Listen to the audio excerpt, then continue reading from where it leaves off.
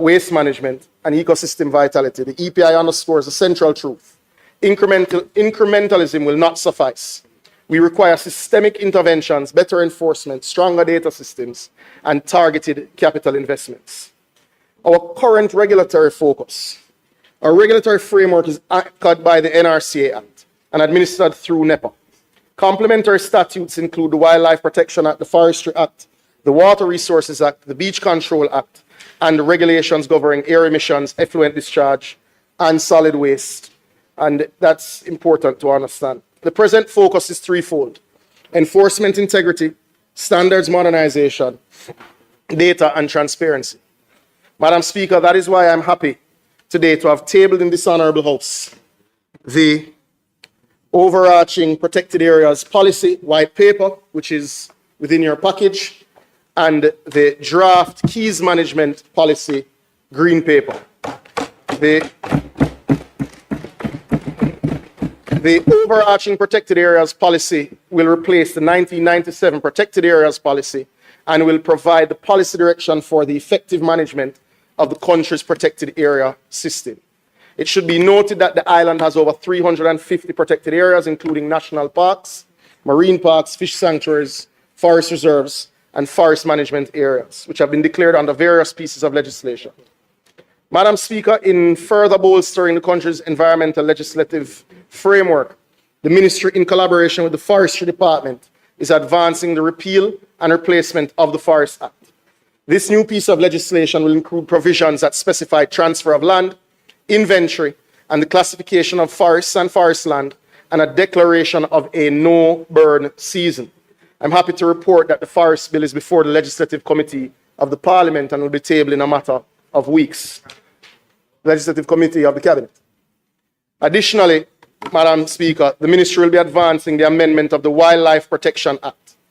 In this regard, a draft bill has already been prepared and is being reviewed. It is my further intention to have this bill tabled before the end of Q1 of this financial year. Madam Speaker, the passing of this bill will clear the path for honoring of the government's commitment to finally ratify the SPA protocol. Madam Speaker, additionally, the government will complete the long-awaited environmental impact assessment regulations under the NRCA Act this fiscal year. Madam Speaker, our strategic environmental focus, and I have circulated the digital document, focuses on several areas, including increased protection and indeed waste separation, emissions focus on air quality, and of course, improved beach access. And I will go through them as quickly as possible considering the time. But Madam Speaker, I do want to bring colleagues' attention to the fact that this year, the government will complete 5 new protected areas, including sections of Bengal, the Negril Environmental Protection Area, Long Mountain, Montpelier, and Canoe Valley will be completed this fiscal year. Additionally, the Ministry, in collaboration with the Forestry Department, has declared 17 new forest management areas under the Forest Act last year, in the last just concluded financial year, and is working on finalizing the declaration of 22 new forest reserves, which I intend to table in the House in the second quarter of the fiscal year. Madam Speaker, colleagues would recall a discussion we would have had in this House related to the declaration of the Constant Spring Golf Club as a forest management area to preserve the green space for generations to come. I'm happy to report that the document is at the printing office to be gazetted, so that commitment represents a commitment which has been kept. Jamaica has already protected 25% of its landmass and 15% of its EEZ. We expect to complete the 30% target, which is in line with global standards, well before 2030, and we are working to catch up on our marine protected areas. Madam Speaker, Jamaica's waste stream remains largely commingled, driving landfill pressure and marine leakage. We are implementing source separation, organic, recyclable, and residual streams, supported by public education, infrastructure rollout, and private sector participation. Madam Speaker, the government this year will advance a full national pilot for waste separation in public facilities. Madam Speaker, another area of concern is air quality. It is a public health imperative. We are tightening emission standards at stationary sources, enhancing vehicular inspection regimes, and piloting low-cost sensor networks to complement reference grade monitors. The policy objective is measurable to reduce PM2.5 and nitrous oxide exposure, especially in urban corridors and near industrial clusters. Madam Speaker, the government will advance plans for the introduction of tailpipe testing this year. Another issue that has dominated public discourse is the issue of beach access. Now, I believe it may be easier to have a ministerial statement to go through this particular section at a later date, but I would like to make a few points in summarizing the section that I have, even though I've circulated my notes on the subject. The Beach Control Act was passed in 1956 and was amended in 1973. 1973's amendment moved us to a licensing-based system. The policy attempt started in 1997 to deal with the access issues and was largely abandoned in 2000 because of a lack of consensus. So what you have is a period of policy blackout. What we have sought to accomplish with the new beach access policy and evolving the arrangements related to the licensing regime is to ensure that access is no longer incidental, developers are now part of the solution, and the policy is indeed implementable. Though the Beach Control Act still governs, this policy has embedded access into planning law mechanisms, has converted policy goals into administrative requirements, and forced alignment between tourism development and public rights. Madam Speaker, this policy has guaranteed windows and corridors to the sea, while clearly stating where Jamaicans have access to the foreshore. Beyond that, the commitment has been made in this House to ensure investment is made in the development of new public beach parks, some of which I know the member from East Central St. James will no doubt mention, including Prairie Beach, Madam Speaker. We have some major projects that I would like to highlight, Madam Speaker, under the environmental portfolio, which include the Relief Project launch by the Forestry Department, the Negril Coastline Works and rewetting of the Negril Morass, and of course, restoration works at Helshaw, and the development of a River Control Authority and a Keys Control Authority. Madam Speaker, our forests were decimated by Hurricane Melissa. The Forestry Department has developed a strategic framework for how we will approach helping nature along. I'm happy to report that as at the end of June, we would have replanted some 300,000 trees already, Madam Speaker. There is far greater detail. I encourage colleagues to read same. I want to bring your attention to works that are underway in Negril. We would have completed our design for the canals that will re-wet the wetlands. Now, this is incredibly important even for shoreline stabilization and protecting what is a natural asset that is the envy of the world. That work, in terms of building the canals, member from Western Westmoreland, will commence this year. We also intend to complete our transaction work for the development of what is called an interpretive center in Westmoreland. Now, that will be in the Royal Palm Reserve, which would have been built by Mr. Siaga in the 1980s. We'll be renovating this area and ensuring that indeed we have an area where persons are able to go and study our endemic species, watch birds, and take river tours. Madam Speaker, another focus of ours is ensuring that the regulatory system can indeed be brought to life. That is why the government, through the ministry and indeed NEPA, will be developing a river management authority and a keys management authority that will be housed at NEPA. The river management authority will focus on risk mapping and early warning, sediment and debris management, enforcement against encroachment. The keys management authority is necessary to ensure coordinated management of our keys, which are a sensitive ecosystem, but also incredibly valuable economically. Another area of focus of the ministry under the environmental portfolio, Madam Speaker, is indeed marine governance. The government of Jamaica is focused on ensuring that we stand up the operations of the National Council on oceans and coastal zone management. And I think in the interest of time, I will bring a ministerial statement for that because of its importance for marine spatial planning, blue economic development, pollution control, and effective ocean governance. Madam Speaker, I'm sure many colleagues are particularly interested in the water section of the portfolio. But if we don't protect the environment, you don't have any water. So, indeed. Let me say this plainly, Madam Speaker. Water is not a line item. Water is the economy. Every sector depends on it. Irrigation for our farmers, industrial and commercial operations, tourism and construction, health, the basic dignity of every household. Without water, there is no economic development for Jamaica. It is for this reason that the Andrew Holness-led administration has been investing in your water supply at a rate not seen since the 1980s and not seen previously to that since the 1940s. I want to begin with something that this House and every Jamaican listening should be proud of. Just days ago at the World Bank Spring Meetings in Washington, Jamaica stood among only 14 countries in the world, 14 first movers, to launch a national water compact under the World Bank Water Forward initiative. This global platform was launched April 15, 2026. Its ambition is simple but enormous. Water security for 1 billion people by 2030. Jamaica's water compact is not a vague aspiration.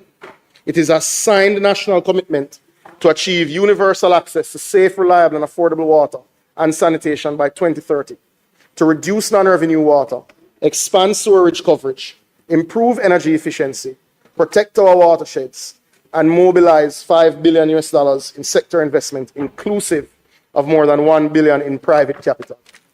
Madam Speaker, the opposition knows this. They spent years in government, and the investment was simply too limited, and it forced the deterioration of the infrastructure.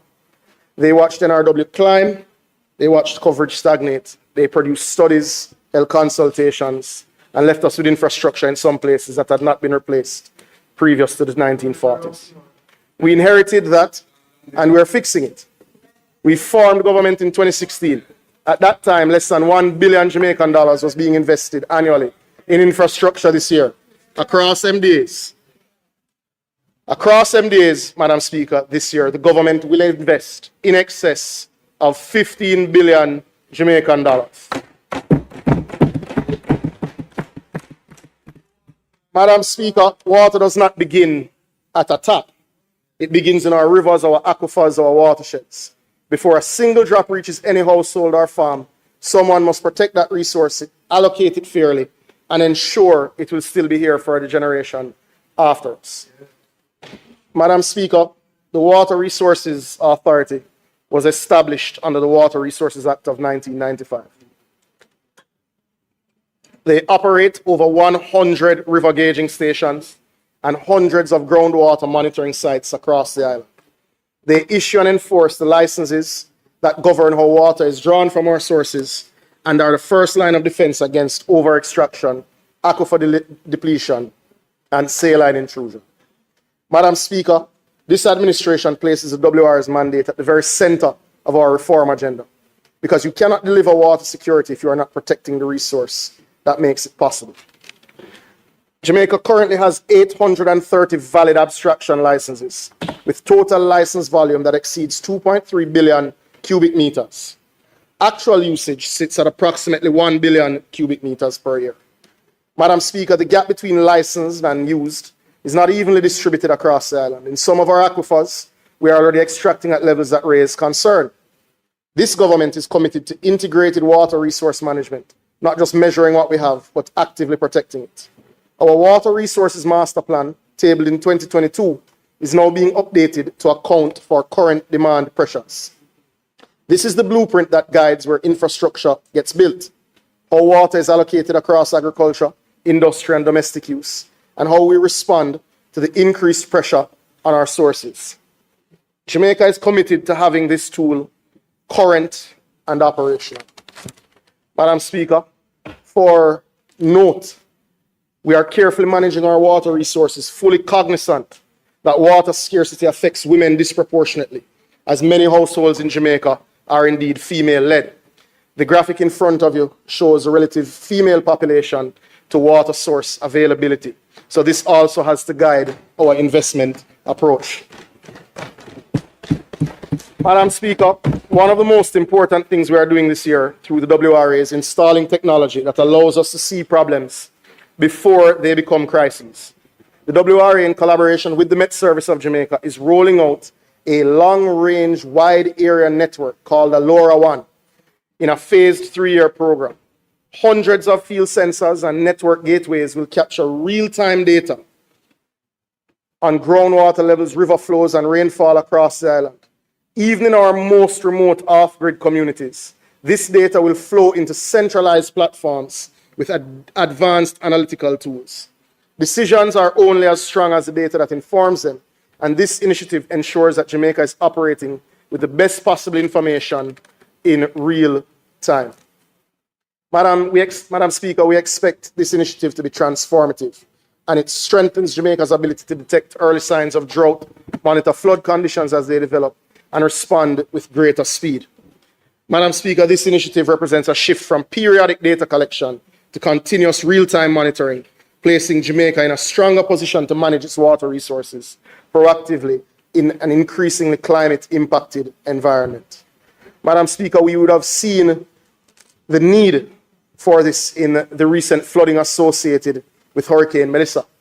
I want to congratulate the team at WRA for the role that they would have played in informing decisions being made at the national and parish level as it related to flooding, especially in areas such as Content, Chigwell, and indeed Newmarket.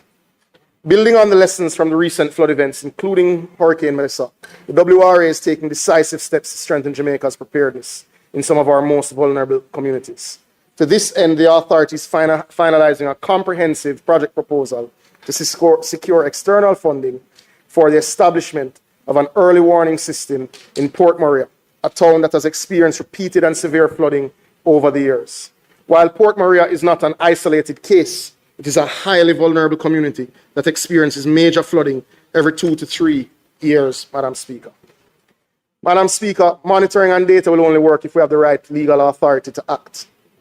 It is for that reason WRA has identified real gaps in the WRA Act, as well as the Floodwater Control Act, and we have commenced our review of that process.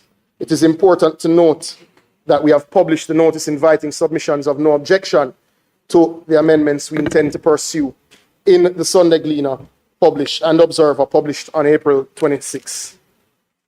To note, Madam Speaker, and just briefly, Jamaica has successfully secured the bid to host a second staging of the island's Water Congress, a high-level international forum convened by the International Water Resources Association. Madam Speaker, this Congress will bring international experts and policymakers to our shore and will be held in Montego Bay in December of this year, Madam Speaker. That deals with how you manage the resource generally. Madam Speaker, once the WRA has protected and allocated the resource, the National Water Commission and the Rural Water Supply Limited take it from the source to the tap. The NWC serves our urban and semi-urban communities, and the RWSL reaches the rural communities that the main utility network does not cover. Together, they're the delivery engine of the water sector, and as such, I will outline the plans for the year ahead. Madam Speaker, potable water access currently reaches approximately 90% of households. With this administration committed to 100% by 2030, Madam Speaker, your government is building the infrastructure to meet this aspiration. The NWC currently operates over 700 water supply systems, serving more than 550,000 customers island-wide. On an annual basis, the NWC produces in excess of 322 million cubic meters of water and treats approximately 23 million cubic meters of sewage. The scale of the operation is significant. The challenges within it are equally significant, and the investment required to fix these challenges is what this year's budget seeks to address, as well as budgets to come. Madam Speaker, according to a recent World Bank study, Jamaica requires US $5 billion investment in the water sector to meet this ambition. Madam Speaker, the significant impact of Hurricane Melissa on both infrastructure and operations, the NWC demonstrated strong resilience and responsiveness. The NWC restored water supply to over 90% of customers by December 31st, 2025, and supported by expanded water trucking operations, temporary supply arrangements, and coordinated field interventions. As at April 2026, I'm happy to report, Madam Speaker, that approximately 99% of facilities have been restored to operational status, with the majority reconnected to the national power grid. Ongoing works are being undertaken to address remaining facilities requiring additional intervention and to restore pipelines in remote communities that were affected by land slippage. Madam Speaker, this performance underscores the government's capacity to respond effectively to national emergencies and to maintain service continuity under challenging conditions. That is the result of planning, not an accident. Madam Speaker, I will be direct about one of the most serious structural problems in Jamaica's water sector: non-revenue water. NRW that is produced and treated and pumped but never reaches a paying customer. NRW drives up energy costs, constrains available supply, and makes NWC financially unsustainable if left unaddressed. Madam Speaker, NRW is acknowledged as a crisis that we must fix. The island-wide NRW reduction program is valued at some US $340 million and will be phased over 11 years. It will target reduced NRW from 71% to 30%. It is already in procurement through international competitive bidding. Madam Speaker, Jamaica has an NRW target of 30% by 2035. The annual financial return is clear: 10.7 billion, comprising 7.7 billion in additional revenue at current tariff rates from improved billing and collection, and $2.8 billion in annual electricity savings, and $167 million in chemical cost savings. Madam Speaker, we are already seeing these benefits in Kingston and St. Andrew and Portmore. The case for taking this program island-wide is not complicated. Quite frankly, it pays for itself. Madam Speaker, in the just concluded financial year, the government, through the NWC, made significant strides in expanding access to reliable water services, particularly within rural and underserved communities. Through the implementation of the rural water supply improvement projects, which were valued at 1.1 billion, service delivery and reliability were enhanced for more than 133,000 Jamaicans island-wide. Additionally, approximately 14,000 persons across more than 20 communities gained access to piped water for the first time, representing meaningful progress towards universal service coverage. These communities included Spicy Hill in Trelawney, Lancewood, Shaw Park Heights in St. Ann, Runit, Charlie Gallant and Middle Quarters in St. Elizabeth, sections of Mason Hall in St. Mary, and sections of Orangefield in St. Catherine. Madam Speaker, for those 14,000 Jamaicans, last year was not a policy document. It was the year that water came.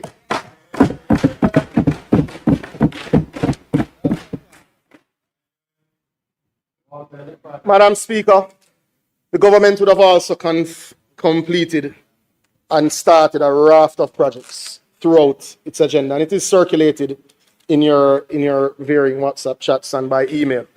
But I will highlight a few, even understanding the time constraints. We would have completed the Old Pepper to Gutters transmission main at a cost of $331 million. Places like Miketown and Coleyville and Bonita Heights in Manchester would have benefited from investment. Cataboo, Runit, Middle Quarters, Ryan Park, for instance, Ryan Park in St. James would have benefited from $54.5 million, impacting 10,000 residents. Madam Speaker, we would have completed work on the Jackson Town pipeline project, benefiting 2,500 residents, Madam Speaker. We would have completed work on the Port Royal pipeline replacement project with $533 million invested, impacting 2,000 residents. Madam Speaker, we would have commenced the work on the Ferry to Rock Pond pipeline, which will impact 3 constituencies of Western St. Andrew, West St. Andrew. That project is slated to benefit 26,000 residents, Madam Speaker. We would have completed a Castleton pipeline project at a cost of $25.1 million, impacting 3,000 residents. Lancewood pipeline project at $6 million in St. Anne, Madam Speaker. We completed the Jack Salt Landover pipeline at a cost of $370 million, Madam Speaker. Madam Speaker, we would have done work in every single parish across the country, Madam Speaker. And whether it was the Kenilworth pipeline in Hanover at $360 million, Madam Speaker, or Kingdom Hall in St. Elizabeth, or the Carter Walk wastewater project in Portland, Madam Speaker, or if you went to the west in Egypt Gardens in Westmoreland, or if you looked at the pipeline replacement in Frome and Bulstrode at $15 million, Madam Speaker, we can go through a long list of projects. And you know, you never want to forget places like Gordonwood in Clarendon or the Newland area of St. Catherine, Madam Speaker.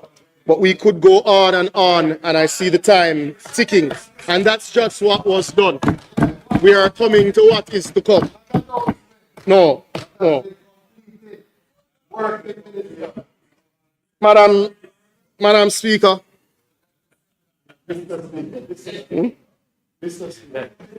Mr. Speaker, my apologies, sir. Yes. Madam Speaker, Mr. Speaker, the map of major works being undertaken is indeed before us. The NWC continues to enhance its operational capacity through targeted investments and fleet expansion, equipment upgrades, and energy efficiency initiatives. The acquisition of specialized vehicles, including Vectorjet units, pickup trucks, and water trucks, has strengthened the NWC's ability to respond to operational demands. Mr. Speaker, it is important to note that these investments in operational efficiency came because the Commission is well run by a solid board. And pre the last financial year with Hurricane Melissa, we had a streak of 3 years with a marginal surplus, the first in NWC's history. Mr. Speaker, the water sector is Jamaica's biggest and single largest consumer of energy. The NWC has seen its electricity bill in 1 month exceed $1 billion Jamaican dollars, Mr. Speaker. Sustainable, that is not sustainable, especially with rising fuel prices globally. The hurricanes we have faced in recent years have made something else clear. Continue. When the power goes down, the water stops. Energy resilience and water security are inseparable. Mr. Speaker, we are fixing it. The NWC and Rural Water Supply are both pursuing targeted investments to bring energy costs down. Rural Water Supply has continuously worked to integrate renewable energy into water supply systems. For 2025 to 2026 financial year, Rural Water Supply has completed the installation of 3 new locations, one in Freehill, Northwest St. Anne, Bunkers Hill in Northern Clarendon, and New Eden in West Portland. The NWC has advanced its energy management strategy through the completion of several projects, but one I will highlight is the Forest Hills Solar Photovoltaic project valued at $81.5 million, which already in its first year has provided savings of $14.1 million, Mr. Speaker.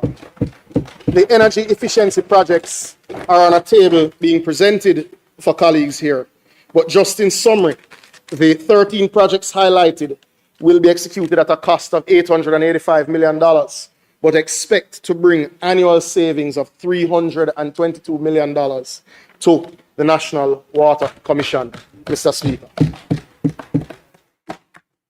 Mr. Speaker, the Rio Cobra water treatment plant, valued at US $92 million, is in construction. and will deliver 15 million gallons of water per day by May 2027. To put this in context, in the worst drought recorded in Jamaica in 2022, Kingston and St. Andrew, Portmore and Spanish Town were short 12.5 million gallons a day supply relative to demand. This project will supply that area with 15 million gallons a day. That closes the gap and provides a buffer even in what was our worst drought. And this is on track for completion in May 2027. And remember, yes, the commitment still stands. The commitment to ensure that the community in the area benefits from the extraction and that the water does not bypass the residents of the area. As we would have done in St. Elizabeth at the Pepper Wells, we ensured that the community in and around the area was connected. The commitment stands, ma'am. I come into Sligo. Madams, Mr. Speaker, the Western Water Resilience Improvement Project is the single largest infrastructure program being undertaken by the National Water Commission. It represents a total investment of approximately $170 million in this phase and involves the design and construction of approximately 65 kilometers of new large diameter ductile iron potable water pipelines across 3 strategic corridors in Western Jamaica. Heavy construction commences this week, Mr. Speaker. The project covers 3 critical transmission corridors.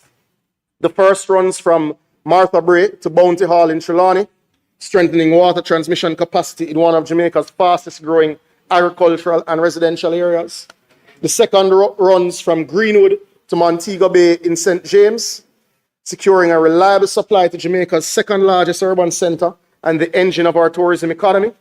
The third corridor runs from Lucy to Negril through Hanover and Westmoreland, ensuring dependable delivery to communities along the western coast and to Negril, one of the country's most important and internationally recognized tourism destinations. Together, those corridors serve the 4 parishes of Trelawney, St. James, Hanover, and Westmoreland. This pipeline ranges from 500 to 800 millimeters. It is the largest pipe infrastructure investment since the Yalas pipeline. And, Mr. Speaker, the pipes are currently being cleared at the wharf in Montego Bay. I'm pleased to report that these pipes are indeed here. The WWRIP will directly address the most persistent and consequential challenges facing the water system in Western Jamaica: aging infrastructure, high non-revenue water losses, inadequate pressure, and a network under growing strain from population growth, tourism expansion, and climate variability have a long undermined water security in this region. And though the benefits of this project are well known, my own experience with this project is precisely why my support is firmly behind the NAR bill, which will be debated later today. This was declared an emergency when the pipes ran dry in 2023. And in following the process faithfully, sticking to the law, and working on this day in, day out, including members of the Water Policy Unit and NWC working weekends, it took 3 years to get the pipes here. That is what the current structure took, and that is with complete focus on this project and bringing in experts in procurement and otherwise, just to be abundantly clear. Mr. Speaker, the water storage infrastructure that serves Jamaica today was largely built more than a generation ago. It has served us well, but time and population growth have outpaced it. Our population has expanded, our weather patterns have shifted, and what was adequate then is simply not adequate now. The government, through the NWC, will prioritize investments aimed at improving water storage capacity and system resilience. Central to this effort is a proposed upgrade of the Hermitage Dam, which is estimated at US $250 million, which will involve a comprehensive technical assessment of structural integrity, sediment levels, and eventual capacity enhancements. Complementing this initiative is a planned review which is underway of the Mona Reservoir to determine the appropriate size of an expansion of this facility as well as necessary rehabilitation works. The third pillar of our capacity increase program is indeed the construction of the Rock River Dam in Clarendon. Mr. Speaker, at the community level, the NWC has identified critical storage tanks which are necessary to strengthen secondary storage and will be expending $7 million this fiscal year to increase storage at points of elevation benefiting communities. Production capacity, Mr. Speaker. The NWC has also enhanced its emergency response capability through the deployment of potable water treatment units, strategic partnerships with private suppliers to supplement water availability during drought conditions and supply disruptions. But, Mr. Speaker, new treatment capacity is also being pursued with the intended development of water treatment plants at Roaring River in Westmoreland and at the Rio Bueno through PPPs, which the government has engaged the IFC, the private sector arm of the World Bank, to work with us to ensure that we get the best competitive offer. We will further complete the engineering and planning works that will allow for the upgrades and expansion of the White River Treatment Plant, the Martha Brae Treatment Plant, the Great River Treatment Plant facilities. This will add some 30 million gallons daily to the North Coast. Mr. Speaker, we intend to pursue the projects associated with national expansion of Jamaica's storage capacity and new production capacity through NARA. This presents the opportunity to truly increase our resilience in the water sector. Mr. Speaker, further critical infrastructure to be undertaken with NARA include the rehabilitation and replacement of the Yalas Negro River raw water pipeline, which will address aging infrastructure and improve supply reliability to the Kingston metropolitan area. Mr. Speaker, colleagues should be aware of the Greater Mandeville Water Supply Project. This is being undertaken at a $2.7 billion cost. This year, we have $517 million slated to be invested. As we continue that project, we expect water losses in Mandeville to go below 50% by next fiscal year, Mr. President, significantly improving states. Now, the capital program, this is where colleagues tend to place a lot of energy and discussion. Hopefully time will allow me to go through as many of the projects as is possible. This year, Mr. President, we will focus on the following systems.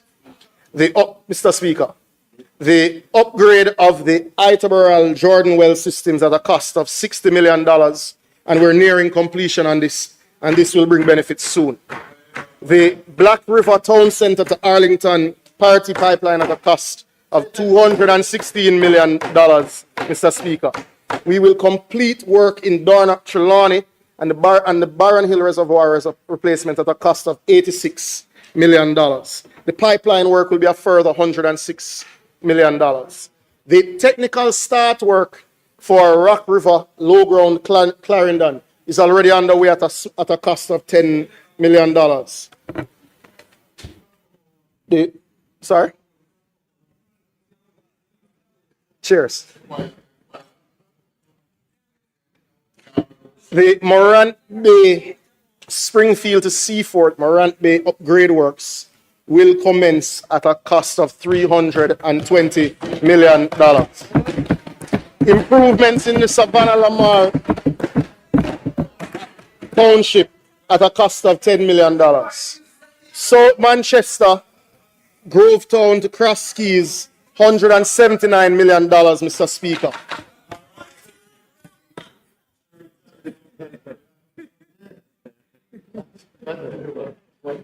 Wakefield to Bunkers Hill in Trelawney, phase 2 at a cost of $90 million, Mr. Speaker. Christiana Spalding, 2 meetings, changing that line at a cost of $13 million. The line to Moravia at a cost of $90 million, members. The Juno Crescent, the completion of the Juno Crescent well development, and lines associated with same at a cost of $80 million, Mr. Speaker. The line in Magati to Newton, that transfer pipeline will be completed this fiscal year at a cost of $44 million. The Rhine Park water supply in St. James, very important line. Procurement is complete. That will benefit from $78.6 million, member. Discovery Bay, Rosemount, Camelot, that line will see $45 million of investment this fiscal year, Mr. President. We will be investing a further $128 million in replacing the pipeline that runs along the Santa Cruz bypass, which has heavy line losses as well. Parnassus well upgrade system is projected to spend $96 million this year. We are doing some work on the Queen Heights system as well. We're doing work in Burnt Savannah at a cost of $84 million. We're doing work on the Grants Level well in Port Antonio at a cost of $10 million. We're upgrading the line in Yallas White Horses at a cost of $102 million, members.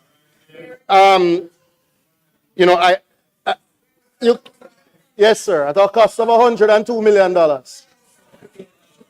Yes, member.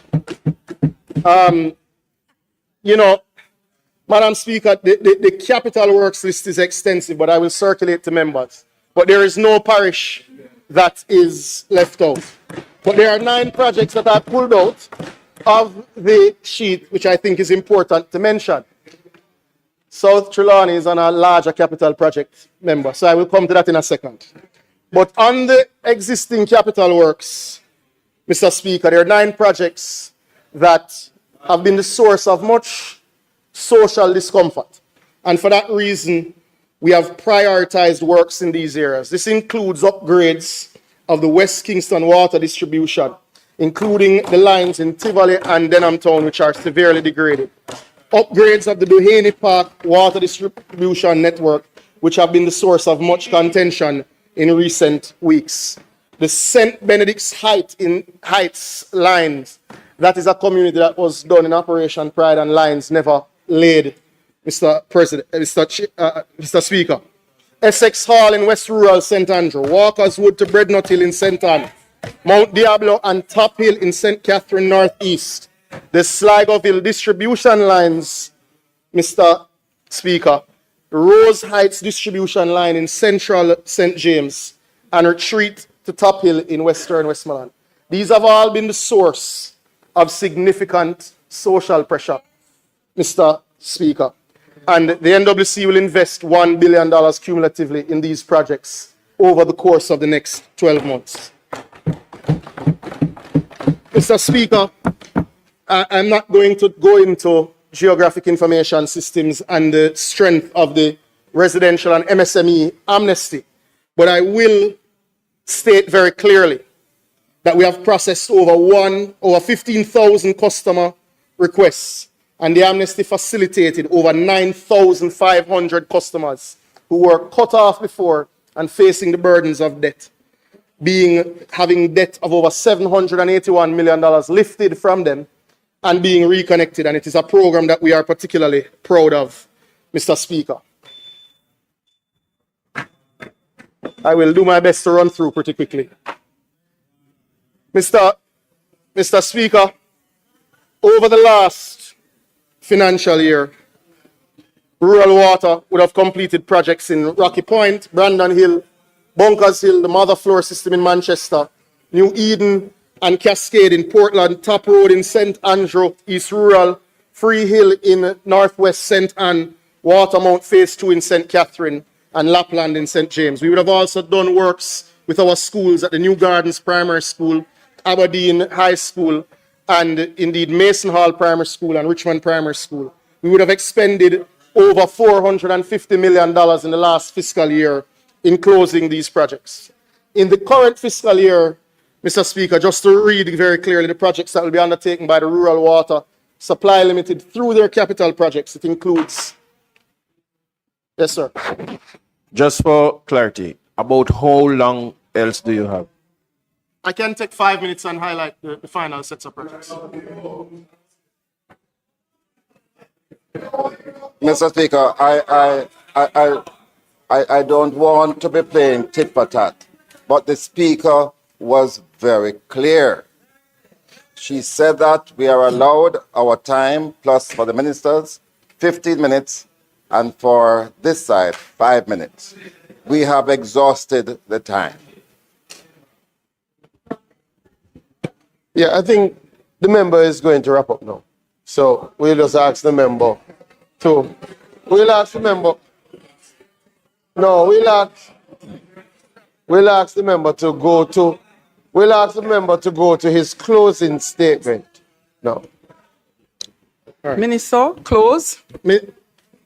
Madam Speaker, just to announce that the projects that have long been announced and not executed will commence this year in Union Balaclava, Albert Town at the Ulster Springs in Trelawney, the Green Park to Bamboo Line in St. Ann, Mason Hall in St. Mary, Agwater Vale, and Port Morant, investing 36 million US dollars, Madam Speaker. And in closing, last point I'd like to make, because I think it's a central commitment to the residents of Greenwich Farm, we will be closing the cesspool emptying facility, which has long been a source of pain to that community and affected the school. And we expect to start the construction this year.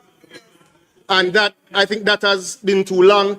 And for the members that represent constituencies in Portmore, we've also started the design process for the relocation of the Greater Portmore sewage plant, as well as the sewering of many of the communities that have suffered. Sorry for going over time, Madam Speaker. I will finish in ministerial statements at a later date.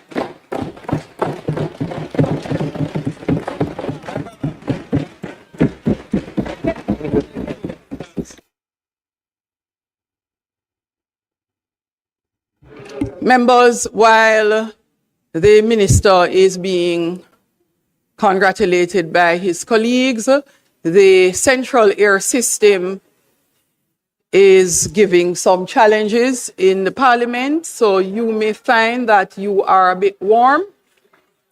No, you may not remove your jacket. The gown is far more than the jackets. The speaker can operate without the gown. The gown is massive, heavy.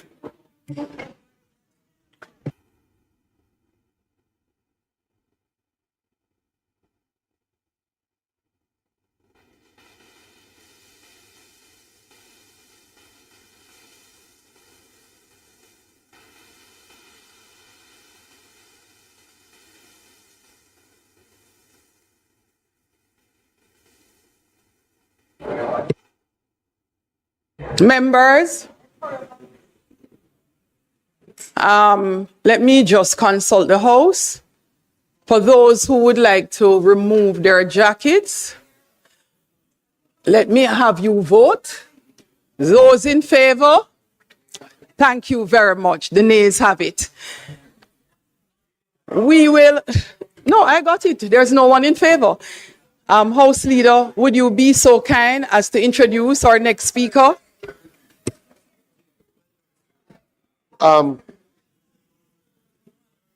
Marshall, the pointer. Well, the pointer. Madam Speaker, let us firstly thank the Minister of Water, Environment and Climate Change. A presentation full of work done, not announcements, work done, and also work that is to happen this year. Excellent presentation. Excellent presentation.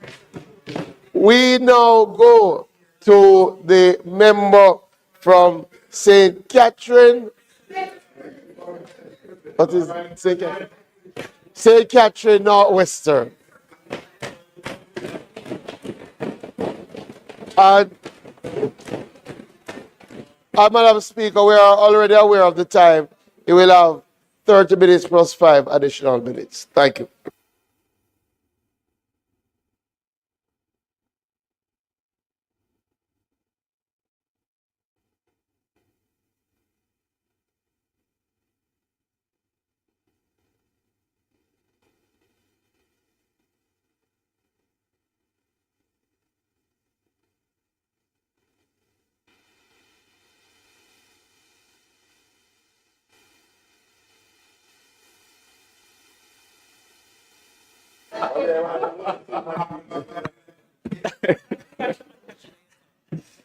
Don't know start yet. Your mic is on. I don't see the presentation. The time for your presentation is in front of you. It's to your right. So that's No, I your don't see the time. presentation itself.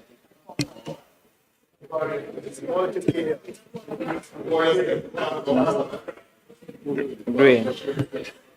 You have to start though, you know.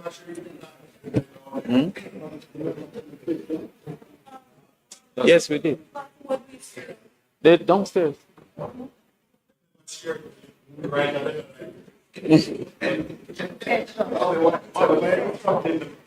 It says what? Who haven't received it? We sent that to them from the I was sent to the ward.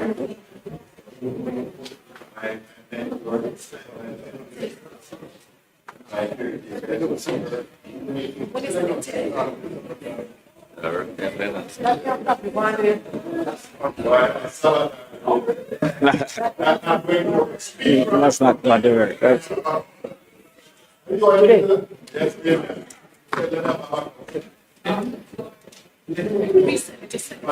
let me just resend it through. Give me the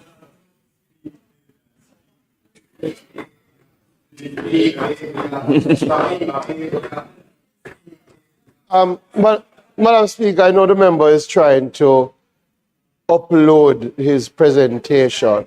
We hope that that can happen in quick time, but we are pressed, so we ask the member, until that happens, the marshal is trying to sort it out.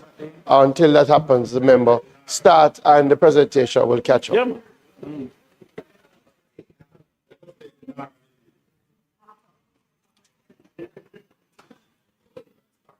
What is the password?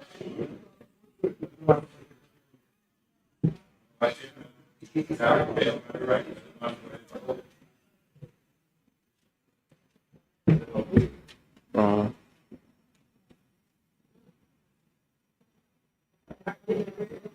right, tell me.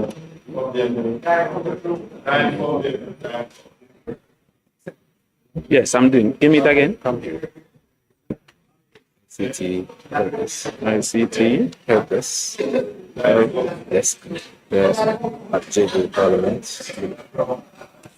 JA Parliament. JA.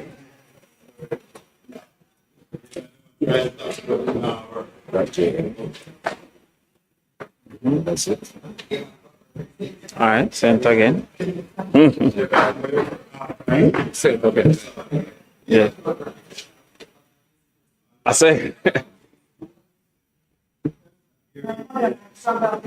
We have it done. All right.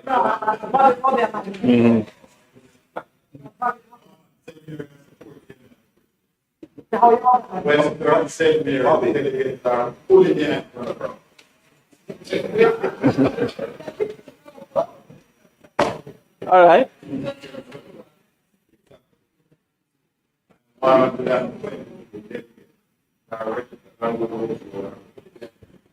So much job.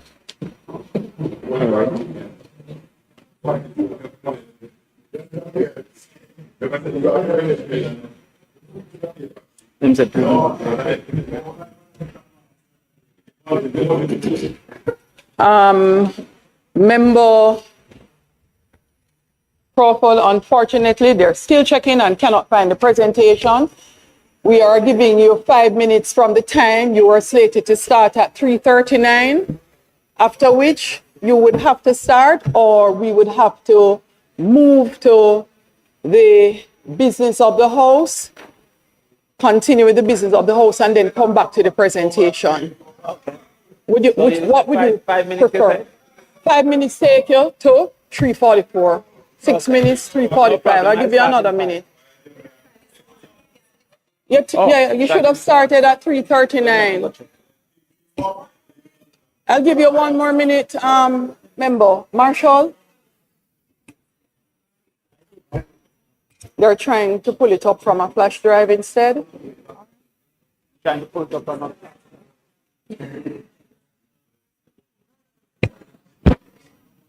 She's giving us 5 minutes.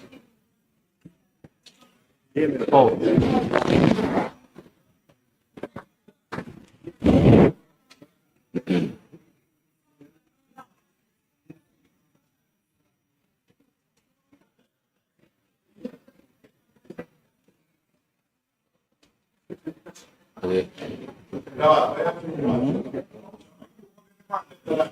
Touch on. All right, Madam Speaker, in light of the circumstances and as the member seems to require the presentation to follow, we suggest the other approach that we go forward in public business, continue the debate on NARA, and then we return. There are two options before the House. Is either the member starts without the presentation, which has been suggested, but the member has still not started. All right? No, man, that time is up.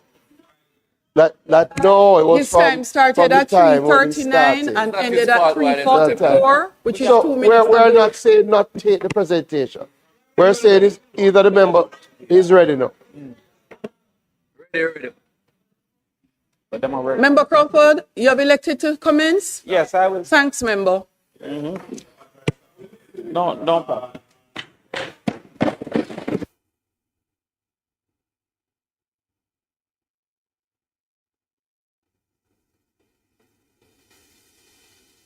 I think your mic went off. Thank you, Madam Speaker. And I thank the House for their patience. I would hope that somewhere along in the presentation, we will get the benefit of the audiovisual as we move along. I want to say just a quick thanks to my colleagues on this side and the other for having been cordial with me and also having made me feel welcome back to the House. I want to also acknowledge within the galleries persons, friends of mine from the constituency and otherwise, and also persons in my support.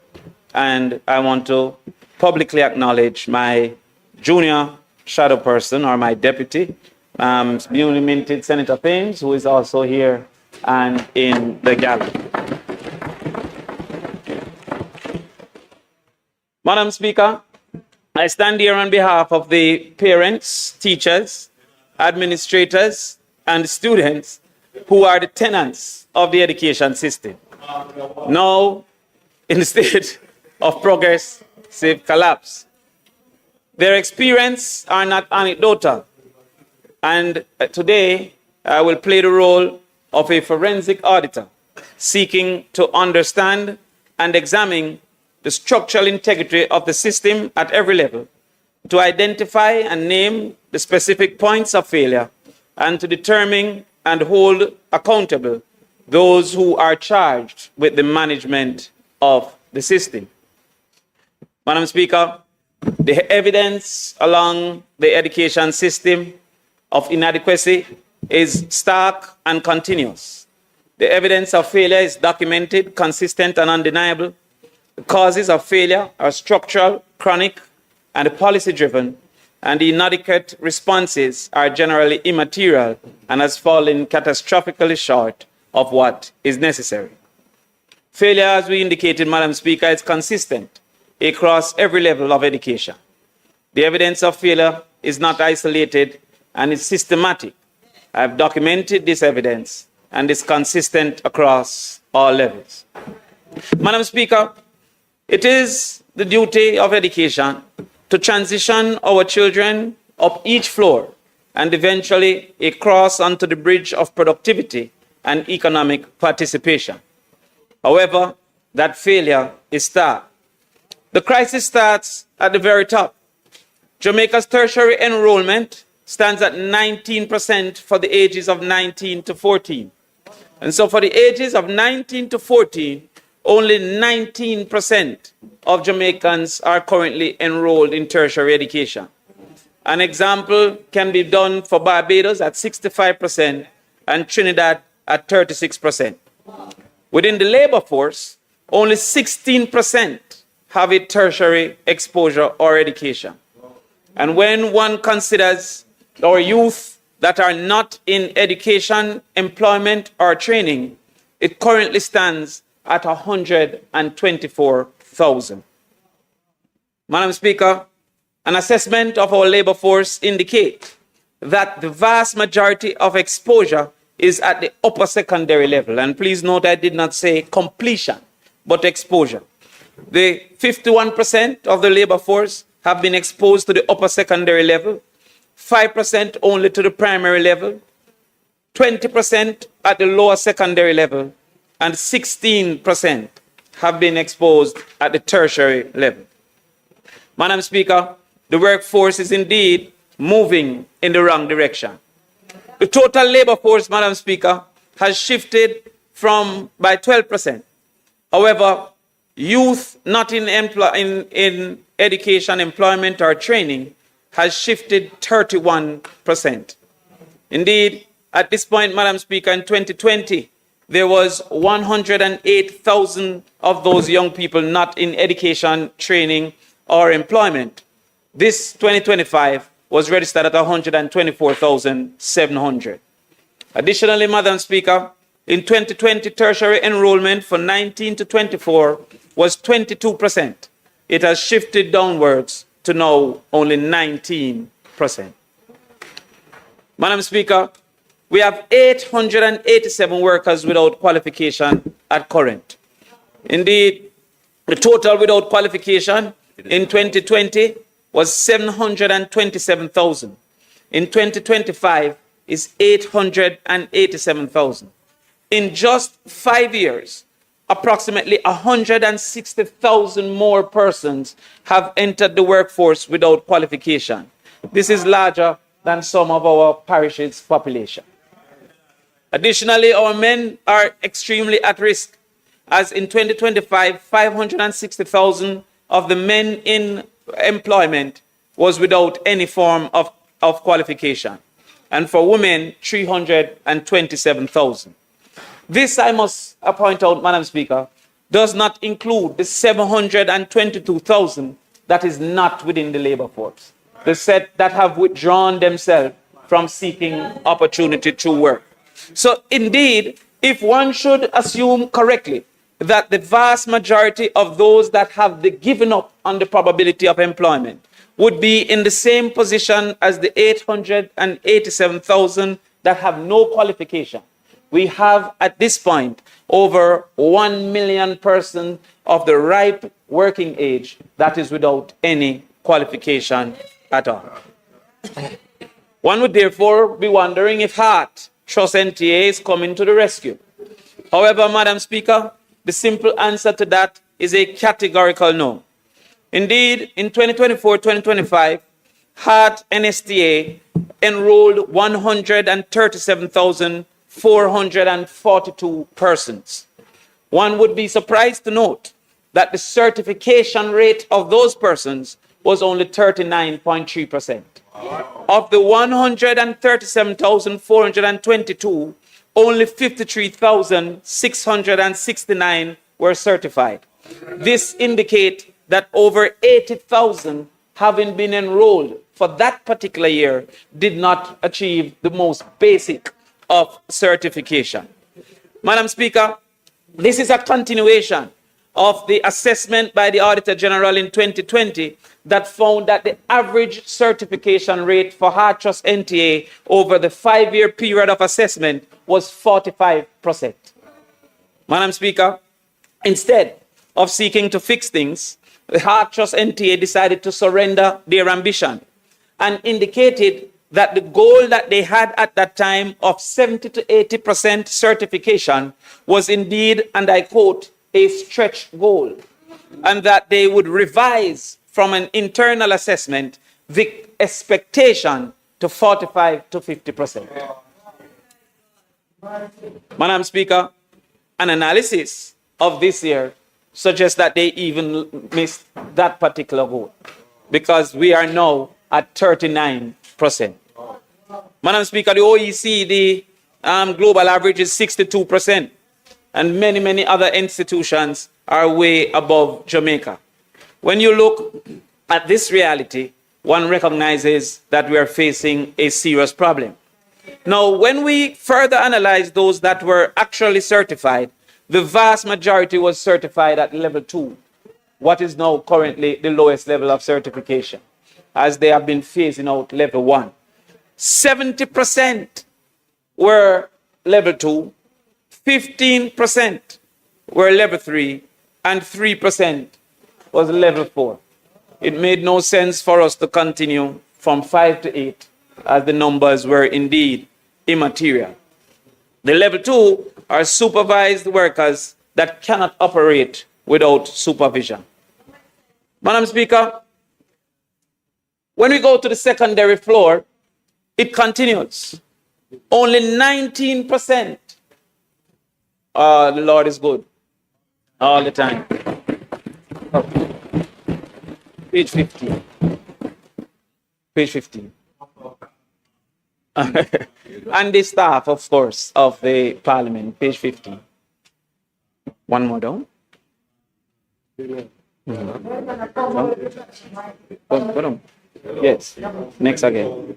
Next. All right. So as we can see here, only 1 in 5 students leave with the basic certification that is necessary, equivalent to what the United States call a GED. There would have been a uproar in the United States, member from St. James, appropriately dressed in the national colors, if the GED rate was only 19%. Indeed, if you look at the numbers, because sometimes the percents become misleading, of the 30-something thousand, 34,000 that sat the exam, 6,000 achieved the basic minimum, and 26,000 did not achieve that minimum of 5 subjects, including math and English. Now, if you look, Madam Speaker, that this have been consistent for a while, over a 10-year period, you would have 260,000 that did not achieve 5 subjects, including math and English. To the opposite, you will have only 60,000 that would have achieved this. So, this is 1 year. This is 1 year. Now, next, go next. Yes. It is said, Madam Speaker, that the ministry has therefore sought to disregard and to sell a lie in the conversation moving forward. And this has been proven when we consider math and English, as has been reported by the Ministry of Education, and as is the reality when it comes to the assessment of the numbers. More recently, Madam Speaker, we saw a headline in the newspaper that suggested that improved performance in 2025 CSEC English and Math. There, the minister suggested that Jamaica was outpacing and outperforming the Caribbean. And I would quote, the minister says, regional average is 80% for student pass in English. We have surpassed the region in English A. The region average for mathematics is 39% of students passing mathematics. We are above the regional average again in mathematics, and unquote. However, Madam Speaker, this quote is deeply misleading. A serious assessment of the mathematics passes would have shown the following. 1, the lowest level of enrollment in the last 2 decades. In 2025, enrollment was 32,339 compared to 2023 of 35,768.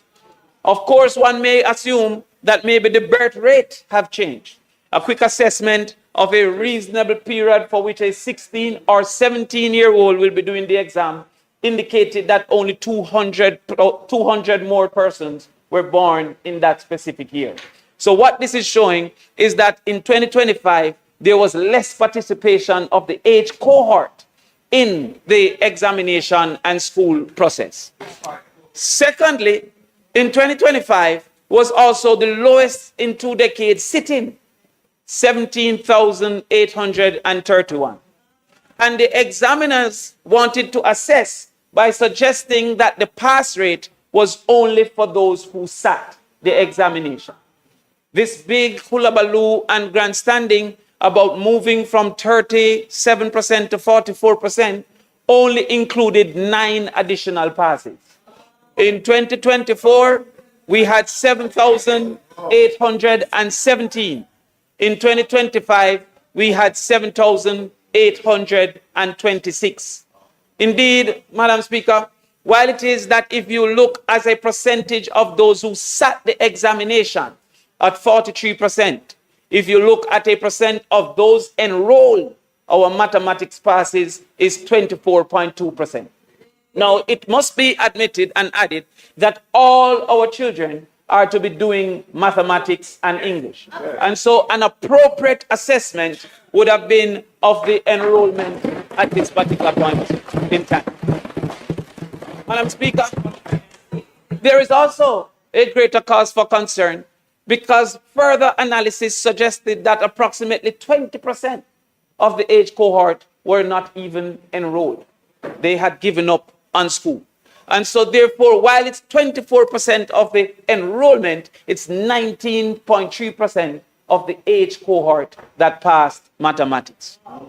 Madam Speaker, this grandstanding of ahead of the Caribbean has been proven untruthful, as the vast majority of the Caribbean countries that we seek to compare enroll more than 70%, 70% of their enrollment sit these examinations. We go further, Madam Speaker, to move to the English language. Again, we would have seen lowest level of enrollment, lowest level. However, an assessment of those who pass would indicate that of sitting, we are at 85%, but at enrollment, we are at 51.7%. If we go back to the conversation that the minister herself had, that we were almost at 80% as a Caribbean average, that 51% would be far from the Caribbean average. Madam Speaker, is it therefore within our permit to ignore thousands of Jamaican children who would have not been given even the opportunity as assessed by their teachers to enter, and then claim that we are improving if we should do a reduction of those who sit and a percent from those who pass? Back up. Madam Speaker, at the primary level, it continues. The 4th grade literacy rate in 2025 indicated 65% at full literacy. This is down from 84% in 2015. Madam Speaker, we're moving in the wrong direction. For English language, at the PEP level, over 10,000 students did not achieve basic proficiency. And in mathematics, almost over 12,000 did not achieve basic proficiency. Madam Speaker, at that level, we found that less than 60% were proficient in all courses. From the age of 12, the failing is evident and prevalent in our children going forward. Madam Speaker, we move to the basement. And here at the early childhood level, an assessment was done of 4-year-old to see if they're ready for education. Of the 29,729 that were assessed, only 54% was said to be at the level for ready for education. The other 46% was said not to be at the level for education. Now, Madam Speaker, the assessment of this information goes further, where it indicated that almost 11% did not show up for assessment. So this 29,000 is not indicative of the total number of persons enrolled, as many, about 11%, did not show up to be assessed. The actual assumption that is reasonable is the vast majority of those did not see themselves prepared to be ready at age 4 for education. Madam Speaker, what we have seen in early childhood education is a habit of underfunded and low contributions. Indeed, when one looks at early childhood chronically underfunded, public funding 24.24% of GDP, the international standard is 1%. Fully certified institutions are at 15%, and degree holders, teachers with degrees within the sector, at 18.7%. Madam Speaker, 4.3 years of learning, the World Bank indicated that Jamaicans have been going to school for 11.4 years is likely to have effective learning of 7.1 years, indicating that an average student in 11th grade is performing at the 7th grade level because of 4.3 years of learning loss. That actual assessment by the World Bank, same study, indicated that because of inaccess to adequate education and health, approximately the Jamaicans per individual would be 53% as productive when they grow up as if they got the adequate education and the adequate health care. This, Mr. Prime Minister, is where the productivity problem starts and where the productivity solution lies. The actual assessment of these realities have proven that there are certain gaps in the literature that have contributed to this failure. One of those gaps include technology, absenteeism, nutrition, etc. And I indicate here a comparison of Campion and Holy Trinity. Not to disparage Holy Trinity, but to just show the reality. It is certain among all of us, and we will bet a reasonable sum, that the person at Campion, all things held constant, have greater access to technology.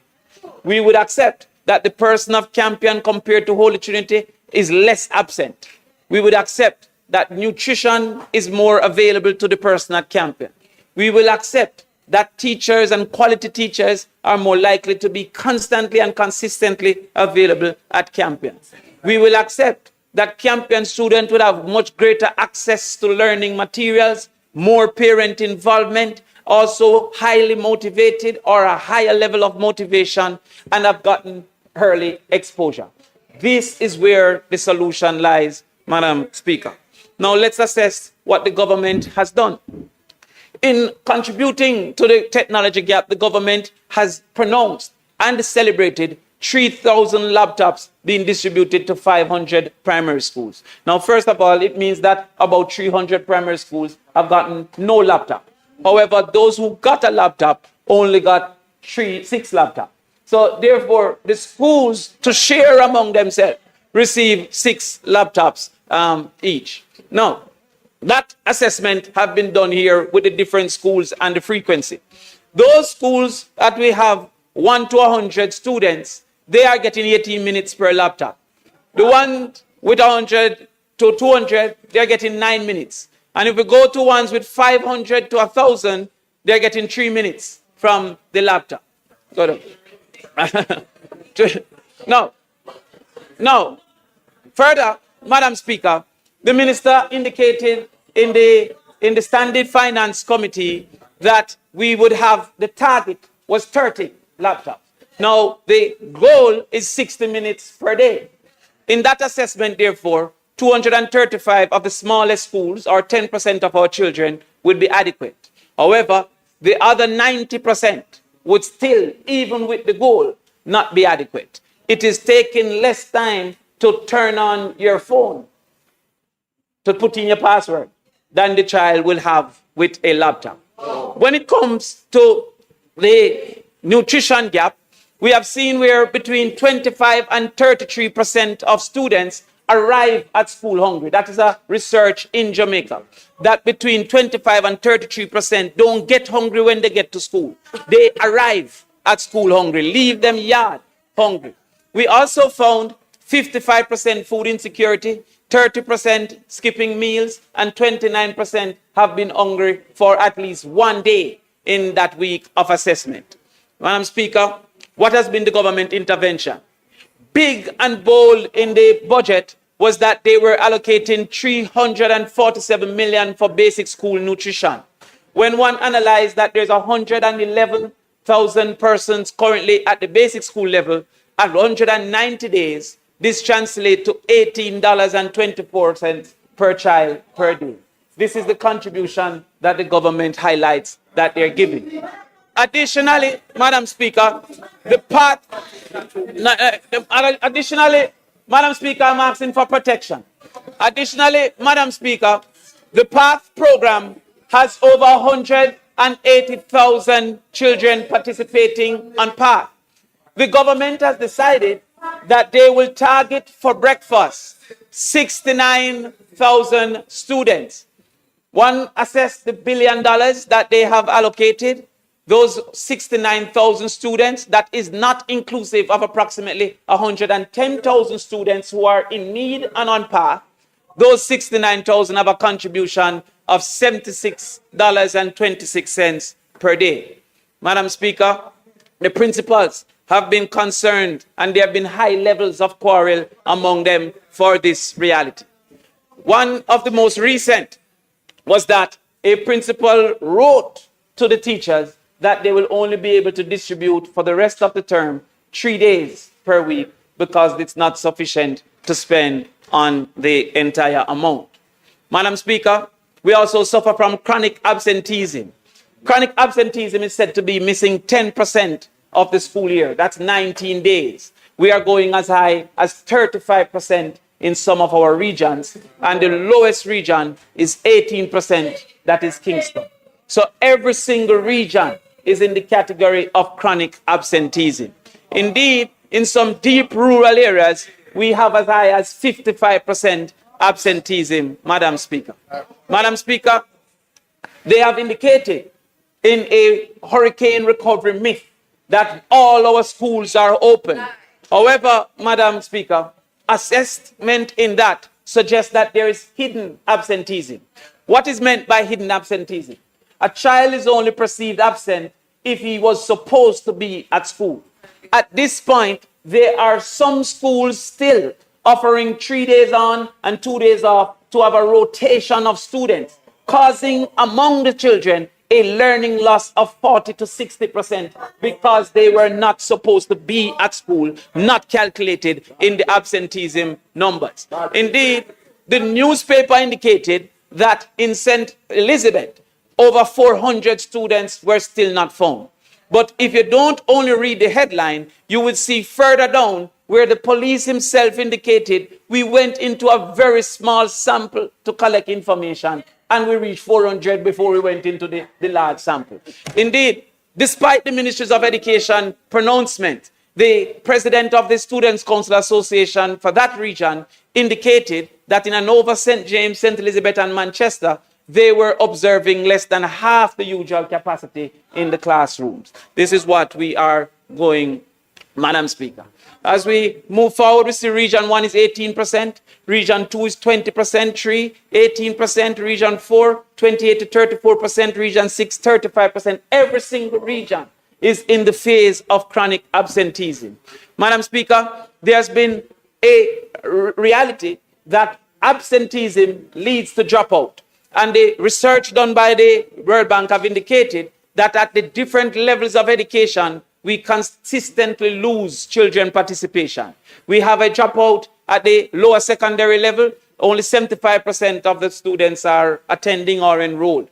At the upper secondary, 58%, because more and more they have dropped out. Madam Speaker, when we go down and look at some of the reasons for this dropout, we see that 41% of the boys simply say they're no longer interested.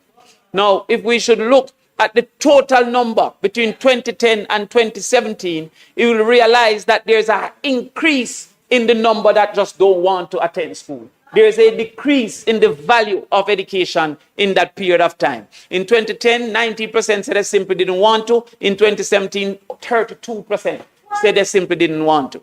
When we look at our boys, they're the ones that clearly don't want to. But look at our girls. 49% had to drop out because of pregnancy.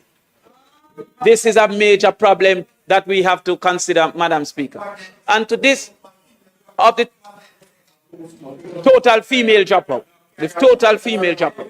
teen pregnancy, Madam Speaker, has become a problem in this country. Indeed, the average as recorded by the Jamaican institutions is 6,000 per year.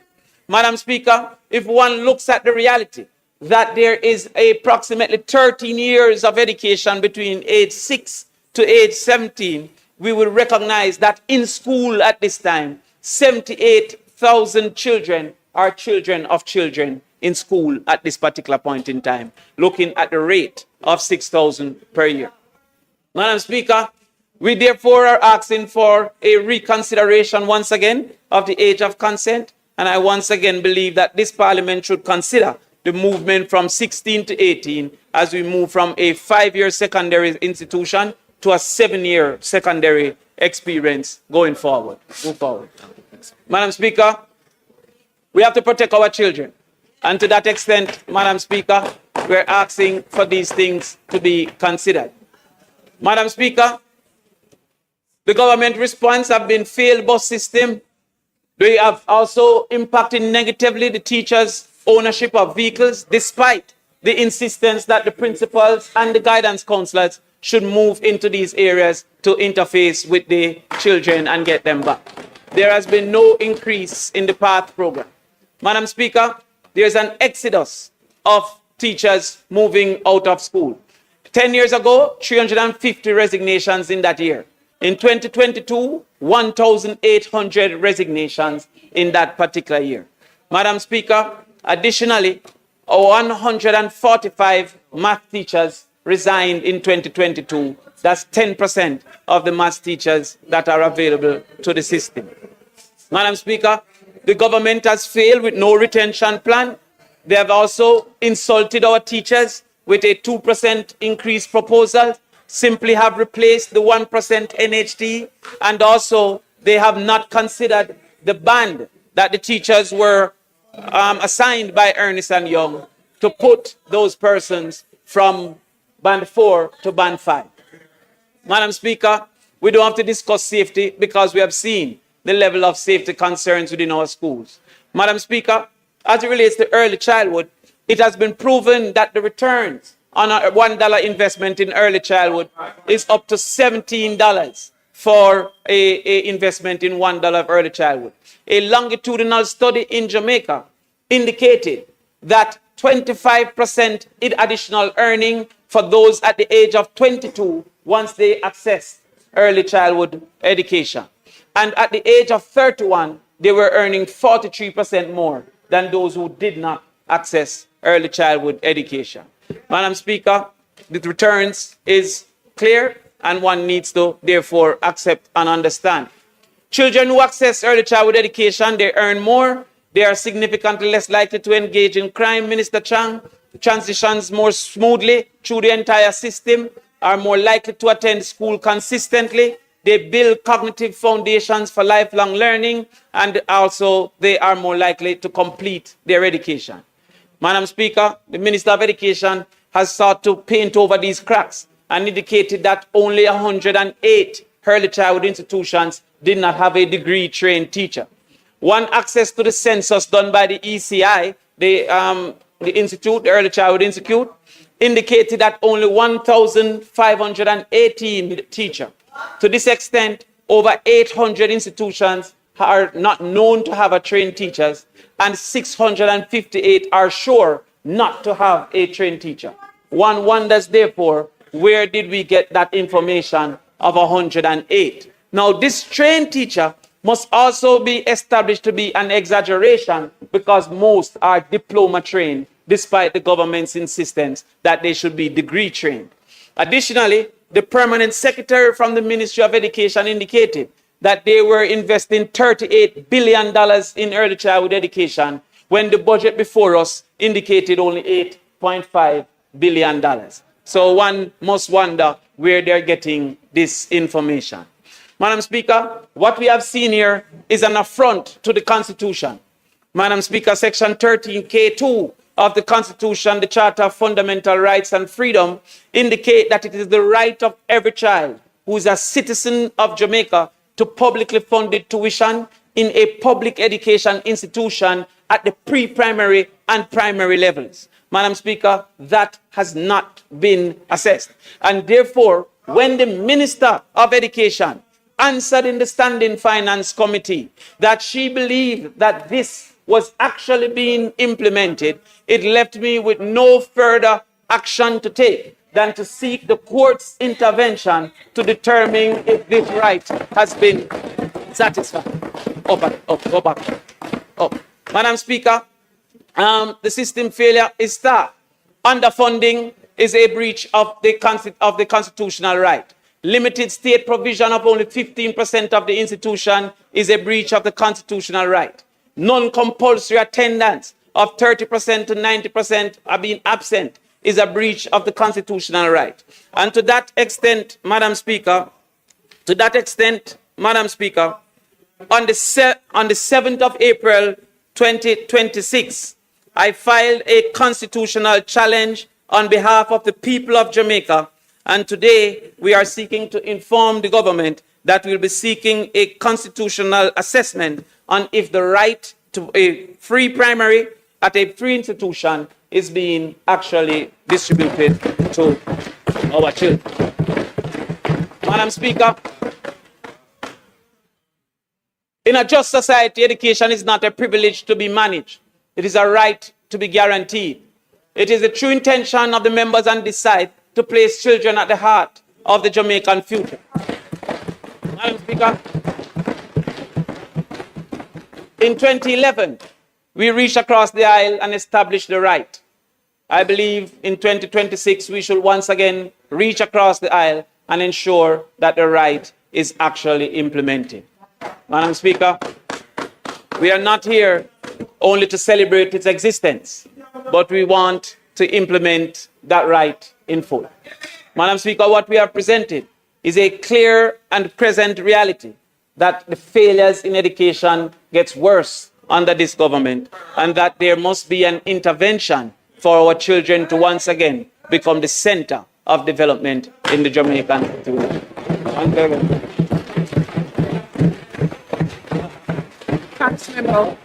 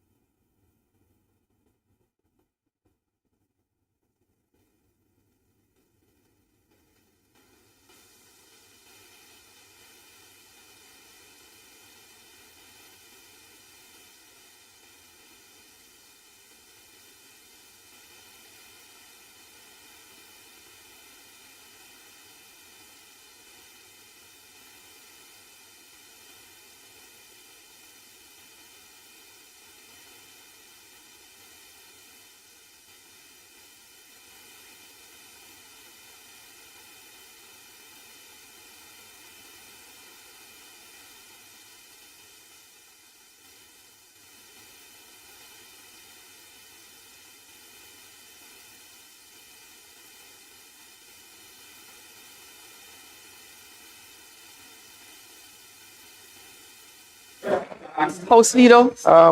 Madam Speaker, we thank the member for staying within the time limit for the presentation. And I am sure the presentation will be the subject of significant review. But we thank the member for his contribution. And his final slide about let's go together is a good note to end on and to move into the continuation of the debate around the National Reconstruction Authority. Let us go together. Madam Speaker, as we are in public business, we are going to continue the debate on the National Reconstruction Authority. I know that there are some members who have indicated. I know, so no, we're going to continue. We're in public business now. We had suspended the agenda to come to public business.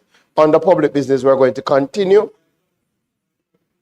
We're going to continue the debate on NARA. So I'm going to ask, Madam Speaker, that we suspend the sectorial debate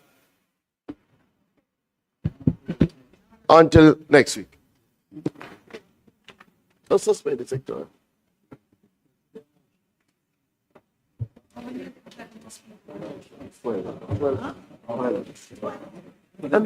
So members, just for your information, there is nothing in respect of the agenda items for today that would prevent us from continuing in public business with the debate on the NARA bill. We now ask that the House approve the suspension of the sectoral debates to continue next week. Those in favor? Aye. Those against? The ayes have it. House Leader? Thank you, Madam Speaker. As I was indicating, we will further on recommit other matters of the agenda. But as we are in public business, and those matters don't touch and concern the Naira bill, we want to continue the debate to closing and take the Naira bill through all its stages today. So the members who have not yet participated, who intend to participate, they can indicate so that we House can Leader, start. I have asked both leaders of opposition business and the leader of government business to provide the names of the members who are expected to participate today in the debates in respect of the Naira bill. And I've also asked for a sequence so that it is far more orderly. So I will start with the opposition. The first member on the opposition side slated to speak is the member from Westmoreland Eastern.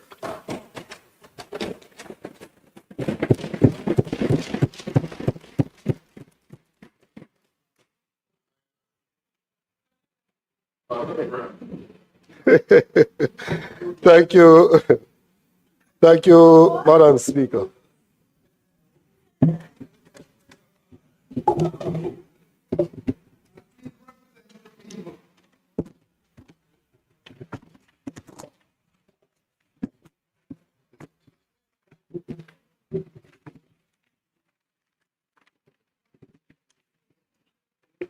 Thank you very much, Madam Speaker.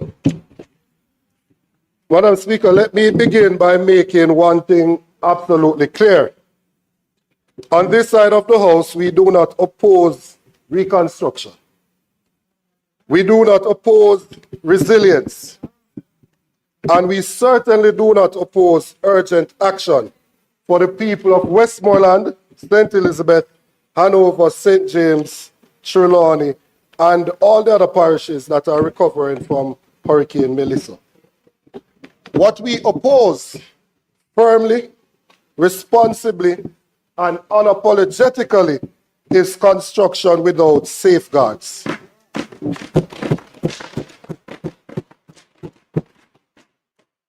Because, Madam Speaker, history teaches us that when large sums of money, emergency powers, and weak oversight converge, the result is not efficiency, it is risk.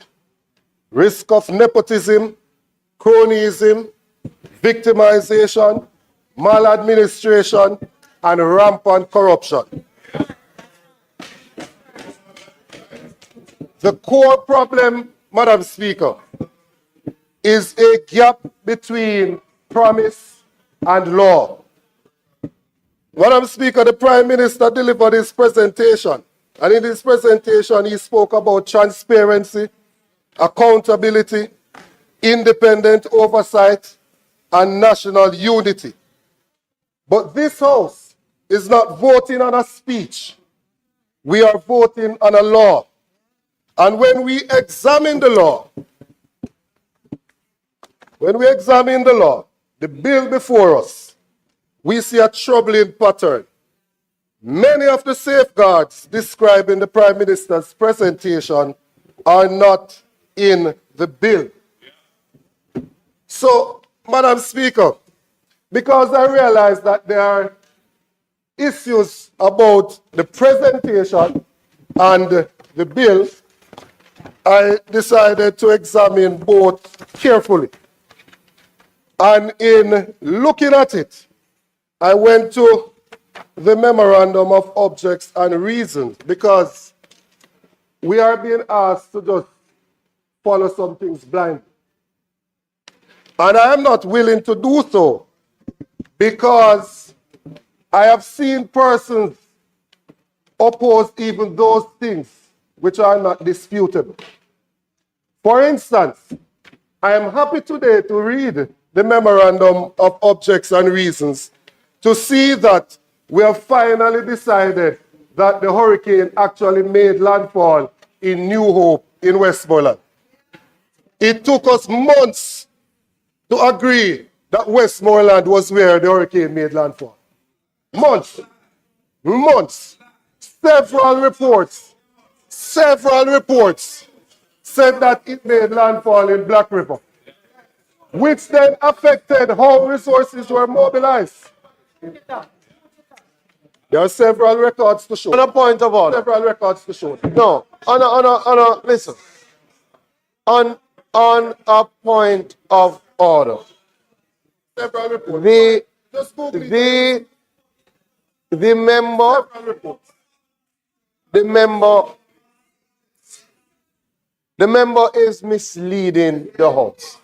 There was no official report emanating from any authorized agency of government that indicated that the hurricane made landfall outside of New Hope. The member is misleading the House to give the impression, as he has said, that a wrong pronouncement was made and the resources followed suit. That is incorrect, and the member should withdraw. Madam Speaker, several persons. I can make my presentation today, and there is nobody in here that can tell me that I can't make my presentation. So, look here. Don't start. Don't start with that. Don't start with that. You know, Madam Speaker, point of order about what? The same thing that he said?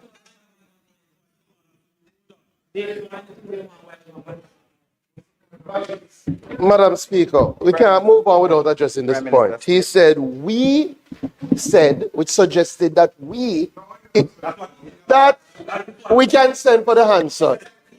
He said, we said many times that the hurricane made landfall, and went on to say we said the hurricane made landfall in Black River. That was never said, because it's just factually inaccurate. So the member can continue, but he cannot mislead the House on the point.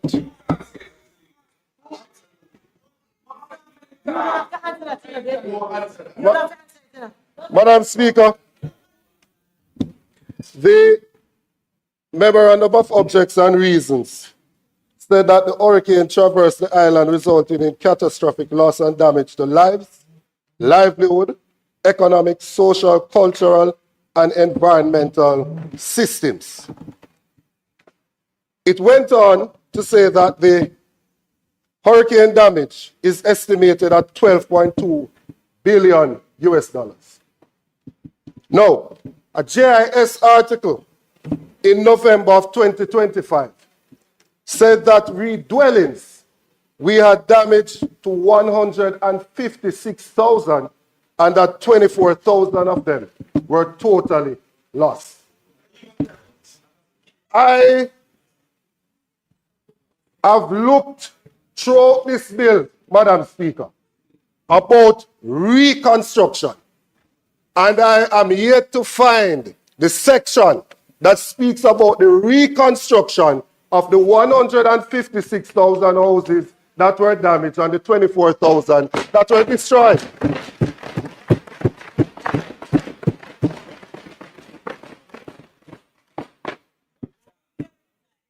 Significant housing loss.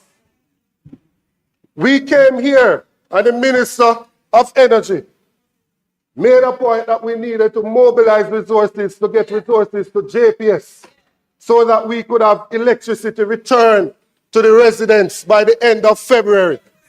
Today is the 28th of April 2026, and over 2,500 residents in Eastern Westmoreland are still without electricity.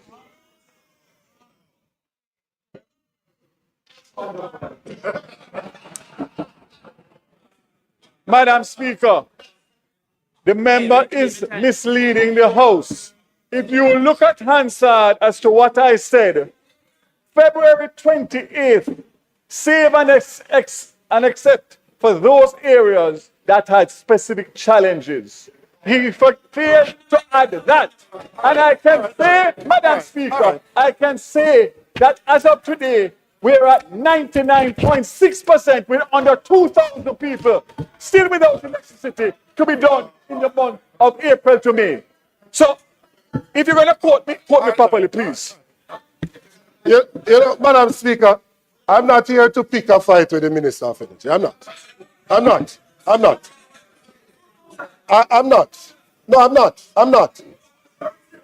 Madam Speaker, when you say 99.6% of the country has been restored, the report that I got a week ago, and the minister said at a press conference a week ago, that there were approximately 3,000 residents without electricity, and that 2,561 of them are from Westmoreland.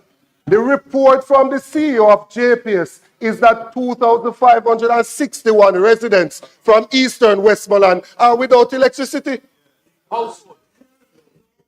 So I don't understand how that is becoming a controversial matter. The hurricane made landfall in the constituency, devastated the constituency, and we have seen no priority attention in there to get back electricity to this country. And when we have this bill, I am taking this bill.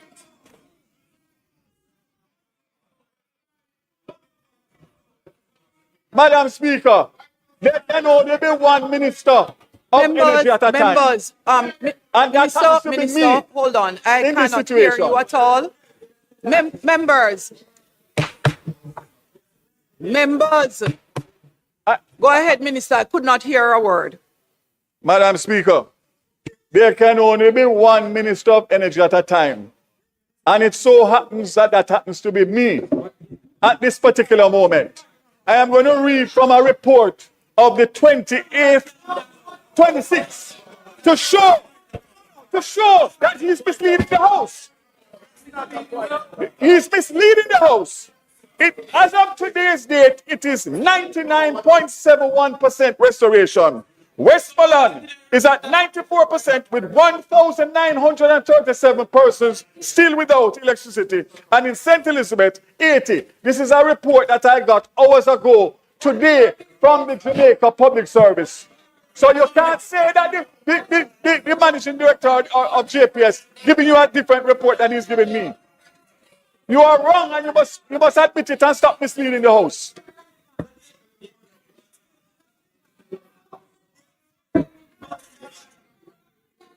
Madam Speaker, am I going to be allowed to make my presentation? Members, if a point of order is raised and the person who is on their feet debating wish to respond to the point of order, I'm going to, hold on, no, you're missing the point, member, and I won't name you. It is for the benefit of the person who is on their feet so they don't lose time. So member from Westmoreland East and others who will speak after, when a point of order is raised, if you would like to respond to it, please signal, because that way your time does not continue to run. I do not want you to lose time in the debate. If you are not responding to the point of order, then your presentation continues. Sure. Thank you, Madam Speaker. I want to be abundantly clear. The report that I got from the CEO just over a week ago stated that you have 2,561 customers in eastern Westmoreland that are without electricity. That is the report that was given. If you simply go to Google and type in VAS electricity 2,561, it will come up. Now, the point I am making, Madam Speaker, is that I want to support this bill because the people in the constituency have been devastated. But I want to see in this bill the reconstruction for the people in eastern Westmoreland.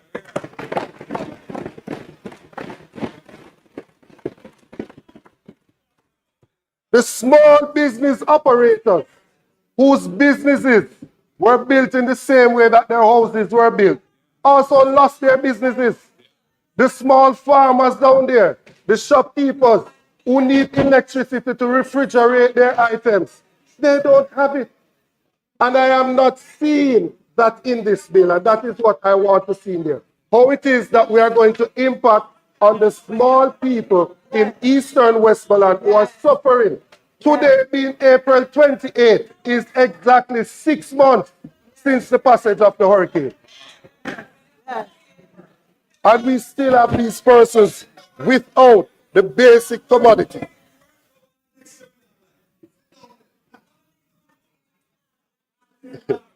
You know, Madam Speaker, I came today, I came prepared because I knew this was going to happen. I came with my Bible, I came with my Bible. I knew this was going to happen. I knew it was going to happen. I came prepared because I knew it was going to happen. And I want to turn it, Madam Speaker. Proverbs 1 verse 10, Madam Speaker. My son, if sinners entice you, do not consent. I am not consenting today to the disruption that is coming from over there. No consent today.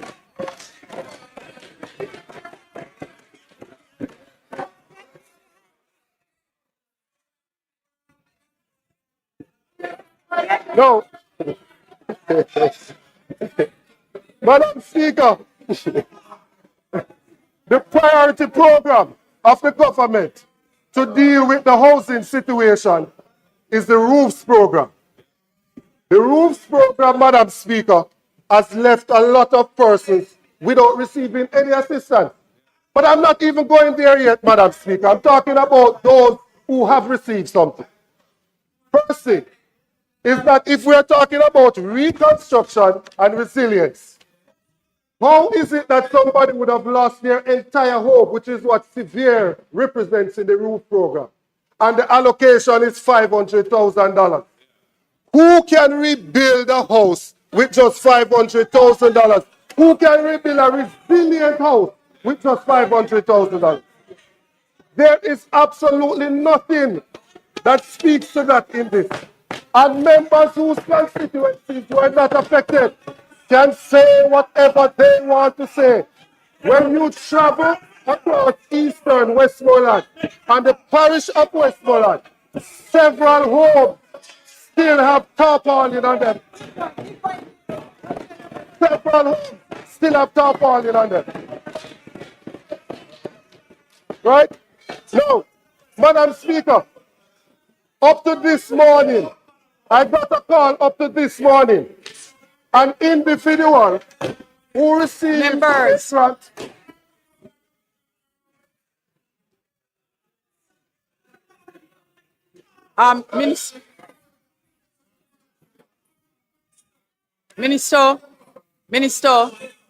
Minister, before you make your point of order,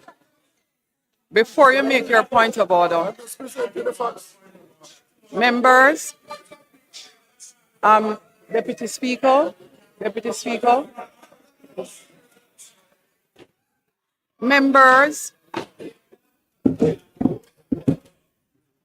I am not going to interrupt.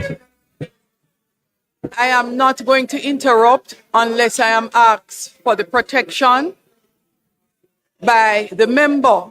I will allow you to continue your debate. So where a member needs my intervention in today's debate, you ask for it. No, that's what I am definitely doing, member. No, not at all. Especially the member who doesn't need my protection. Members, in addition, let me help you with appreciating what happens for the general public. For the general public, the members who are seated behind the presenter who are shouting in the mic, you actually disturb their presentation, particularly in respect of the public listening because of how the mic system operates, far more than persons who are further away. So, just for our understanding, when the noise comes from both sides of the house, and particularly when it comes from close to the person presenting, you significantly disturb the presentation of the member closest to you. Now, there is a point of order being raised. Minister Charles, are you member? Point of order? Thank you.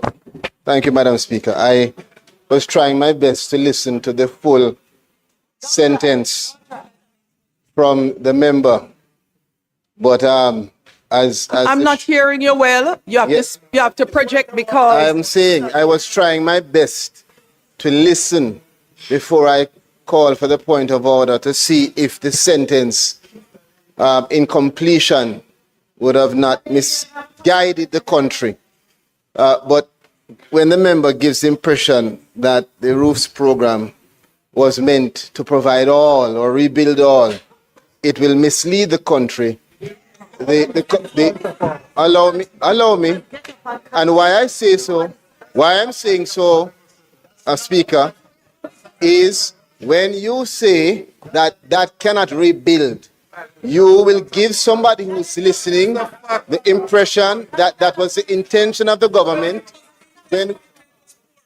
When we have other programs under the shelter recovery that provide full solutions, right? So the roofs program is never meant to be a full solution. There are other elements of the shelter recovery program that do so. It's very important then that the member not mislead the country with his utterances. Thank you, please. Madam Speaker, would you be so kind to turn your mic back on? Once you have intervened, please turn your mic off. I'm trying not to turn off the mic of the presenter. Madam Speaker, I'll move on. The point I'm making, and I'm being very clear about the point that I'm making. If the roofs program was not intended to address the 156,000 persons that had damages to their dwelling, or the 24,000 that have total loss, then it would mean that those people, their reconstruction would need to be in this bill. And that is the point that I'm making, that if we are discussing reconstruction and resilience, then the housing damage that was suffered, which is a significant percentage of the 12.2 billion US dollars, then that must get priority attention in the bill that is on reconstruction.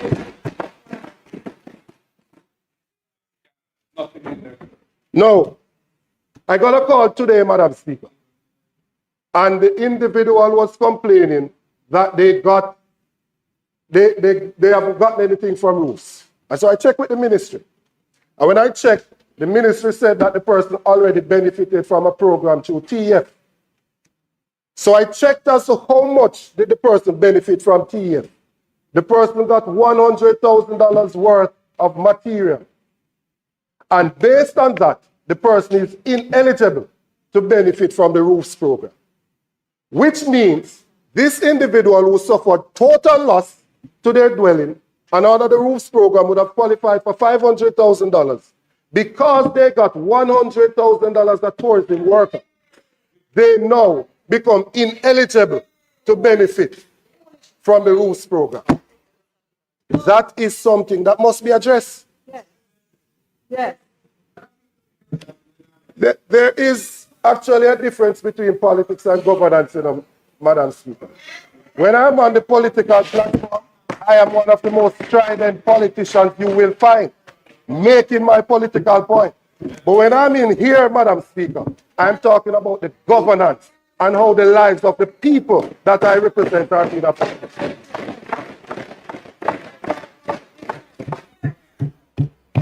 Now, Madam Speaker, this contradiction between the PM's presentation and the bill is seen in several places. Oversight is promised, but is not legislated. We were told that there would be an independent oversight body, JAMRAC, modeled after EPOC. We were told it will provide public accountability, independent scrutiny, and even opposition representation. But, Madam Speaker, Jamrock is not in the bill. The PM claims robust independent oversight, but the bill does not create it. There is no statutory body with the appropriate governance structure. And if you look at the PM's presentation, the PM took the opportunity to point out some examples. He said that after the great East Japan earthquake of 2011, Japan established a dedicated reconstruction agency. What he did not tell us is that it had a board. He then went on to speak about Dominica established the Climate Resilient Execution Agency, CREED. What he didn't tell us was that it had a board. Then he went on to speak about in Jamaica, former Prime Minister Percival James Patterson, the great man from Eastern Westmoreland, established the Office of National Reconstruction after Hurricane Ivan. When he did so, Madam Speaker, he wanted a non-political individual to chair the committee.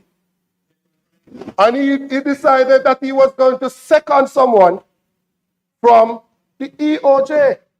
And so he seconded none other than Danville Walker, who ended up not being non-political after all, because he contested the elections in central Manchester. But he chaired it. There was no overreach. From the PNP, from the JP, from NGOs, from private sector, and they had to get approval for the projects that they were doing. So to just give the examples without speaking of the governance framework that was behind those examples is misleading.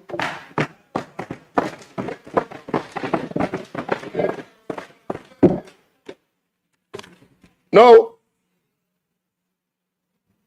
there is no legal requirement for independent monitoring, no reporting schedule, no obligation to publish oversight reports. Instead, what the bill says, it says that the minister may give direction to the authority, and the authority shall comply. Madam Speaker, that is not independent oversight. That is executive control. As the House is being asked to rely on executive assurances instead of legislative safeguards, you cannot ask Parliament to pass hard powers into statute and accept the soft safeguards on trust. That's right.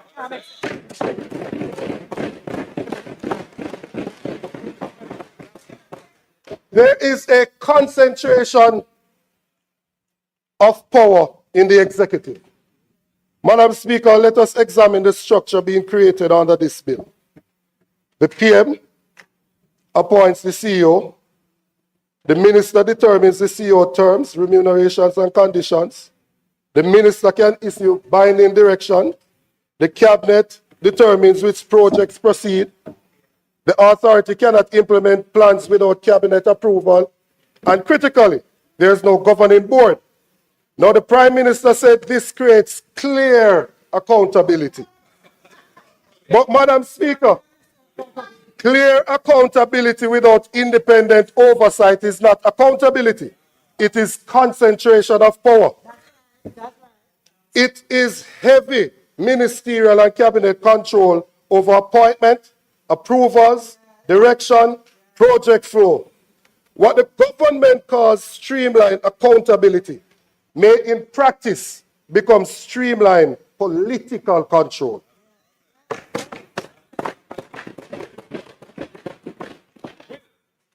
Reprocurement. This is possibly the most serious omission. Madam Speaker, let us turn to procurement, the single most sensitive area in any reconstruction program. The Prime Minister himself admitted that the procurement framework is not in the bill and will instead be created by ministerial order.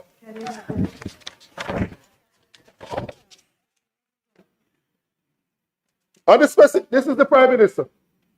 On the specific question of procurement, the procurement framework for NARA is not incorporated in the bill itself. It is the government's intention that the Minister of Finance will issue an order under Section 3, Subsection 3 of the Public Procurement Act 2015, exempting NARA from the standard procurement regime and specifying the particular terms and conditions that will apply to NARA's procurement activities. End of quote. Madam Speaker, let us pause right there. Parliament is being asked to create the authority, grant it power to spend billions, allow it to procure goods, works, and services without knowing the procurement rules that will govern those contracts. No tendering principles, no publication requirement, no conflict of interest provision, no mandatory disclosure framework for awards. This is backwards. The rules must come before the power, not after. As the member from South Manchester said, the House should not approve a blank check without guardrails. Extra, yes, you don't hear the quotation. You don't hear the quotation.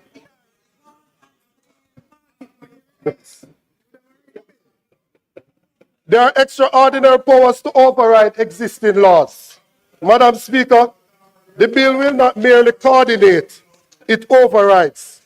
It allows the authority to direct agencies on how to process approvals, impose deadlines, require concurrent approvals, proceed without waiting on other approvals, and even modify or make exception to zoning requirements.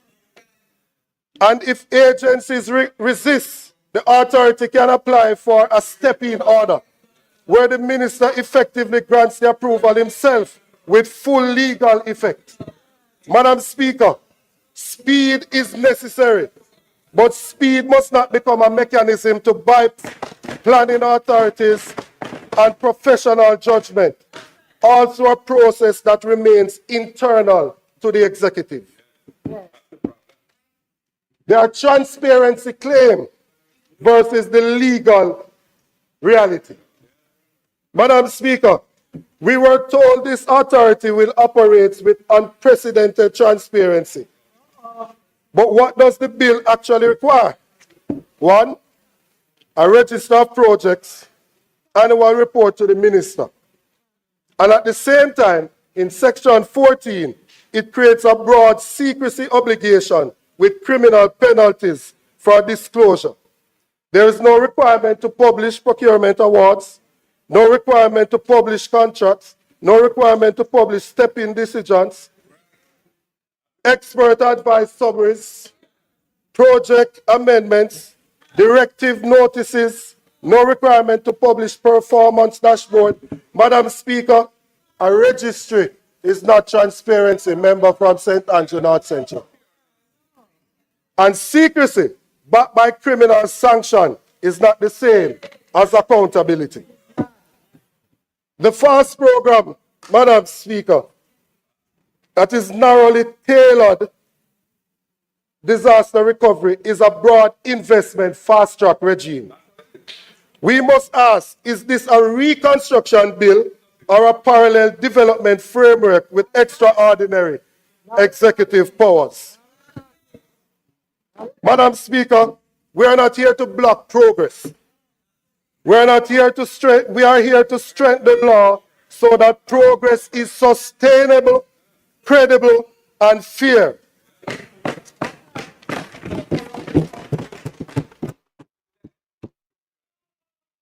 Statutory oversight. JAMRAC should be established in the Act, define its composition and publications duties, guarantee opposition participation, and require semi-annual public reports. The procurement safeguards in law. You need to insert procurement principles, transparency, competitive bidding, value for money, conflict of interest rules, and require publication of all major contracts. With transparency, mandatory provision of project list and update, procurement awards, directive issues, step-in orders, application and orders, performance metrics. All of that. The parliamentary oversight, there should be mandatory semi-annual reports to Parliament, not only reports to the minister.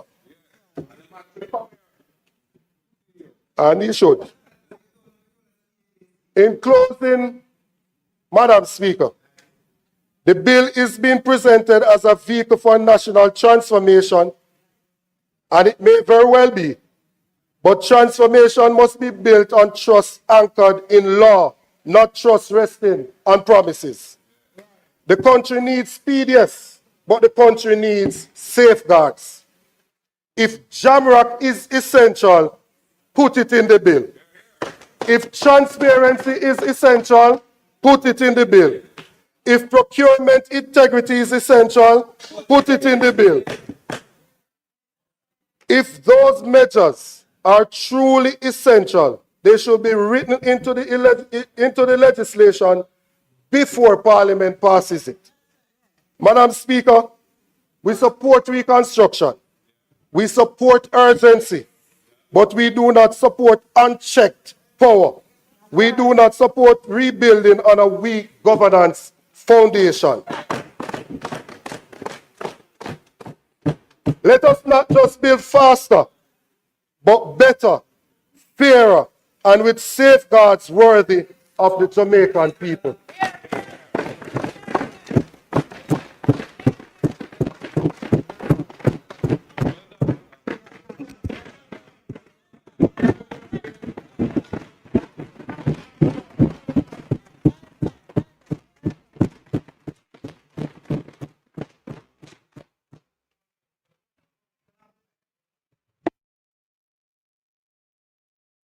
We'll take next the member from St. Andrew West.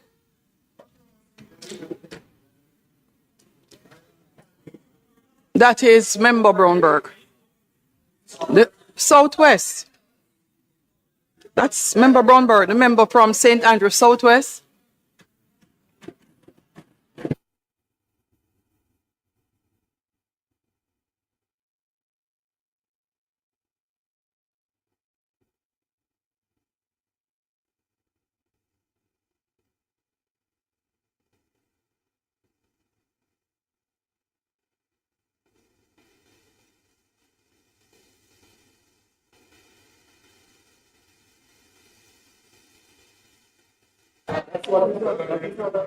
I wanted to make sure, I wanted to make sure that I was within the time and certainly on point on the few points I wanted to make. And so I've actually written it.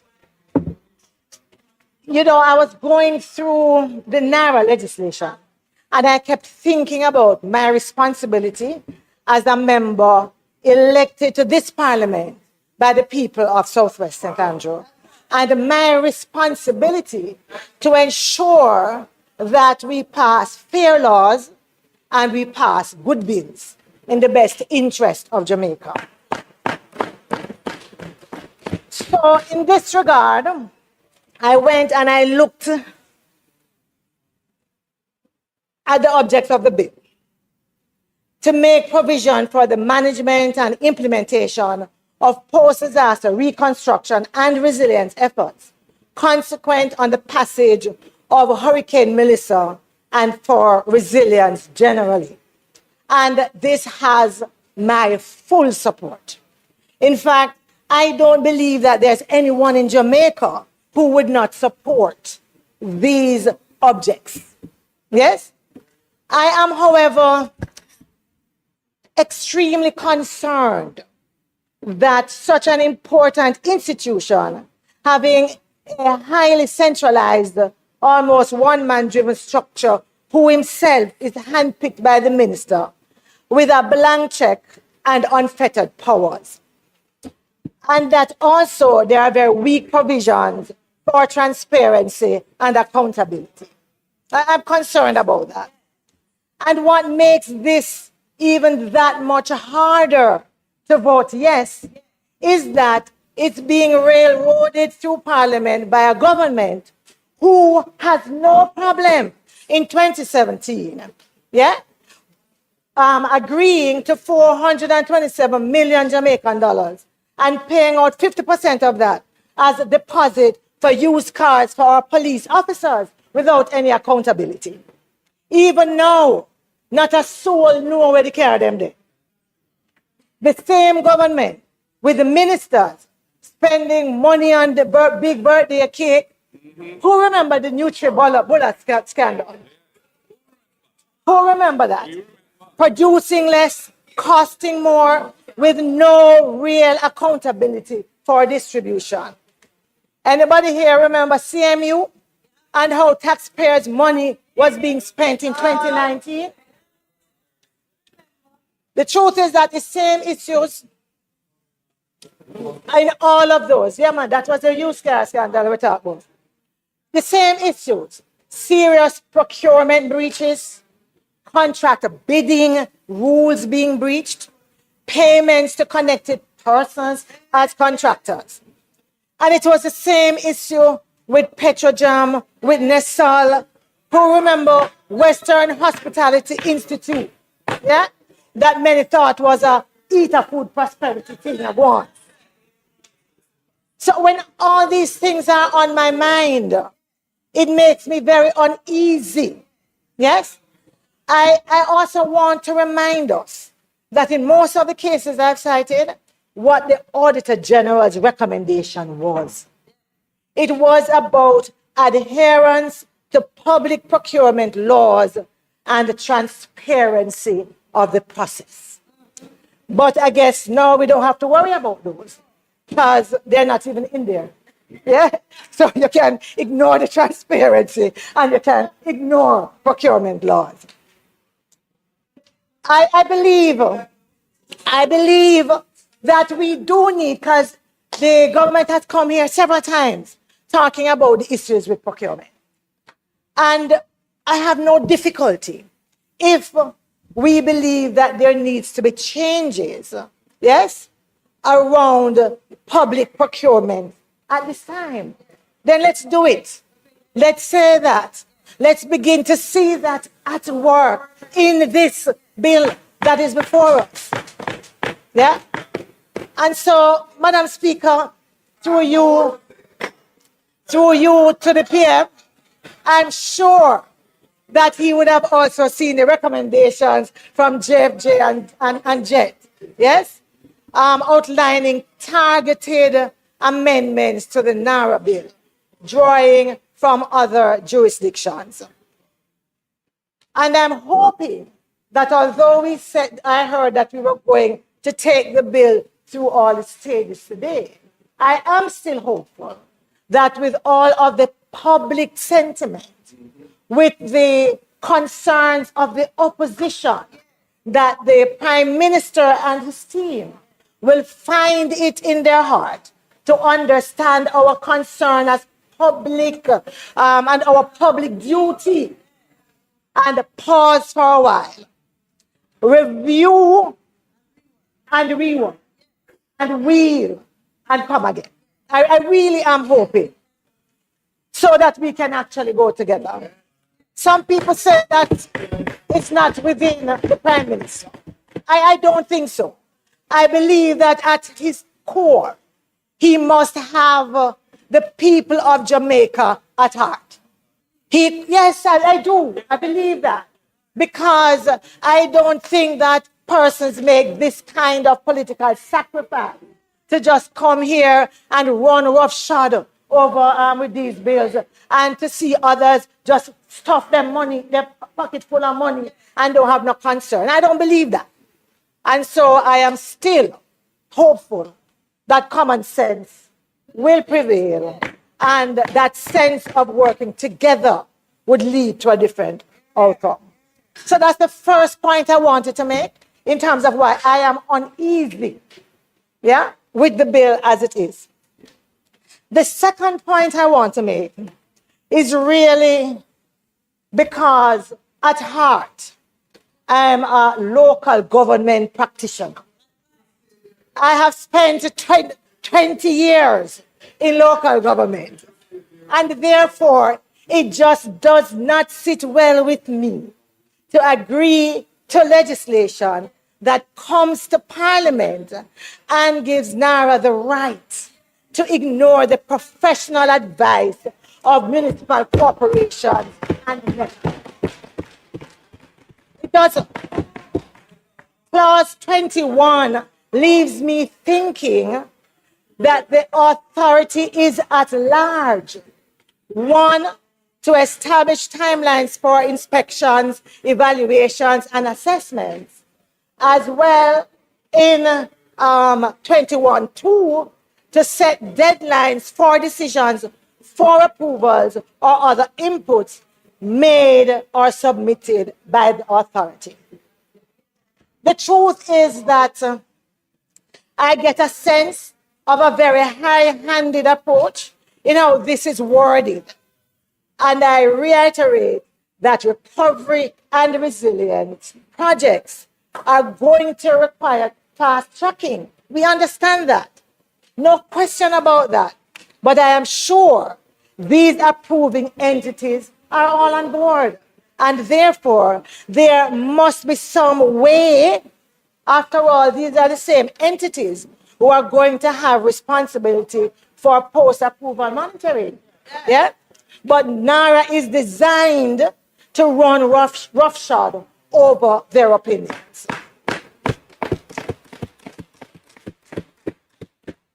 And so that's in my head. But then again, I'm thinking that this is the same government with connected persons involved in one way or another with construction, some even being flagged for building breaches. Yes, yeah. And therefore, I am thinking that the NARA legislation should also include a provision to resolve the objections by agencies. Otherwise, what's the message that we are sending to everyone with an application before those same authorities? Yeah, especially those who are not big business. So what is it? Is only the big trousers man them can ignore parish council? The rest of us mortals have to go and make changes to our plans when they object to what we have in front of them? That for me don't sit right. It doesn't sit right. Quite frankly, Madam Speaker, I think there's a very easy fix for this, quite frankly. I believe that what we could do is simply include in the legislation actual pre-approval consultation. Yes?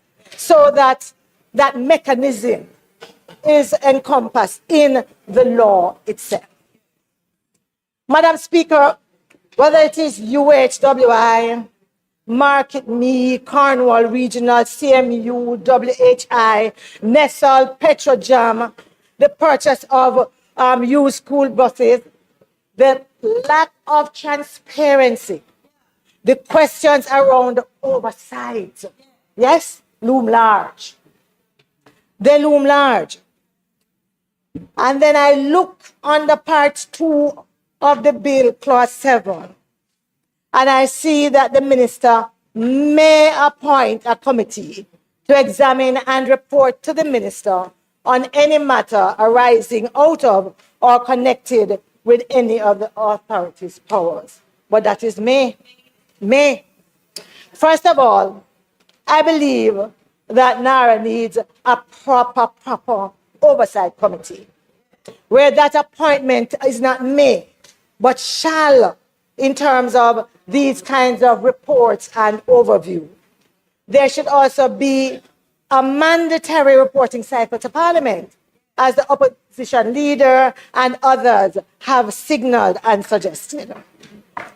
So, Madam Speaker, as I take my seat, I want to say that all of what I have placed on the table does not leave me with a level of trust that would have me voting for this NARA legislation in its current form without specific clauses in the legislation to ensure greater transparency and accountability.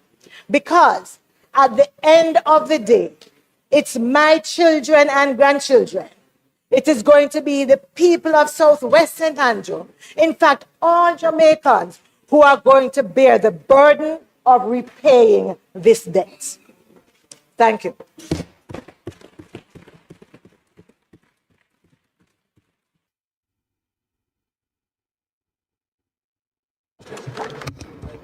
The next presenter,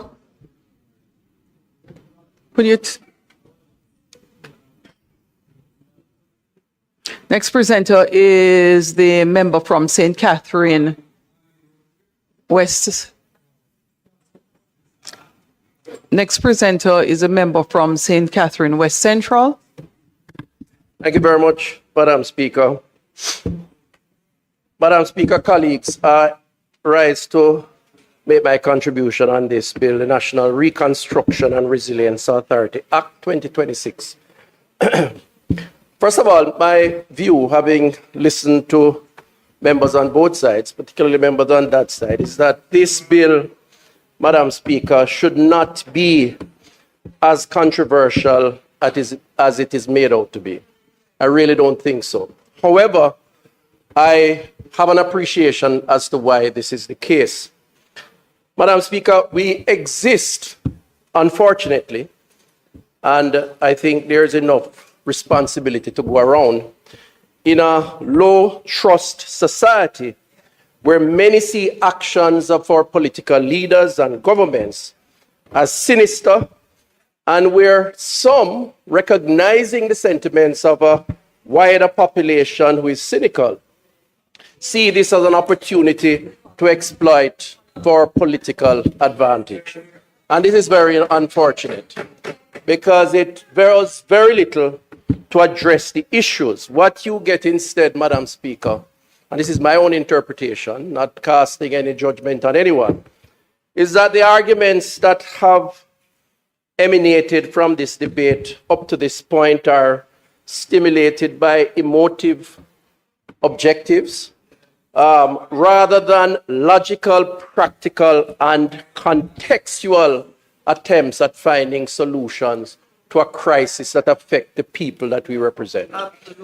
And I honestly do think that those who allow perfection to be the enemy of good are hurting the over 500,000 Jamaicans in the 5 critical parishes that have been impacted by this hurricane, Category 5, the first ever, while we here debate, prolong, and engage in emotive insinuations.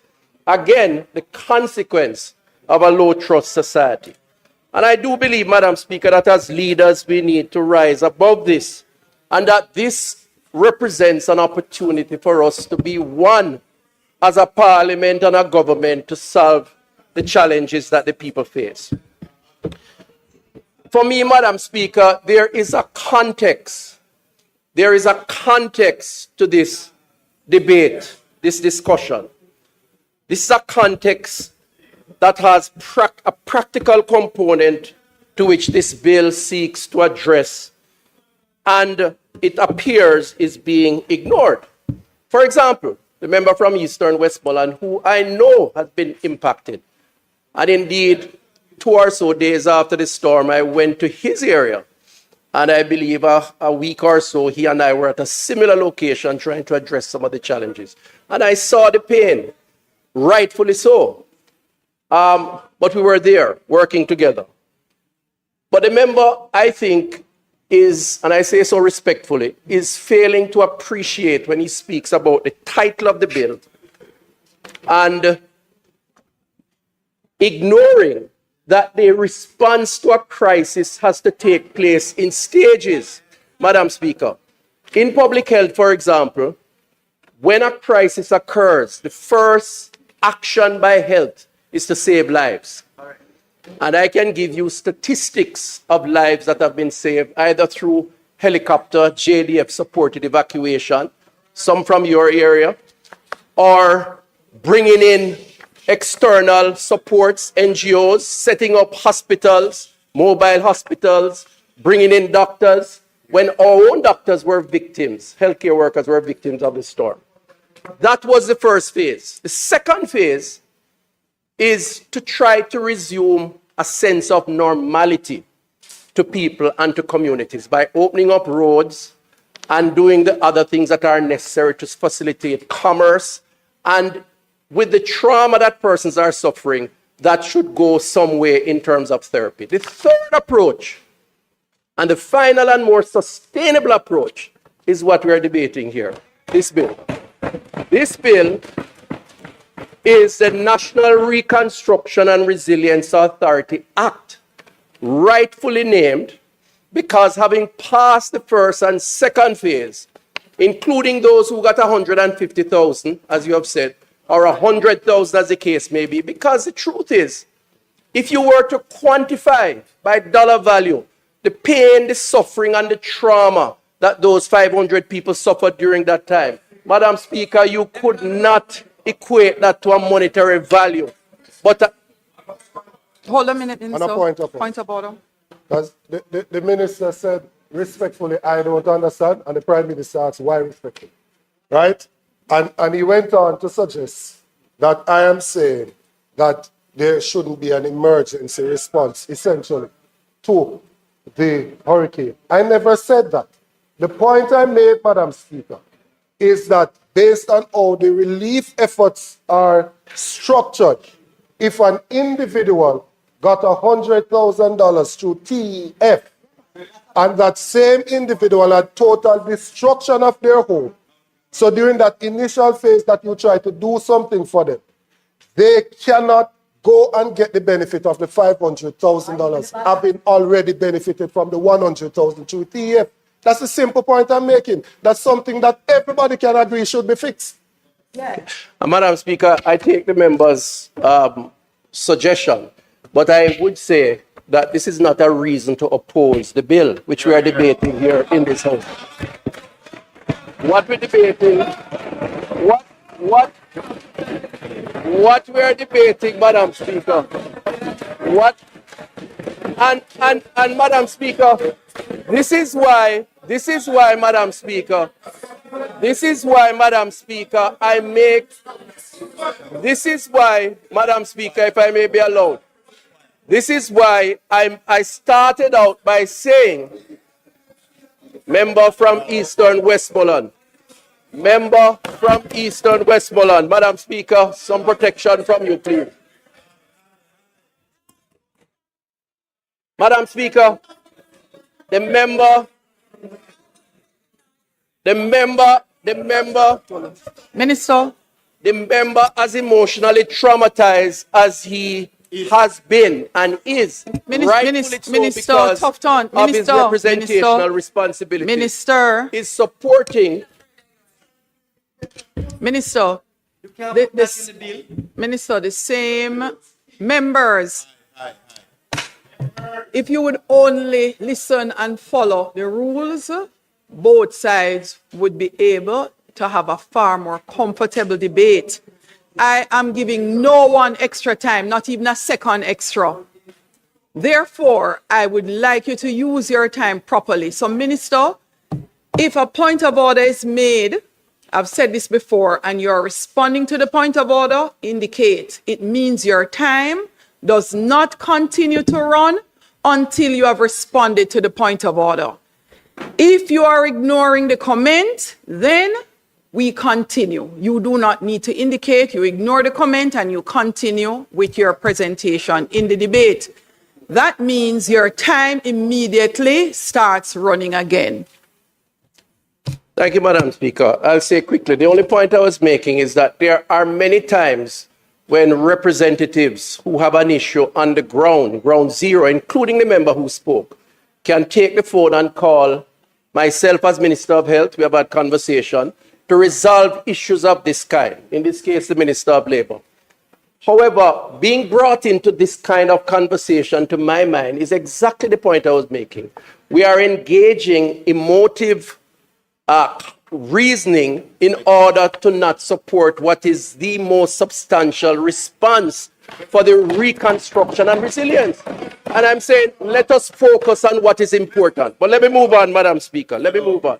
So there are phases, and we are now in the reconstruction phase. So, Madam Speaker, what is the context that is important in the discussion around this bill? The first context, given that it is a crisis, is the efficiency, or indeed, for better understanding, the speed in which we work to truly restore persons and to make them more resilient against a Category 5 hurricane. And so the bill has to be structured in a way to recognize the importance of quick decision making. And I don't think we should make any apologies for it. I don't. In fact, if the members on that side are honest with themselves, they themselves have spoken about the inefficiencies of the current bureaucracy and the need for change. The very opposition leader has spent time talking about it. Is he now arguing that we should engage the very same process to deal with people who have emergencies? It cannot be, Madam Speaker. It cannot be. And indeed, Madam Speaker, history.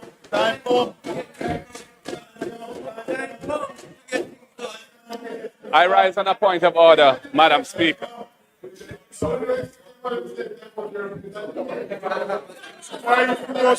The member is misleading the House. It has never been my position, or indeed anybody on this side's position, that we shouldn't have more efficiency, a quicker procedure, and a faster resolution of the issues. We're all in favor of that. The fact is that the current bureaucracy and the way the government is interfacing with it has led to all sorts of problems, which need to be addressed structurally. However, what we are complaining about is a lack of accountability, a lack of transparency, and a lack of oversight.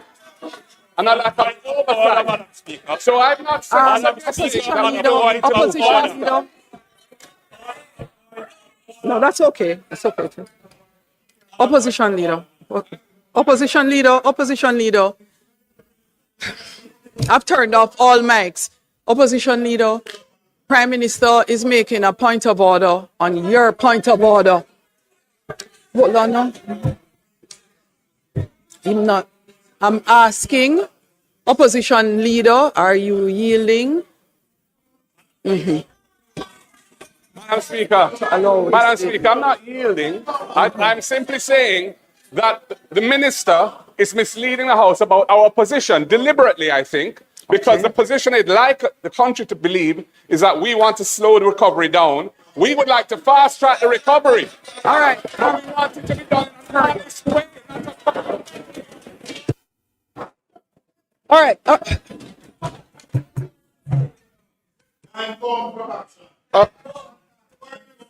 Madam Speaker. House leader, I'm having a challenge as well, so I would like you to address it in this discussion. Yeah. For far too long, persons use point of order just to disturb the other person and make a presentation. Yeah. We are required. No, after today's debate, you will see a speaker's ruling on point of order and how it should be utilized so that we stop abusing point of order. Yeah. Madam on Speaker, both sides. Madam Speaker, you have covered the ground. Firstly, a point of order cannot be used to enter into another debate.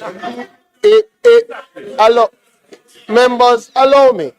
Members, allow me. Please allow the House leader to complete his statement. Members. Madam Speaker, when I rose on the point of order, it allow the House leader to highlight that the member was factually inaccurate in a point he made. That is different That is different than a member categorizing an intervention. If I believe that your intervention means you are slowing down the process, I must cancel it at a debate without you telling me that I am misleading. You can intervene on facts. When the minister of electricity in energy intervened, he highlighted that he was saying you are factually inaccurate on the numbers. That has nothing to do. Members, this is a debate. For the members who have spoken already, you have got your chance. When the response is, your response will be categorized. Unless there's a factual inaccuracy, do not enter on a point of order. Thank you.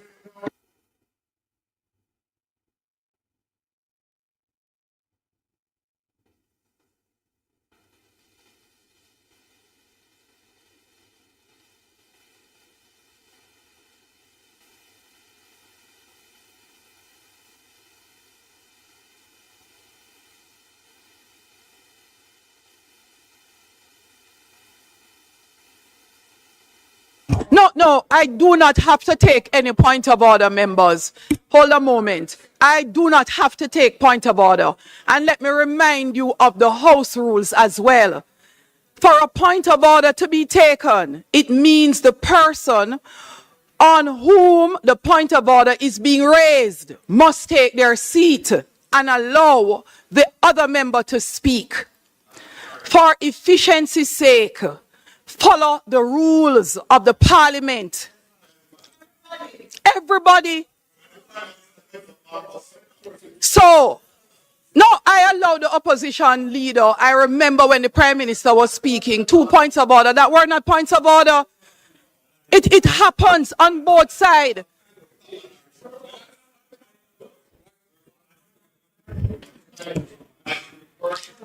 It is a courtesy. And I'm asking you for the efficiency.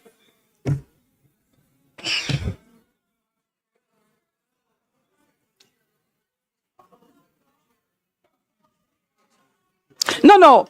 Please stop that debate. Because when your time is up, your time is up. And it doesn't matter who you are in the House.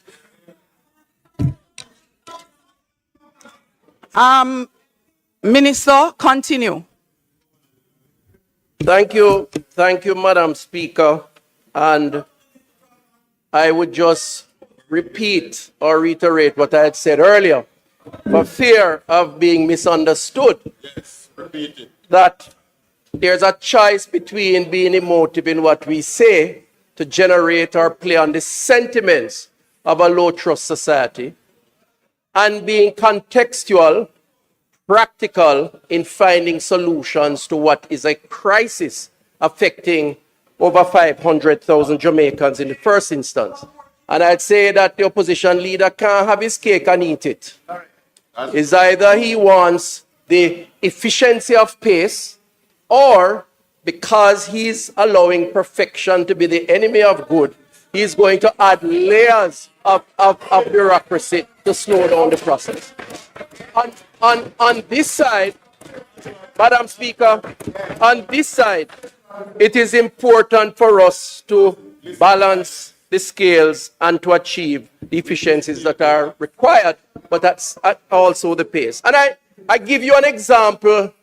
Since I was the Minister of Health during the 100-year pandemic called COVID-19. I want to give you one example, because health is particular in these types of crises. We have to act very quickly, and sometimes we're accused of acting outside of the framework of some of the rules when we act in the interest of saving lives. You know, I recall when vaccines were scarce, Madam Speaker, and we were fortunate enough to get 78,000 doses of vaccine, but they were to expire within a week. And the task at hand was to accept the 78,000 doses, to give Jamaicans who were hungry for the vaccine to save themselves, or not to take it because of the close expiration date. we opted to take the vaccine.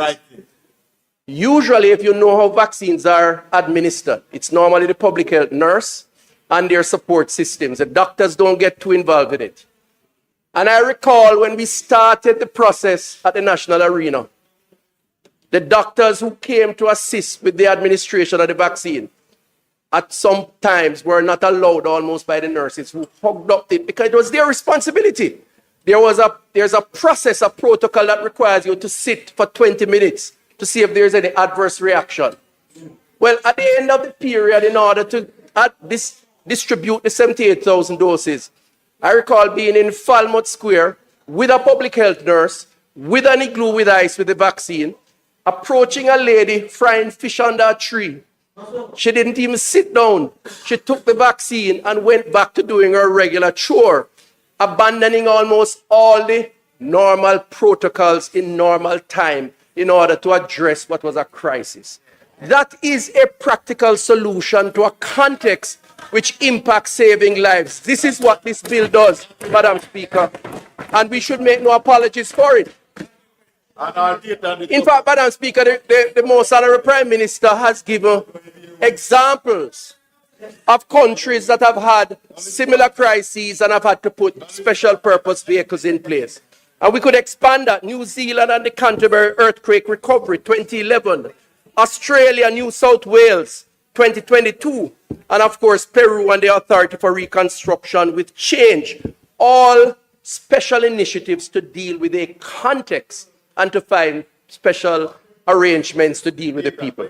I urge this House, Madam Speaker, colleagues here, let us put, and I'm using your template now, let us put the people first when we consider the next stage of the reconstruction and resilience and stop engaging in a practice that will only delay addressing the concerns that they have.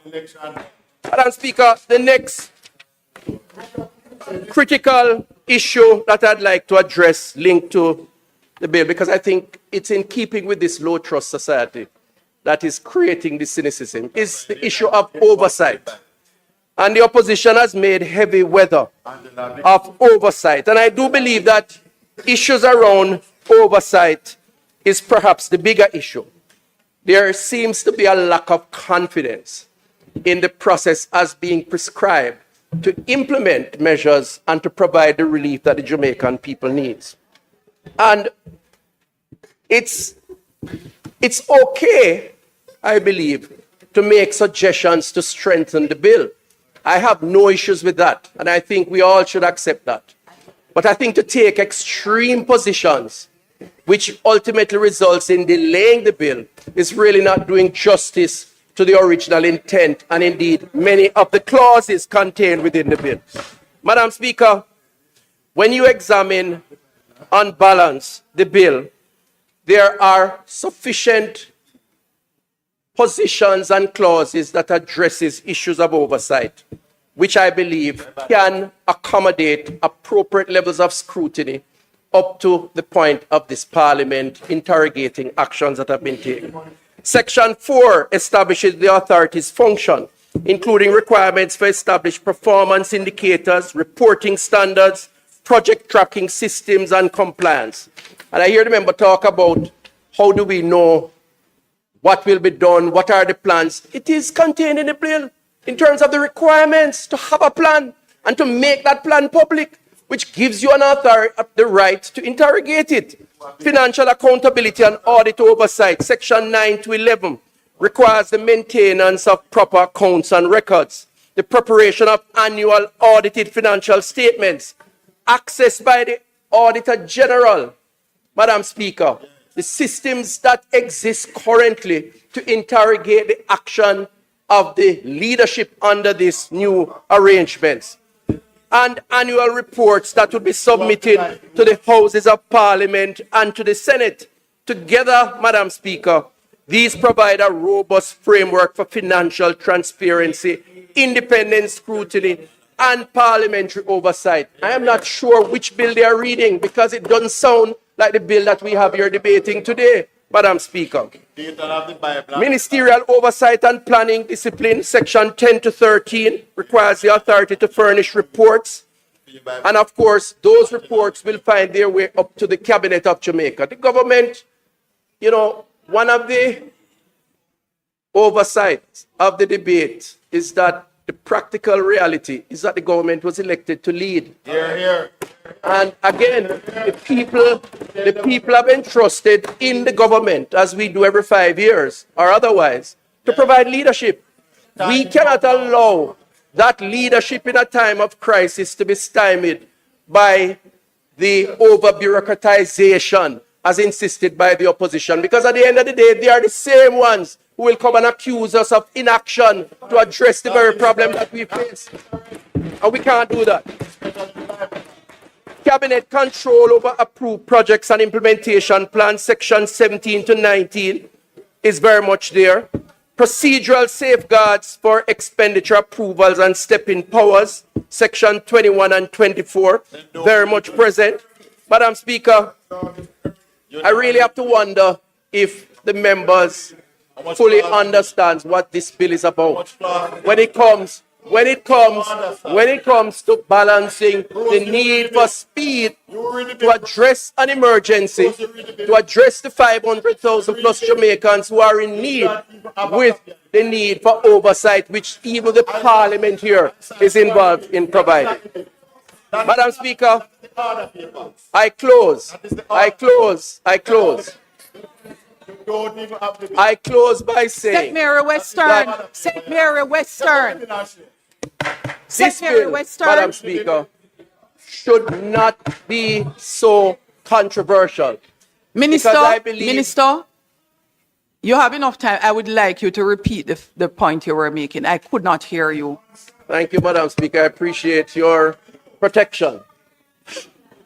I was saying, Madam Speaker, that there are provisions in the bill to deal with oversight through the regular channels of oversight responsibility, from the Parliament to the Auditor General, to the Cabinet of Jamaica, to publish reports, PAAC, and I wonder, and it forces me to say that on that side, they seem to be caught up in the trap of the low trust society where they probably don't trust themselves. Why they provide the argument? And it's unfortunate. It is unfortunate because if Madam Speaker, we on this side trust ourselves to go right by the people, you don't seem to trust yourself. Why you're questioning existing arrangements that are in place for oversight? So, Madam Speaker, in closing, Madam Speaker, I wish I had a Naira for Cornwall. It would have been a long time. The procurement process for Naira takes between 6 and 12 months per procurement transaction. That is why it's dragged out so long. I wish I had a Naira. We should have declared Cornwall a national emergency and subjected to quicker decision making. That's another issue. Madam Speaker, I close by saying that we should be careful. We should be careful that we do not allow perfection to be the enemy of good. We should accept where suggestions can strengthen the bill. We should make those suggestions in all sincerity, bearing in mind that the primary goal is to address the plight of the Jamaican people who have suffered over the last number of months. If we did that, we would send a good signal to the country. We would demonstrate that as leaders, we want to go past this low trust society, and it is starting with us because we mean the people good and we put the people first. Thank you very much, Madam Speaker.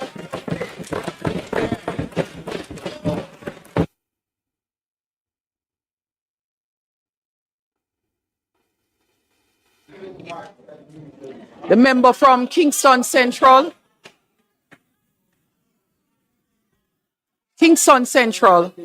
Donovan Williams, the member from Kingston Central. Central, Donovan Williams. Member Donovan Williams. That's for the orderly's benefit. Donovan Williams, the member from Kingston Central, all the way to the back.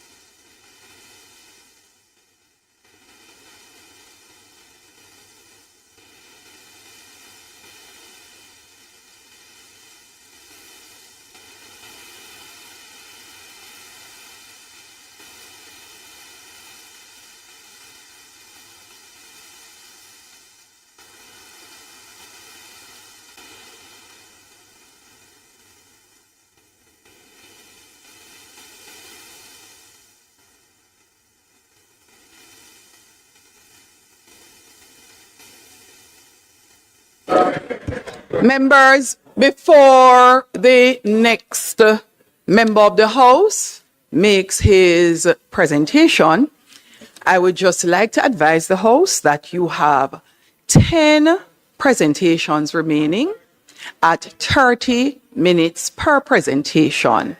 And that is 5 hours. So you can have a wonderful time making as much noise because the speaker will relax. The speaker will relax and allow us to be here for a long time. I would like to hear the presentations. And this being such an important bill, the people of Jamaica would like to hear the presentations. There is no food downstairs. In answer to your question. So members, I am asking you, please allow each other to make their contribution to the debate on either side of the fence. No, repetitions must be restricted to 0. As it relates to point of order, I think I have already stated, for those who spoke already in the debate, don't even think of standing up. And for those who intend to speak and gave your name, don't even think of standing up. When you speak, you can address whatever point of order you thought you had, whatever interruption you wanted to make. Point of order relates to issues that abuse the House itself, the rules of the House. And we'll go over it. But if your interruptions are for clarifications and the things that we abuse it for, please refrain today.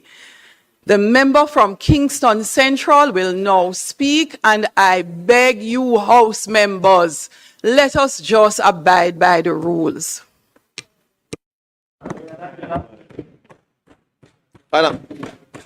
Madam Speaker, I crave your permission to speak from Permission granted, member. Yes, grateful, Madam Speaker.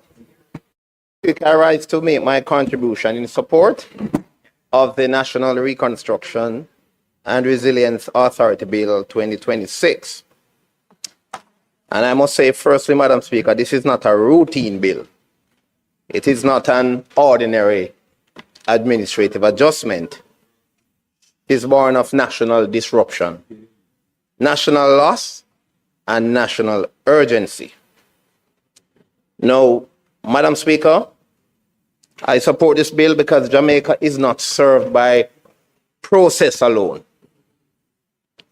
Jamaica is not served by process alone. What do I mean? We are served by a lawful process that leads to results. And if ever there were a moment in our national life when we must move from process to performance and from institutional delay to implementation, I say it is no. What NARA does, in my view, is to ensure that these processes do not become bottlenecks to national recovery. Now, Madam Speaker, I particularly support the proposed, having looked at the bill and perused sections of the bill, in particular, the step-in order provision at clause 24. Now, the step-in order is intended to achieve three related objectives.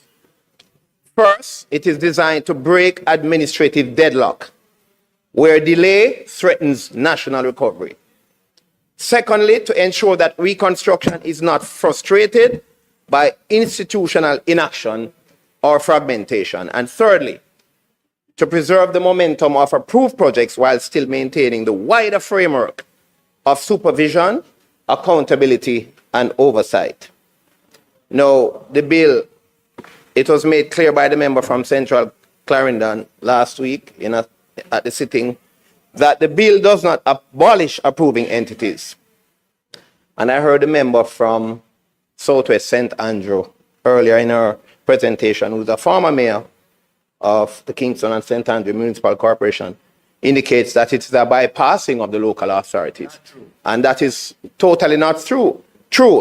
If she reads the bill carefully, she will recognize that the bill is especially at section 21. Section 21 of the bill speaks to a coordination of the approving the local entities with the authority. So, and as she would recognize, timelines are important. Timelines are not new to this bill. Even the local authorities themselves have timelines within which they operate for productivity and for efficiency and speed. So I do not support the submission and the argument that the bill is intended to bypass the local authorities. In my view, the bill is intended to coordinate and bring the authorities together for speed, expedition, and efficiency. No.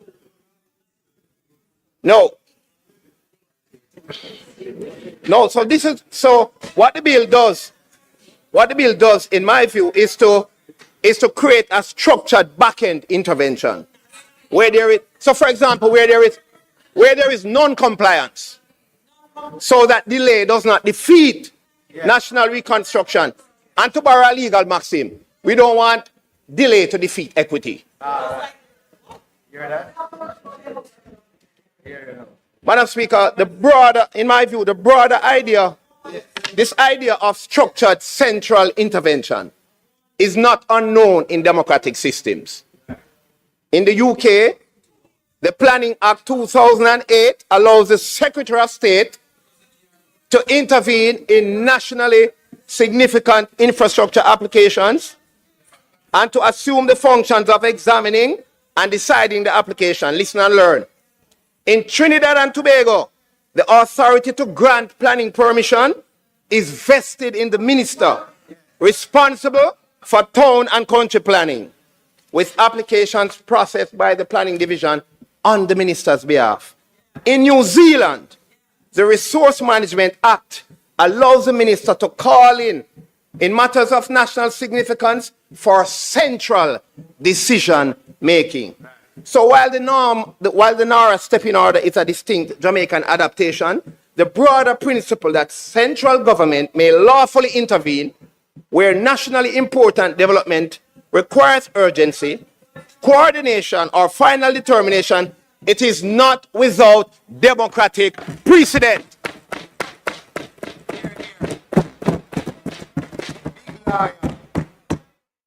It is not without democratic precedent. We have examples from democracies all over the world. our very own Town and Country Planning Act already vests certain powers in the authority and the minister. Want to read section 12 of the act? You want me to read it? The authority, that is the planning authority, may give directions. The planning authority may, listen and learn, you will learn some law now. The planning authority may give directions to any local planning authority or to local planning authorities, generally requiring that any application for permission to develop land or all such applications of any class specified in the directions shall be referred to the authority instead of being dealt with by the local planning authority, and any such application shall be so referred accordingly. Hold on. Hold on. Hold on. So what we have now. So in other words,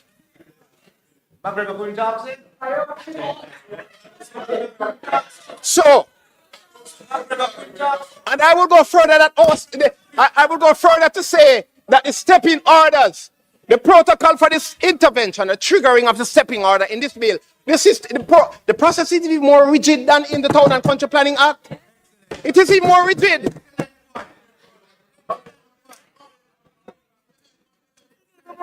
It's more rigid because remember, there's a process. There's a process, It's not that the authority just gets up, on a frolic of its own and triggers and give directions. There is a process. The authority would have had the intervention, would have been working alongside the planning, the local planning authority from day one. From day one. The authority will be working with the local planning authority from day one. But where, look here, where,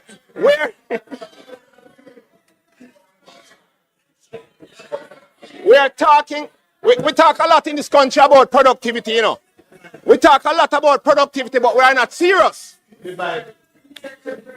Now, the bill must not be understood as a blank check. Now, read section 21, you will see that from day one, there's a coordination between yes, let's move. The bill must not be understood. Madam Speaker, the bill must not be understood as a blank check. We must not cherry pick isolated provisions for political effect.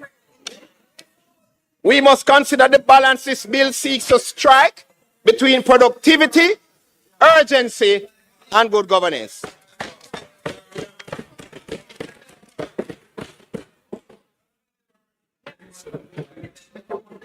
The authority is not on a frolic of its own, in my view.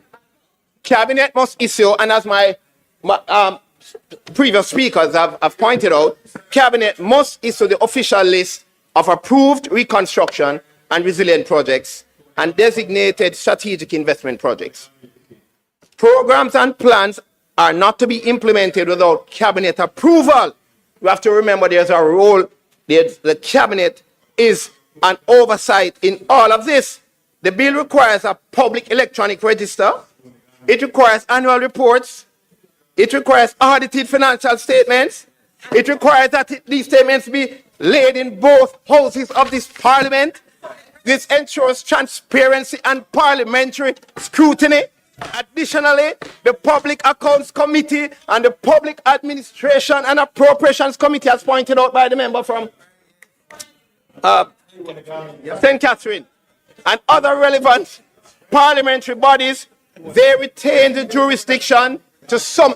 Look here, this parliament, in my view, on a perusal of the bill, retains the jurisdiction to summon the authority at any time. That is real. No, but we have that inherent, parliament has that inherent jurisdiction. We have that inherent jurisdiction in parliament. This is real. This is real accountability in action.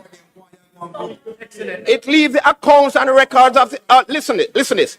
The accounts, listen this carefully. The accounts and records of the authority are open to examination by the Auditor General.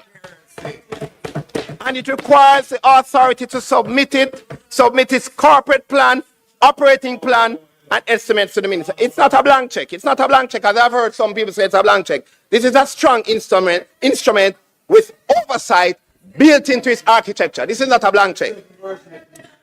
So, Madam Speaker, the question before us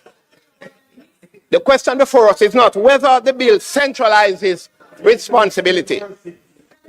It plainly does. The real question is whether that centralization is arbitrary or structured. On the face of the bill, it is structured. Yes. It is tied to approved projects. It is tied to approved plans. It is tied to reporting obligations. It is tied to audit. It is tied to consultation. It is tied to ministerial supervision. It is tied to cabinet oversight and public accountability. On the question of too much power. There's much argument about too much power. Let me ask a question. What is the purpose of a legislation? If in the look here, what is the purpose of a legislation? If in the aftermath of a catastrophic event, it's not to empower decisive and timely action.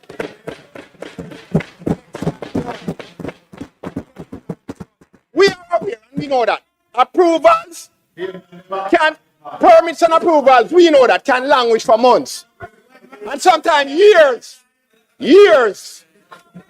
That is not resilience, that is stagnation. As a member of parliament for Central Kingston,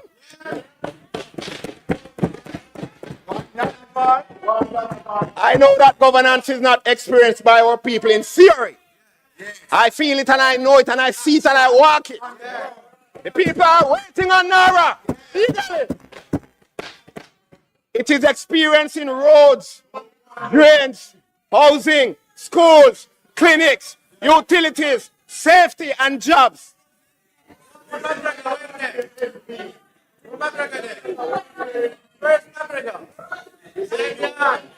Madam Speaker, the nation, and Mr. Speaker, the nation has suffered much. The nation has suffered much. The people are waiting. The government must do what it was elected to do. Parliament must know, play its part. I commend the bill to this honorable House.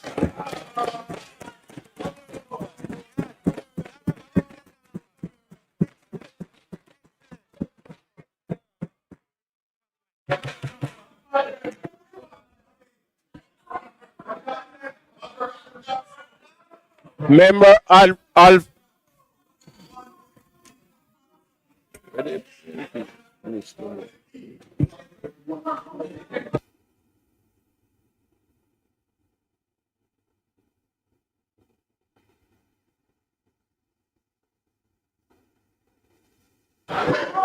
Member from St. Catherine Southeastern, you now have the floor and your time starts now.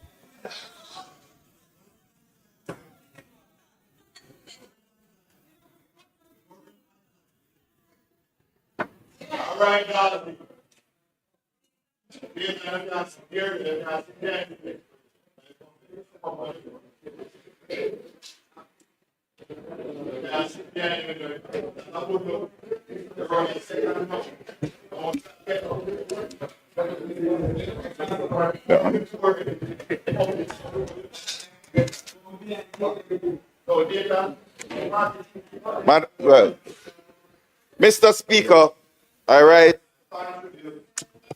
it on the National Reconstruction and Resilience Authority Bill 2026. I desperately want to believe that this parliament subscribes to Bayesian reasoning rather than the dogmatic entrenchment of partisan positions. That we understand that our positions are not absolute truths, they are probabilities. And through honest debate, through the examination of evidence, we update these probabilities. We move closer to what is right, closer to what works, closer to what the people need. We did not come to Parliament to win arguments. We came to Parliament to win a future for the people. And Mr. Speaker, if there was ever a moment that demanded that approach from this chamber, it is now. Hurricane Melissa was the worst disaster to strike this nation in a generation. The assessed damage, over 12 billion US dollars. The people of Western Jamaica, the mother in Maroontown, the fisherman in Black River, the farmer in Darlaston, the child in Falmouth, they are not waiting for us to be right. They are waiting for us to get it right. And being right, Mr. Speaker, and getting it right are not always the same. If we are genuine servant leaders, not merely in title, but in practice, then I beg this honorable House, examine the evidence, weigh it honestly, update your positions so that the bill we pass today into law will secure the present of the people who sent us here and the future of the children and grandchildren they are raising in rubble. We were not sent here by the powerful to protect the powerful. We were sent here by the powerless to protect them from the powerful.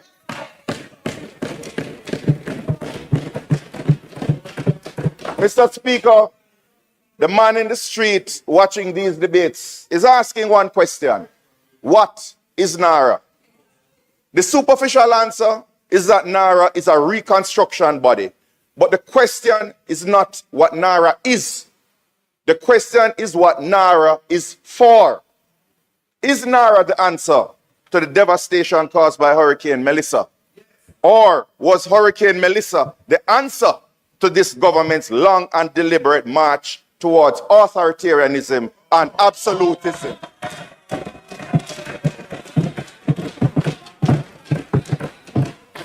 Because, Mr. Speaker, the bill before us does not give power to the people to rebuild their country. It takes power from the people and gives it to one man, accountable to one minister, anointed by one prime minister. What is proposed here today is a bill that entrenches this government's long-held desire to concentrate power and resources into the hands of a few and to castrate the state agencies and civil servants whose constitutional roles are to act as watchdogs over every taxpayer dollar. Mr. Speaker, I have searched the Caribbean, the Americas, the globe, for a reconstruction body with a similar oversight and accountability framework. I did not find a better model that Jamaica ignored. I found that Jamaica invented the worst model. I am convinced that this government has designed the weakest governance model for a disaster reconstruction authority that has ever been assembled by a modern democracy. A model destined by its very architecture to be scandal-ridden, destined to fail in its strategic objectives of efficient, resilient, and meaningful reconstruction of the infrastructure and the lives of Jamaican people. The Prime Minister spoke of Peru. He carried us thousands of miles across the world to find his cautionary tale. But, Mr. Speaker, we need not travel that far. The answers are closer to home. The warnings are in our neighborhood.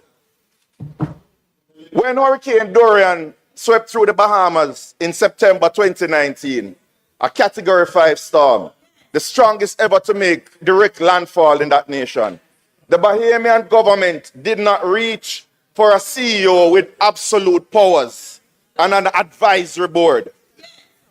They built a full governing board of directors with legally bound fiduciary duties. The Disaster Reconstruction Authority Act of 2019 established a separate chairman, a vice chairman, a managing director, not one omnipotent executive answerable to only a prime minister, but a board with duties, with power, with accountability baked into the law itself. The Bahamas did not trust their reconstruction to one man. They trusted it to a board. And yet, this government asks that Jamaica trust ours to one man with no board. On procurement, the very area this bill refers to, with a ministerial order after it passes, the Bahamians wrote the obligation directly into their law. All contracts awarded within a fiscal year must be publicly disclosed.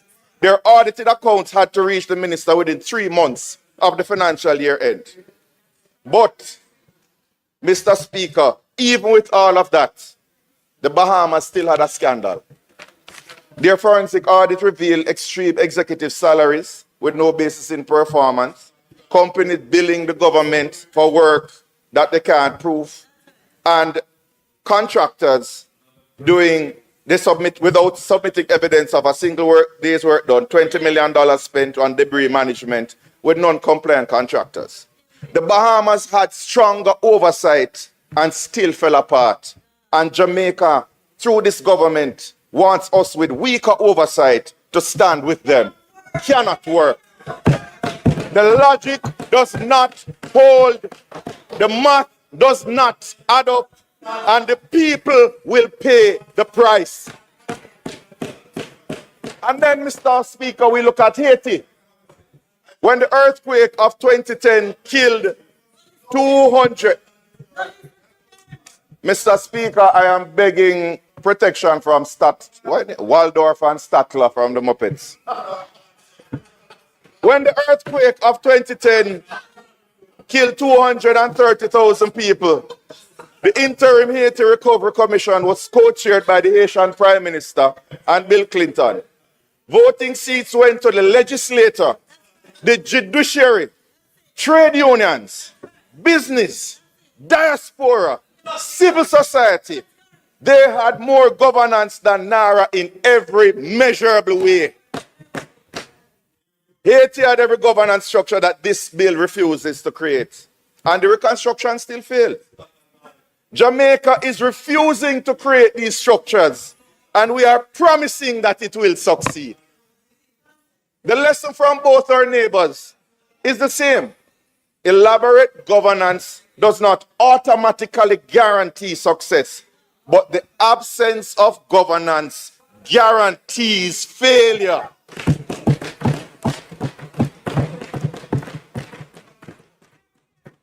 We on this side are not saying that good governance will save us, but we are saying that bad governance will certainly destroy us. Mr. Speaker, let me go into an area that my colleagues on the other side would prefer I leave unspoken. The question at the heart of this debate is not merely about governance models. It is about trust. And trust must be earned before it is given. You cannot legislate trust into existence when it has been betrayed so many times, over and over and over again. This government is not asking us to trust the system. They're asking us to trust them. And those two requests, Mr. Speaker, are very different things. Are we to believe, are Jamaicans to believe, that the government that closed the corner shops during COVID, while big supermarkets operated freely, will now protect the small local contractor? Are we to believe that the government that arrested ordinary Jamaicans on the streets for breaching curfew, while their very own toasted at uptown parties on no movement days, will now apply the rules equally to all.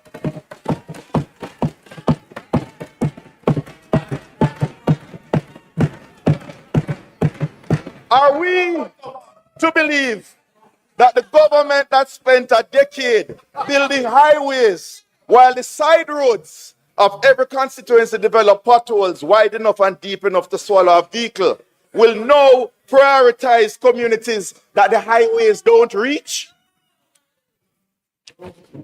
Mr. Speaker, are we expected to believe that the government that allowed money to be extracted from the Ministry of Health through overpriced contracts and well-connected companies, dare I say sweetheart deals, while patients slept on chairs in corridors and died waiting for tests to be done, will suddenly become responsible stewards of public health funds?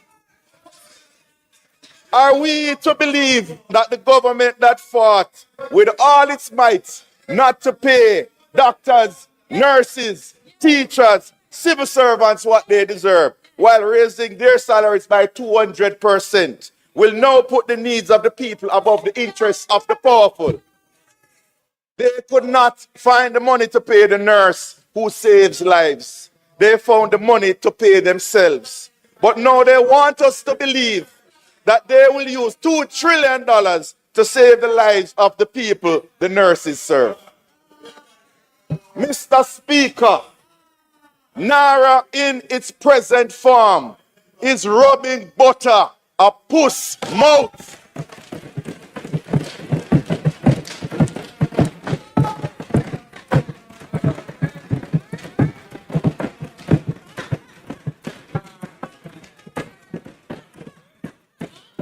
I say that without apology because the people watching these debates understand exactly what this means. It means do not give something precious and powerful to someone who has repeatedly shown you that they will abuse it. And it means if you do, do not pretend you did not know it would happen. We are not being asked to give Naira power and hope for the best. We are being asked to strip Naira of accountability and pretend nothing will go wrong. Mr. Speaker, let us examine precisely what this bill creates at its center.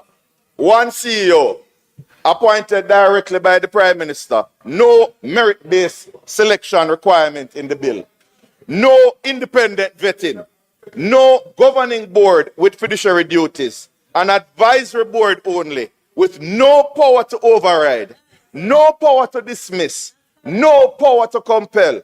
They call it an advisory board. But advice without authority is not governance. It is chattings.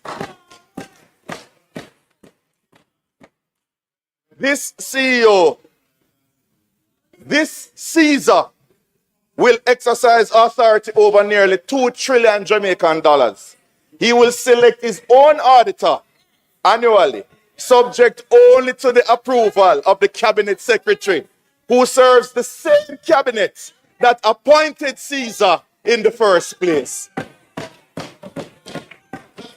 So, Mr. Speaker, the Prime Minister appoints the CEO selects the auditor, the Cabinet Secretary approves the auditor, the Cabinet Secretary serves the Prime Minister.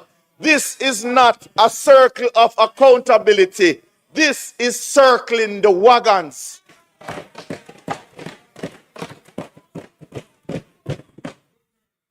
For $2 trillion of public funds, this is what we are signing away. We are being asked to spend the money now and account for it later. But later is too late for the people whose money is being spent today. And if you dare to speak about what is happening inside that authority, Section 14 provides criminal penalties of up to $1 million or 1 year in prison for unauthorized disclosure. No express whistleblower protection clause. None.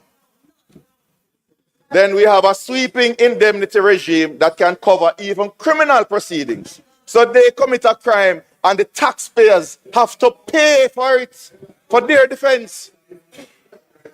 They have criminalized speaking the truth about Naira, and they have indemnified those who abuse it. The watchdog has been muzzled, the fox has been released, and the chicken coop is guarded by a CEO who may or may not love fried chicken.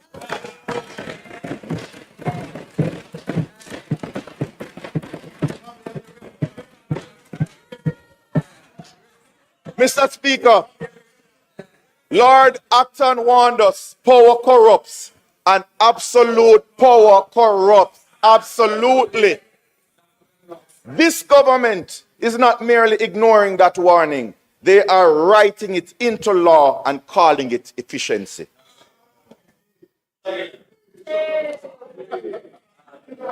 Mr. Speaker, the Prime Minister announced that Naira will build a new Kingston Public Hospital, and we always welcome that. But he also announced a new government campus at National Hero Circle. And I have a simple question for this honorable House.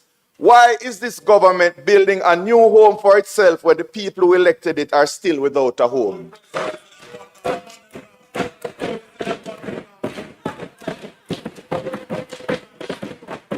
The new Parliament building, the new government campus, the new KPH, these were on government wish lists long before Hurricane Melissa arrived. Which is why we ask again, is Melissa the answer to the prayers of the government? Melissa did not create these ambitions. Melissa created the financing to pay for these ambitions. Financing that future generations of Jamaicans will have to repay with interest. The storm destroyed the people's homes, and the government is using the money collected and meant to rebuild those homes to build their own legacy project and home. For 10 years, 10 consecutive years, every major hospital in Western Jamaica has crumbled under the weight of the Cornwall regional debacle. Patients from Westmoreland, St. Elizabeth, and Hanover traveled all the way to Kingston because their regional hospital could not serve them. And for 10 years, this government did nothing sufficient. Now Melissa has come. Now there is Melissa money. And what rises to the top of the project list? The government campus, the Parliament building. For 10 years, they could not find the money to fix the hospital that serves the West. Now they have found the money and they're spending it on the East. The people who suffer the most are the last in line. Relax, Rose. Wait. Rose. East, Kingston. Priorities. Rose, of all the people interrupting me. And who decides? The bill is explicit. The cabinet shall cause to be issued the authority and official list of approved projects. Naira cannot even originate its own project list. Every comparable reconstruction body in the world, in the Bahamas, in Haiti, was empowered to identify and originate projects. Naira must wait to be told what to do. The authority has all the power to build, but it has no power to decide what to build. The power to execute is given to Naira. The power to direct is kept by the cabinet. This is not delegation. This is subcontracting corruption. If the Prime Minister decides that the new Parliament building is a reconstruction and resilience project, it goes on the list. And Naira builds it with your money, without a board to question it, without a parliamentary vote on procurement, without an Auditor General review. Mr. Speaker, let me speak to what is truly at stake. Then raise a point of order. It's an internal auditor for 1 year. Mr. Speaker, let me speak to what is truly at stake. Because this is not a debate about institutional design. This is a debate about the future of Jamaica. The destructive force of Hurricane Melissa can be a blessing in disguise if the short-term pain unlocks the long-term transformation of this country. $2 trillion, the largest injection of capital into this economy in our history. This could solve the age-old problems that have plagued ordinary Jamaicans for generations. It is not the magnitude of the storm that defines a disaster. It is the nation's response to the disaster of the storm. Let us not make this crisis go to waste in building a better Jamaica. We could build roads that do not flood every season, drains that channel water rather than carry away communities, government buildings that do not shame the people who work in them, houses that are designed for Jamaicans to live in with dignity, not relics of an era before black Jamaicans were smaddified. We have the money to build a new Jamaica, but we are choosing the governance structures of the old plantocracy. Instead of heeding 28 civil society organizations, instead of heeding 29 members, I see you, member, 29 members of parliament, instead of heeding the joint submission of Jamaicans for Justice and the Jamaica Environment Trust, this government presses forward. The Auditor General, even before this bill has even passed, has already launched a Hurricane Melissa relief governance audit because the patterns of mismanagement were already present. They're visible in the early relief response. The Auditor General is already auditing the relief, and this government is passing a law to keep scrutiny away from the reconstruction. They have seen the scrutiny coming, and they are legislating it away.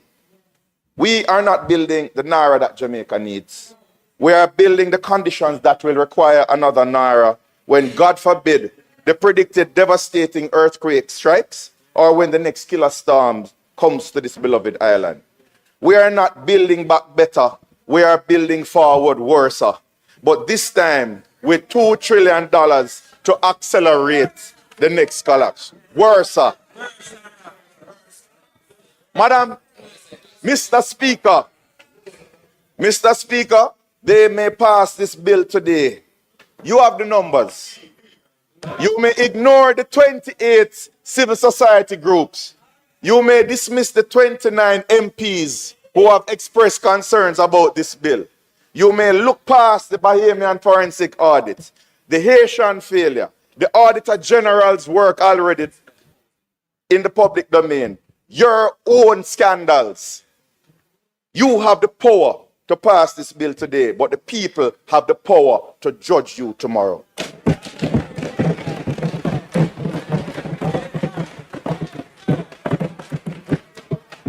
When the people who are suffering from the hurricane, you don't talk, you are the Casanova of sweetheart deals. The Casanova of sweetheart deals. When the people who are suffering from the hurricane that passed 6 months ago and now face another hurricane season in 6 weeks, when they realize what was done here today, you will never be forgiven. So let my words go down in prophecy. This day will be remembered as the beginning of the end of this government.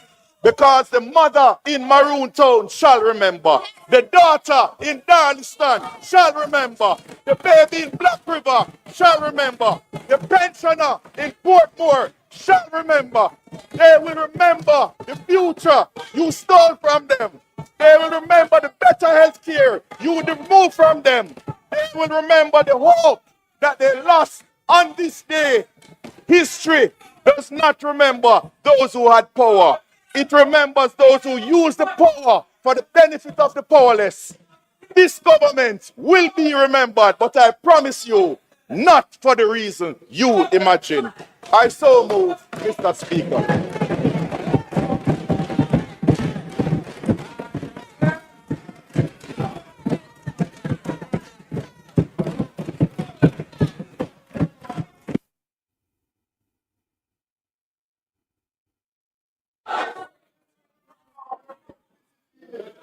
A member from St. Anne Southeastern, you now have the floor.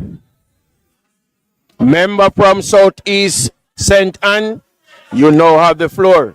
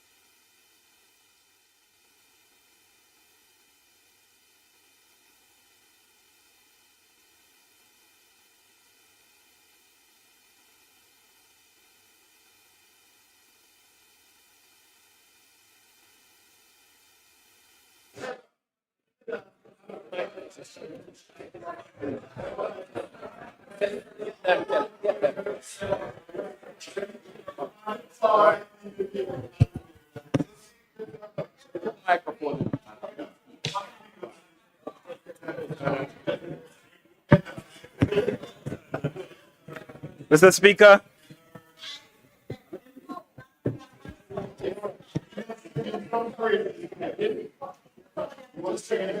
Mr. Speaker, we are indeed discussing and debating a legislation that has far-reaching implications. We are doing this, and we are here having this conversation because of what Hurricane Melissa revealed. It revealed the fragility of our housing, the weakness of our infrastructure, and the reality that too many Jamaicans are living one shock away from losing everything. Homes destroyed, businesses devastated, roads washed out, families forced to split up because basic systems failed. Mr. Speaker, the hurricane didn't create these conditions. It revealed them. And like the hurricane, this bill forces us to answer a critical question about our country. The question was asked in Steerfield, St. Anne, last week, after the killing of 2 young men by the police. It is being asked by families still waiting to rebuild. It is being asked by young people trying to find work and trying to figure out their futures. The question, Mr. Speaker, what kind of country are we living in? Mr. Speaker, this is not a question to express frustration. It's a question about how power is exercised in this country. Are systems working or are systems being bypassed? Are citizens participants or bystanders waiting, sitting in limbo? We cannot examine this bill, Mr. Speaker, without answering this question. The issue is not whether we should rebuild quickly. Actually, we must, at a pace and at a scale like we've never seen before. The issue is, how do we rebuild? Do we rebuild through the systems or around the system? Because Jamaica does not need only one part of Jamaica working. Jamaica needs the entire system functioning.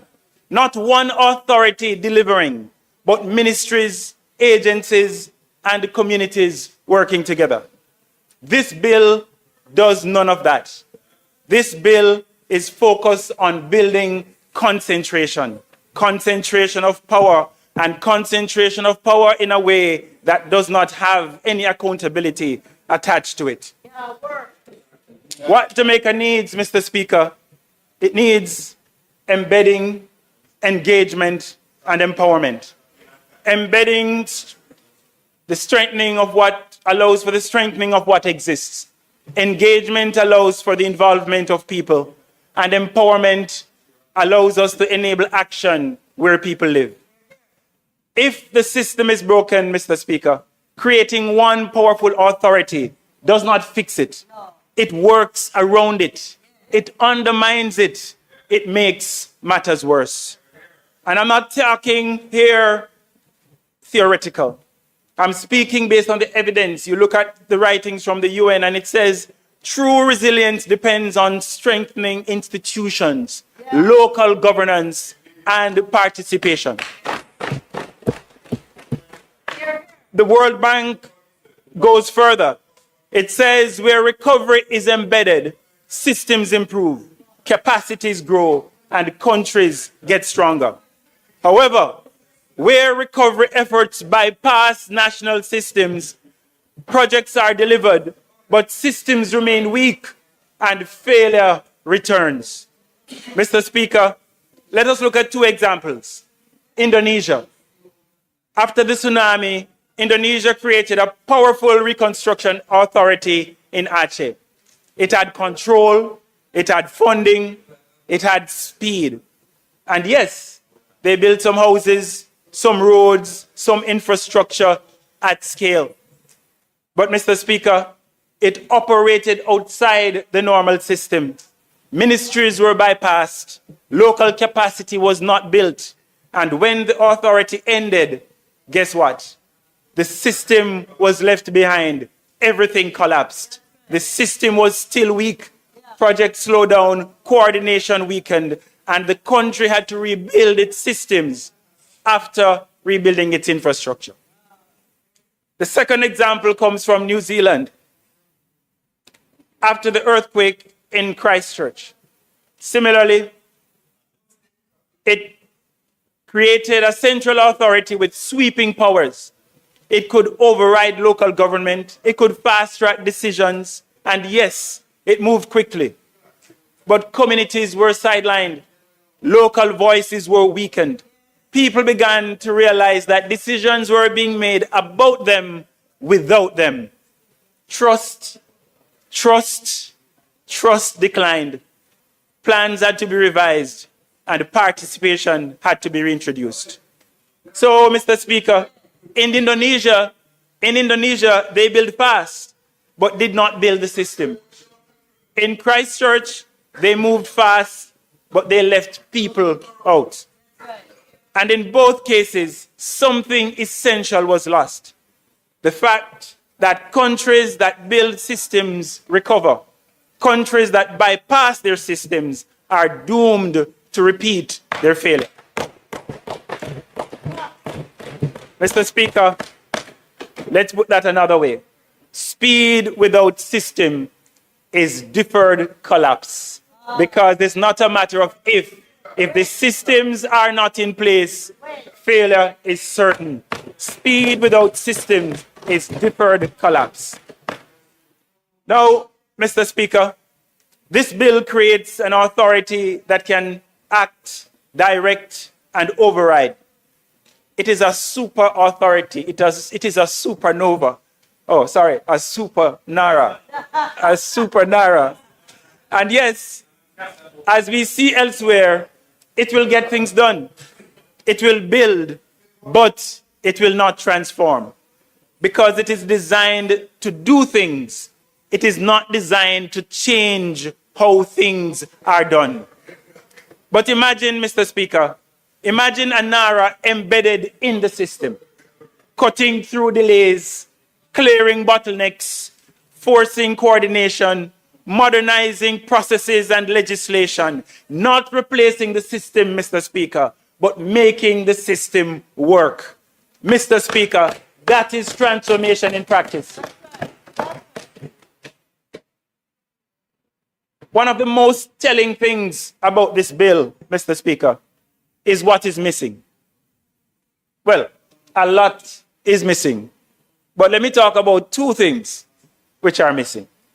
One is structured participation by the people. And the other is the implications for rural Jamaica. So while the bill aims to rebuild communities, it excludes the communities from decision making. This is not a policy flaw. This is failure to understand and appreciate this critical tenet of democracy, the people's voice. Mr. Speaker, the bill provides for consultation with relevant persons, but it does not define who who they are, how consultation should occur, or how long it must last. And yet, the authority may even affect zoning, land use.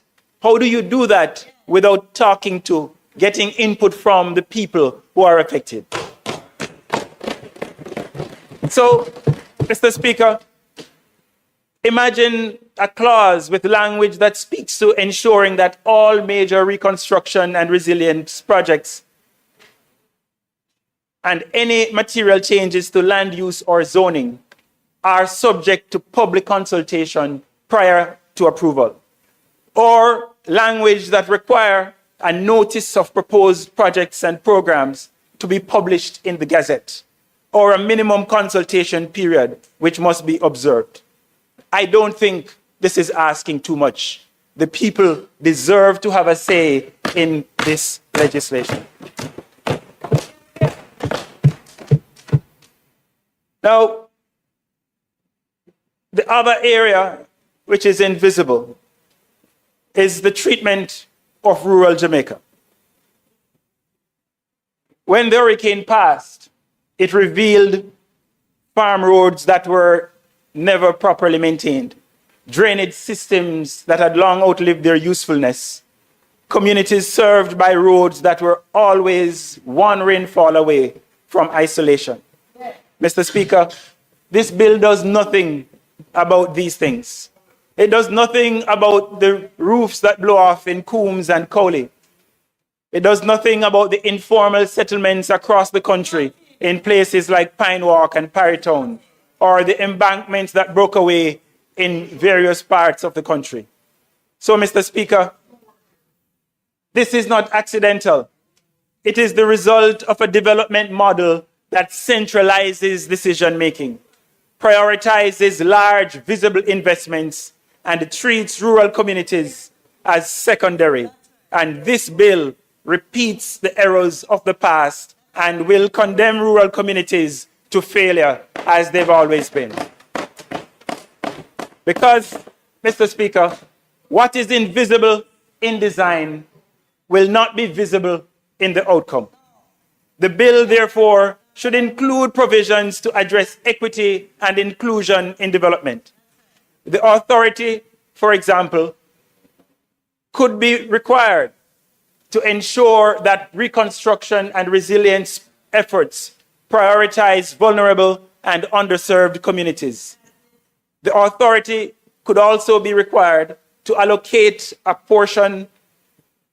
defined portion of resources to rural and vulnerable communities and ensure representation of rural stakeholders in planning and decision-making. Mr. Speaker, if we do, remember, what we've always done, we will get the results we've always gotten. This is a chance to do things differently. And if we don't, Mr. Speaker, rural Jamaica will remain underserved, underprioritized, and unseen. And I go further, Mr. Speaker, because when you have the authority that is currently being vested in the NARA, it will also mean that the small projects that benefit rural communities will be sidelined.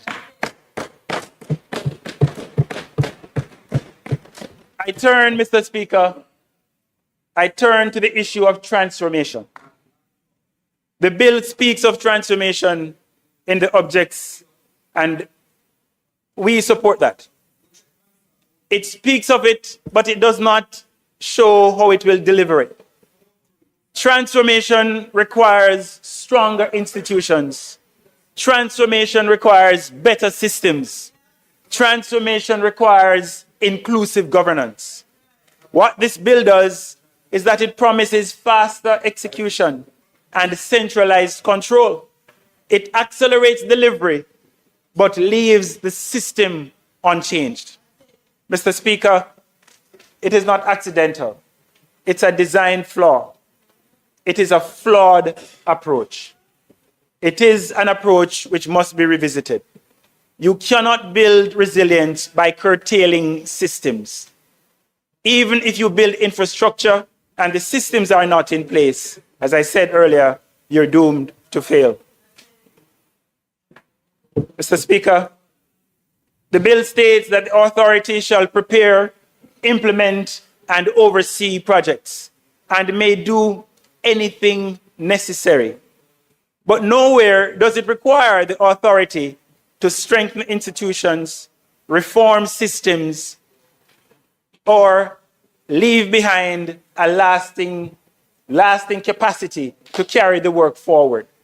One of the most difficult things with these institutional arrangements, Mr. Speaker, is that you cannot, or it's difficult to transition. When you have all the power and the resources that are now being vested in NARA, it's almost impossible to transition to the ministries and the agencies. And so that is why the bill must make the provisions to embed the authority, not to create a separate entity, but to ensure it works through the existing system. So, in order to move from an execution mandate to a transformation mandate, consideration should be given to language along these lines. That the authority should prioritize the strengthening of existing government institutions, systems, and processes to ensure long-term resilience. And that it should also identify and eliminate inefficiencies in approval and implementation processes. Because at the end of the day, that's what we want. We want the system to get better.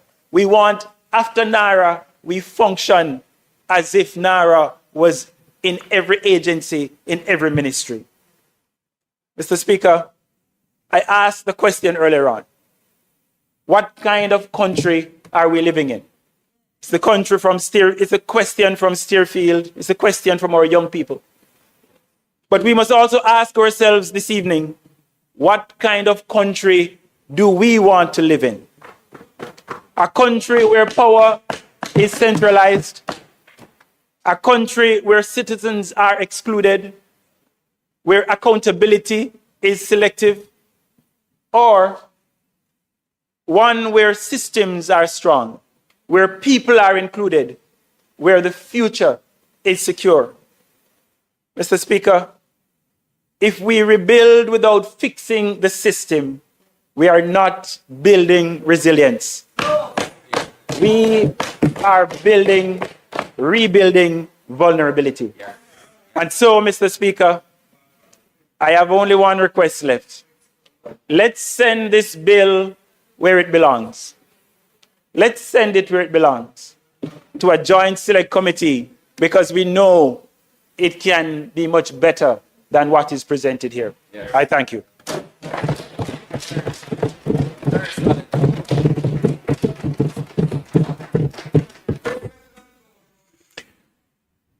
Member from St. James Southern.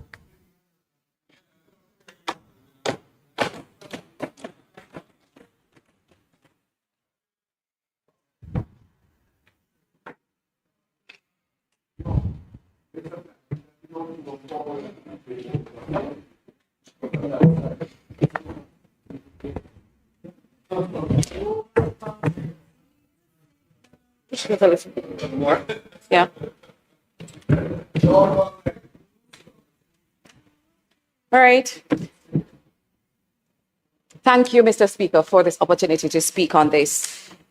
It would be a dereliction of duty and a breach of the promise that I made to the people of South St. James if I did not speak on a bill of this magnitude. Yeah. One which the Prime Minister himself described as amongst the most consequential pieces of legislation to come before the country in recent times. So for me, this is not abstract. If I remain silent, I would dishonor the 9 lives lost in South St. James during Hurricane Melissa. The homes destroyed, the businesses disrupted, the livelihoods affected, and the children who are still traumatized, still without normalcy, still waiting for life to stabilize. So today, I do not come with theory. We have heard the data from the government ministers. We have heard the estimates.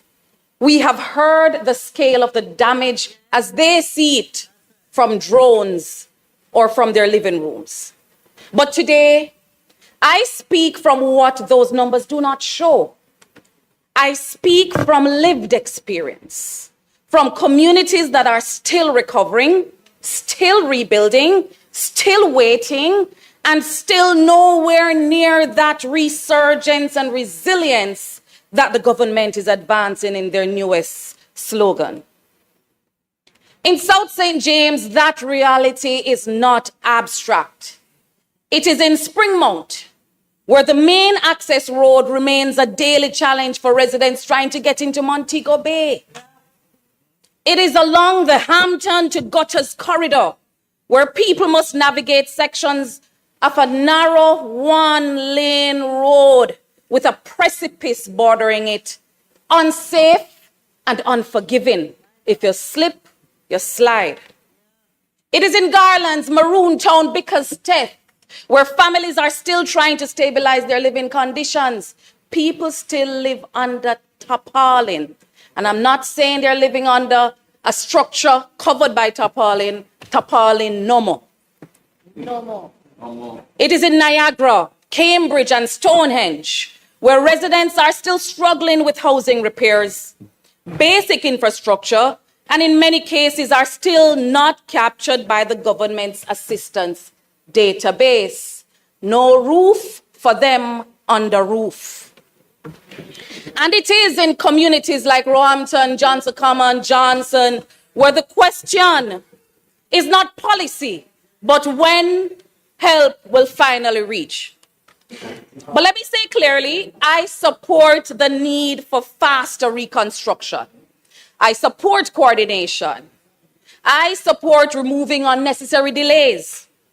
And I say that as a member of parliament who, within weeks of Hurricane Melissa, was approached by an international donor agency, prepared to assist South St. James in a meaningful way. They wanted to build 25 homes at their own expense. They proposed water sourcing solutions and electricity build-out support for affected communities.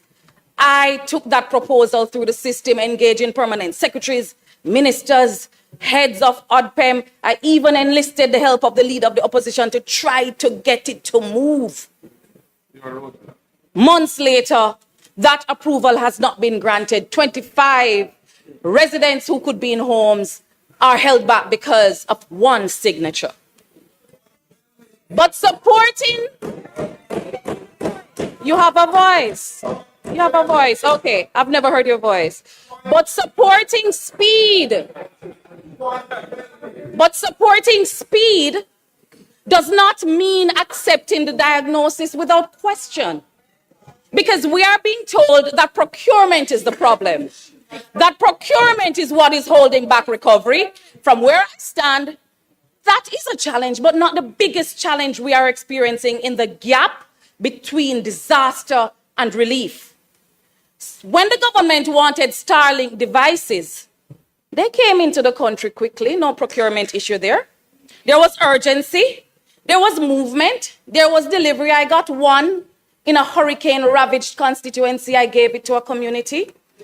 And today, those same devices are the subject of review by the Auditor General, with questions being raised about documentation and proper accounting. So procurement did not slow that down. What was missing was accountability.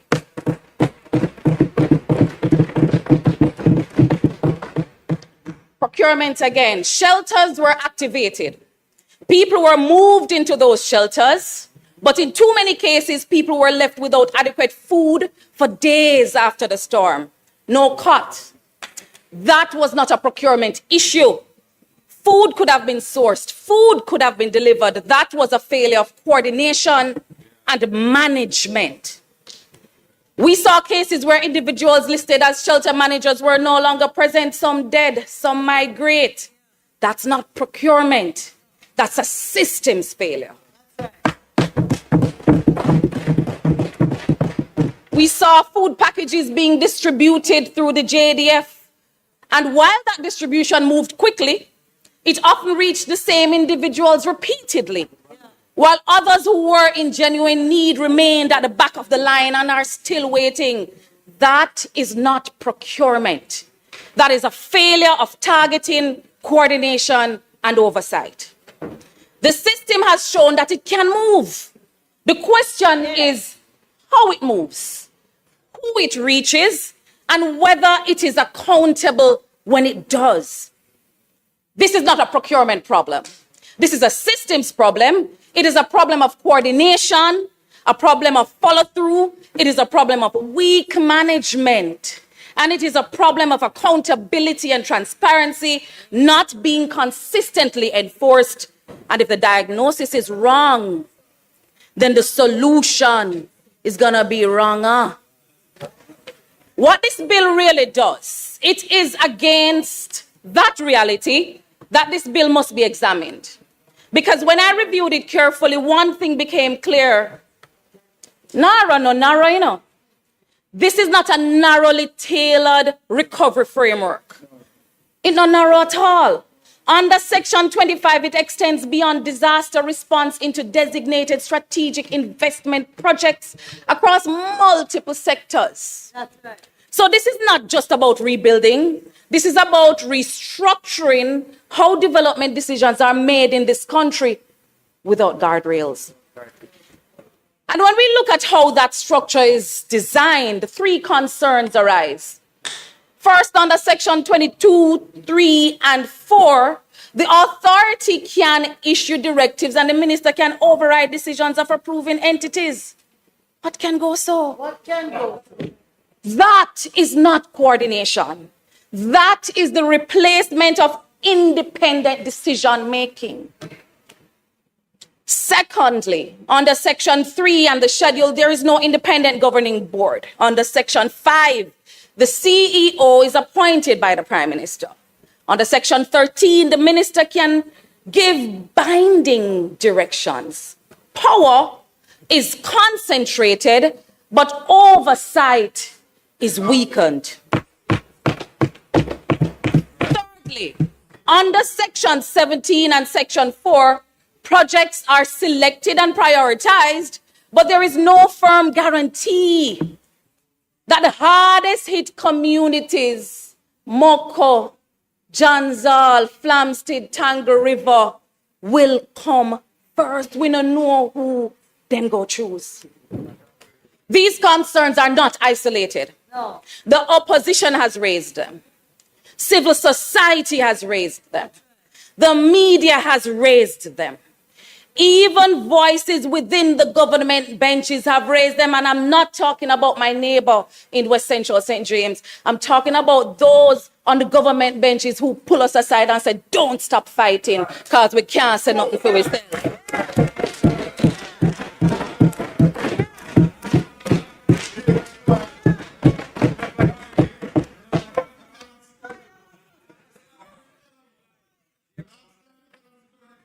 That collective voice is not saying stop.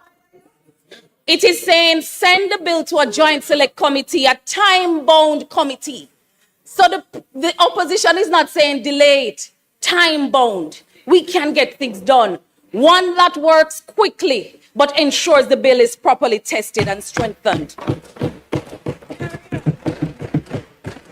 And we're here. The opposition is ready to do the work, ready to sit the long hours. We're doing it tonight, ready to move with urgency, but also insisting that we must move responsibly.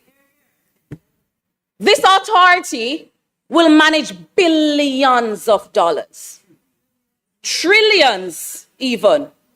Trillions of dollars is not abstract. They represent real resources that the Jamaican people will ultimately have to pay back. They shape national priorities. They determine what gets done and what must wait. So the issue is not just speed, it is how decisions are made, it is how resources are directed, and it is whether the system ensures fairness. Finally, because if we are not careful and NARA not being narrow, it will make relief further from the people who need it most.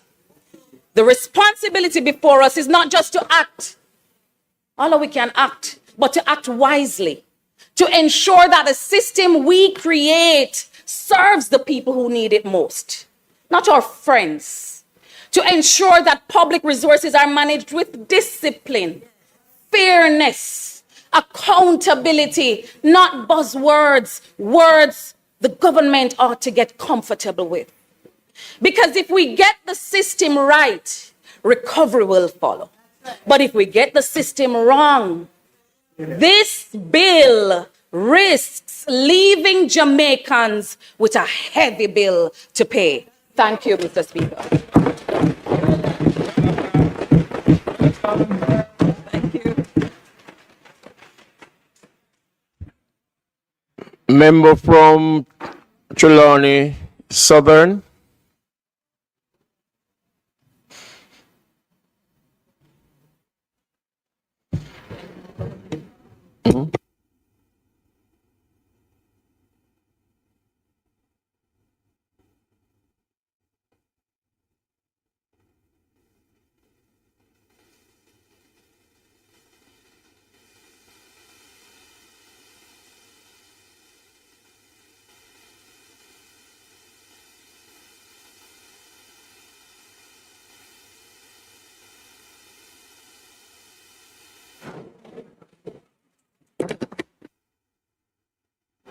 Right. Thank you, Mr. Speaker. May I have permission to speak from a seat other than my own? Permission? You're given. Thank you. You know, Mr. Speaker, I rise this evening not to get involved in an intellectual debate. I rise not to make a speech to pander to the crowd. I rise this evening to support a bill that puts Jamaica first. I rise this evening because that is the slogan we have. We put Jamaica first. And we don't do that. Allow me to speak. I allowed you. And we do not put Jamaicans first only when we are in election mode. We put Jamaica first when Jamaicans need the help from their government. And as I listened to some of the presentations, and I'm going to quote your last speaker who said, there are those on the government side who say, don't stop. Let me explain to you that there are those on your side who will not vote Labour, but who have expressed the view that there are times when as parliamentarians we need to stand together for the betterment of this country.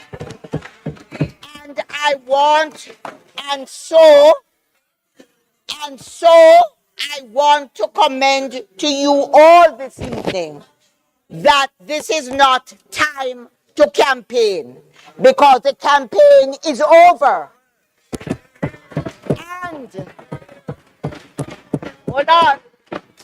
And the people of Jamaica have spoken.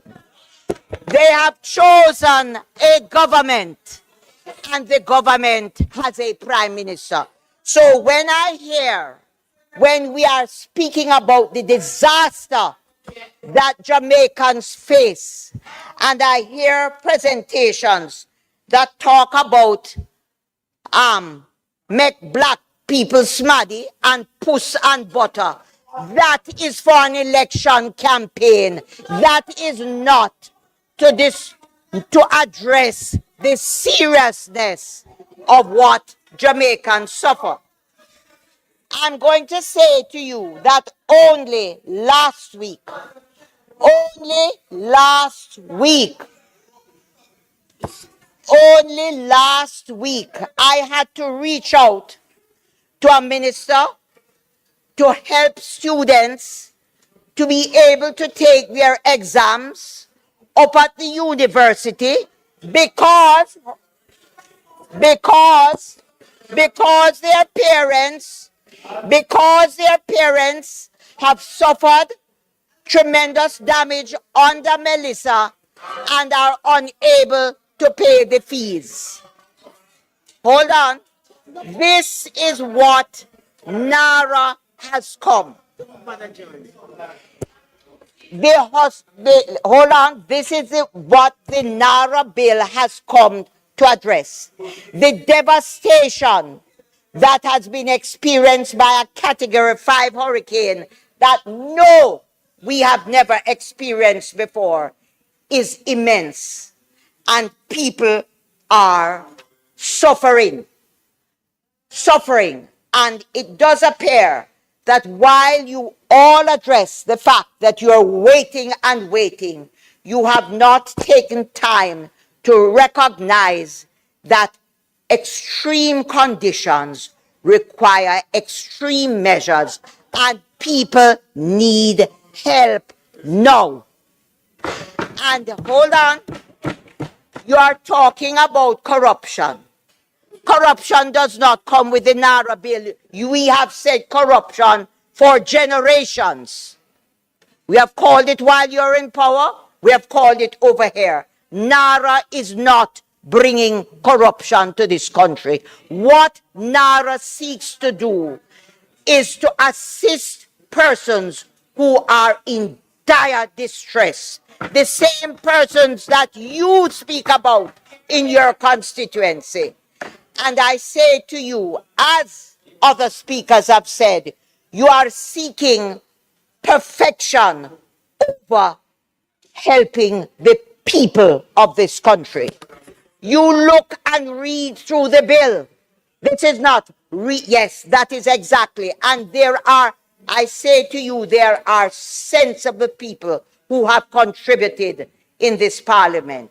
They belong over your side. And believe me, I am saying to you, they believe that this is one such time that we need to come together and pass this bill so that we can help Jamaicans to survive the disaster that has overtaken us. This is not time to refer to people on this side as puss and butt against puss mouth. That is for your election campaign, which you lost. You lost it. You lost the elections. And this is a government that the people have chosen. And I say to you tonight that your speaker said Jamaicans are going to judge us. They have judged us. That is why, despite the viciousness of the election campaign, this government is now the government of Jamaica. I'm saying, despite the viciousness which has come into this debate, which speakers on that side have sought to continue, the people have spoken. And I want to say this evening, I want to say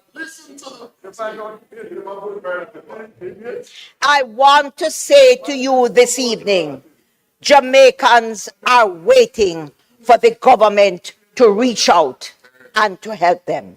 Remember, if there are weaknesses, there are mechanisms to come back to Parliament and strengthen the bill. But right now, people need the help. Children need the assistance. And I say tonight, I urge you as members of Parliament who Jamaicans have elected to help them through difficulties, to support the bill. because Jamaicans believe that that is what we are here to do. And this is what the NARA bill, no, the language, and I watch people laugh and pontificate and push their hands, and it's a big, those who are not trying to pander and become intellectual more than others, some of them are throwing words and talking and that. Look, that is what, and you have lost exactly what it is that this bill is here to do, to assist Jamaicans and put them first. Not, yes, that is exactly so.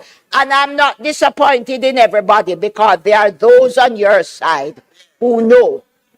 I am appealing to those who still have not gotten out of election mode and to recognize that as parliamentarians, we have a duty to this country and to the people of this country.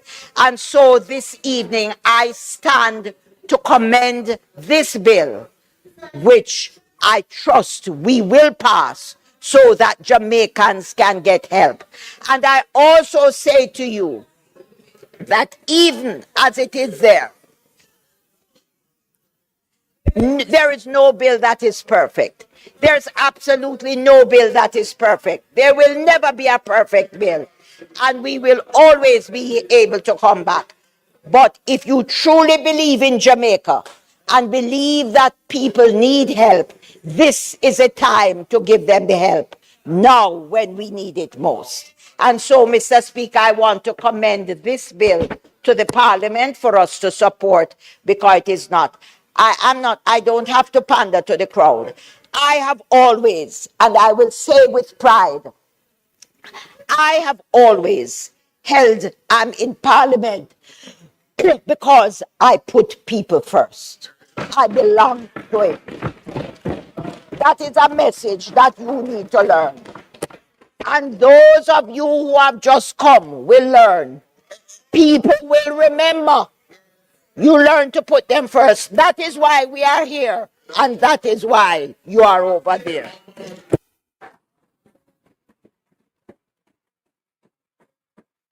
Member from St. Catherine.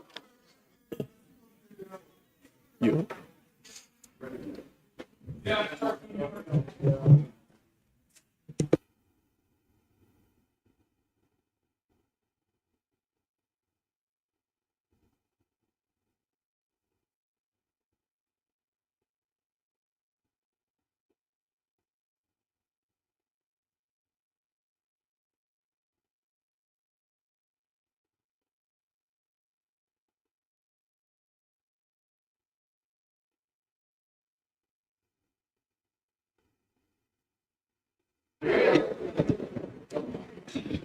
Next, we will have the member from St. Elizabeth, Southeast? Southwestern. Southwest. Thank you. Thank you. Madam Speaker, today marks 6 months to the day since Hurricane Melissa carved a path of destruction along Jamaica's southern coast.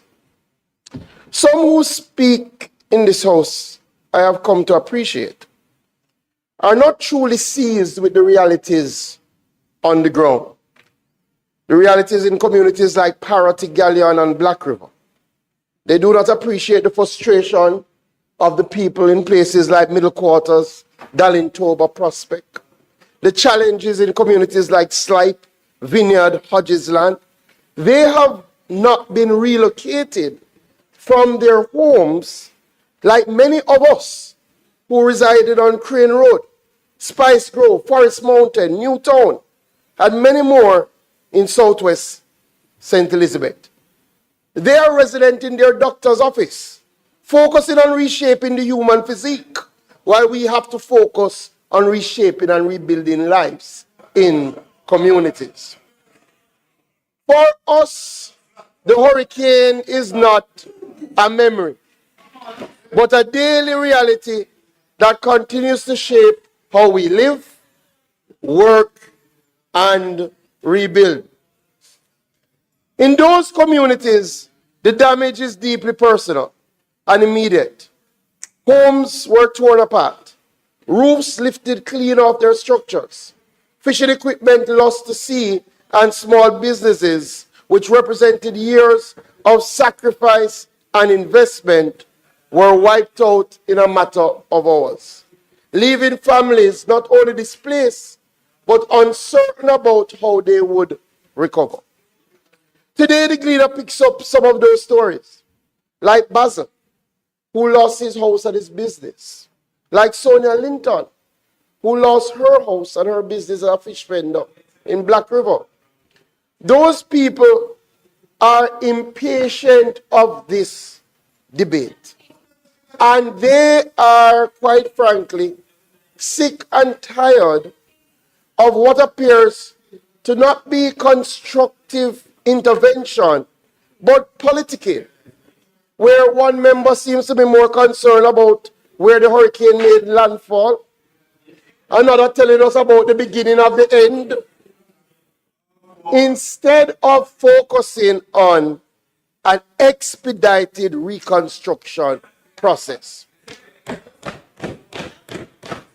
Madam Speaker, of course the government welcomes suggestions that strengthen the framework. In fact, we have been clear. Some of those suggestions have already been taken on board. However, what cannot be countenanced is an attempt to demonize the bill, to portray the bill as lacking accountability, and an attempt to delay the bill and delay the reconstruction of this country. Madam Speaker, since Hurricane Melissa, the government has restored access to many communities, have carted away hundreds of trucks of debris, have worked with JPS to bring back electricity to a level in a faster time frame than any other disaster of this magnitude. Persons have started to receive grants from the Ministry of Labor. Fishers have seen containerized solutions being put in their communities. We are rebuilding critical infrastructure. Inputs have been provided to help restart agriculture and fisheries. The NGO community has answered the call. Entities like World Central Kitchen, Samaritan's Purse, CORE, GEM, American Friends of Jamaica, Breads, have been in these communities to help with the rebuilding effort. We have truly seen some of the best of Jamaica in response to this disaster. However, we cannot ignore a reality. Communities like Aparati have not yet recovered and are in need of a clear, coordinated reconstruction effort that prioritizes speed and efficiency while operating in a transparent framework. That is NARA. Madam Speaker, the bill which seeks to establish the National Reconstruction and Resilience Authority is conducting not a routine rebuilding exercise. It's a national recovery effort that spans housing, infrastructure, livelihoods, and economic activity, all of which are interconnected and require a level of coordination that goes beyond the capacity of any single agency operating in isolation. We have seen that the recovery can become fragmented if different entities working with different mandates are not aligned and there's not a central coordinated entity. This is precisely the gap that NARA is intending to address. NARA represents a structured approach to reconstruction, bringing together the various strands of recovery into a single framework that is designed to accelerate delivery, reduce duplication, improve accountability for outcomes, and ensure that communities are not left navigating a patchwork of processes that slow rather than support their recovery. Madam Speaker, NARA will operate within Jamaica's established accountability framework, which includes the Public Bodies Management and Accountability System, oversight from the Auditor General, clearly defined reporting and audit requirements, and ensures that NARA will be subject to scrutiny and transparency. There may be differences in our opinion about structure.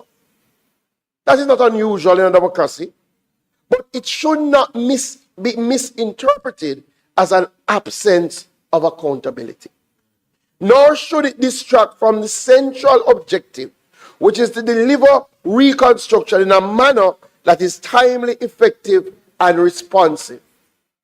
So we have heard the suggestions from the opposition and the claims of overreach, centralization, extraordinary powers. But let us be very clear. Hurricane Melissa is an extraordinary disaster, and it requires extraordinary coordination. The member from St. Catherine Southeastern says he searched the world for a model like this, and he couldn't find a model like this. Well, we should not be surprised. The member often searches and speaks about tales, whether that be poison, burnout, or rumors of scandals.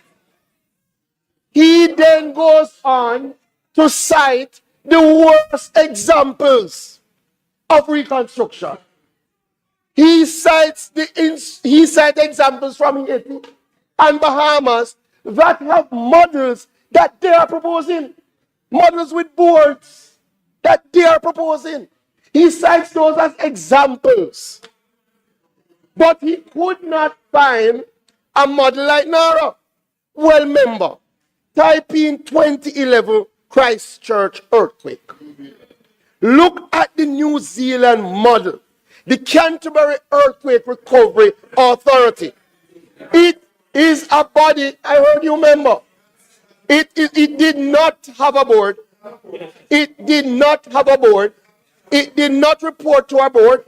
It was led by a chief executive who reported to the responsible minister. And in fact, it is the responsible minister who appointed the CEO. That is the model. And you know what they achieved in 5 years? Over $4 billion in a public recovery program. You know what they achieved? A national rebuild program in less than a year.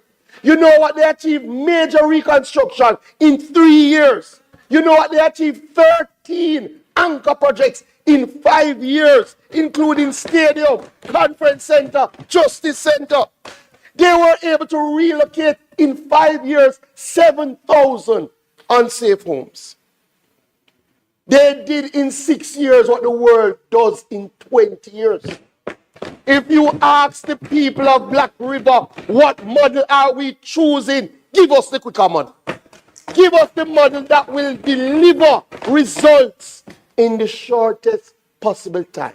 And that is what NARA is. So yes, some say it centralizes power. Yes, disaster recovery cannot be managed by committee consideration. You have to have a central source of authority. Some say it gives too much authority to act quickly. Yes, it does. Under Section 12, because approvals that take years need to take weeks in this situation. It allows for land acquisition, of course, because we can rebuild the same. And in some areas, we cannot rebuild. So we have to be able to have the power to make these decisions. Madam Speaker, the opposition calls it overreach. I call it readiness.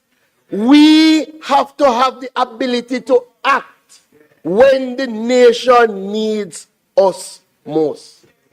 The real risk is not that NARA is too strong.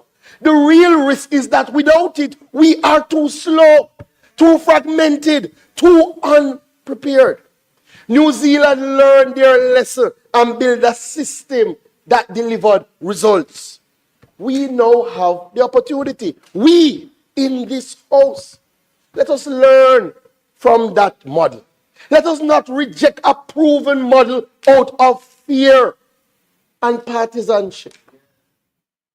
Let us embrace what has worked and do the right thing so that the people in Darliston, the people in Garlands, the people over in Balaclava and Burnt Savannah,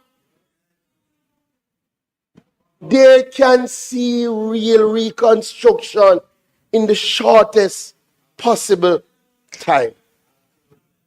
We are getting it right with NARA. Let us now get it moving. Like members and we grew up in country, we know delay is danger.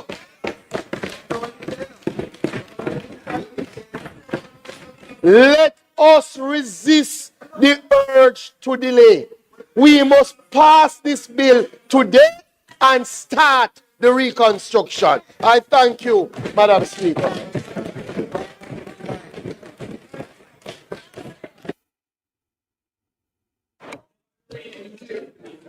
The member from St. Catherine East.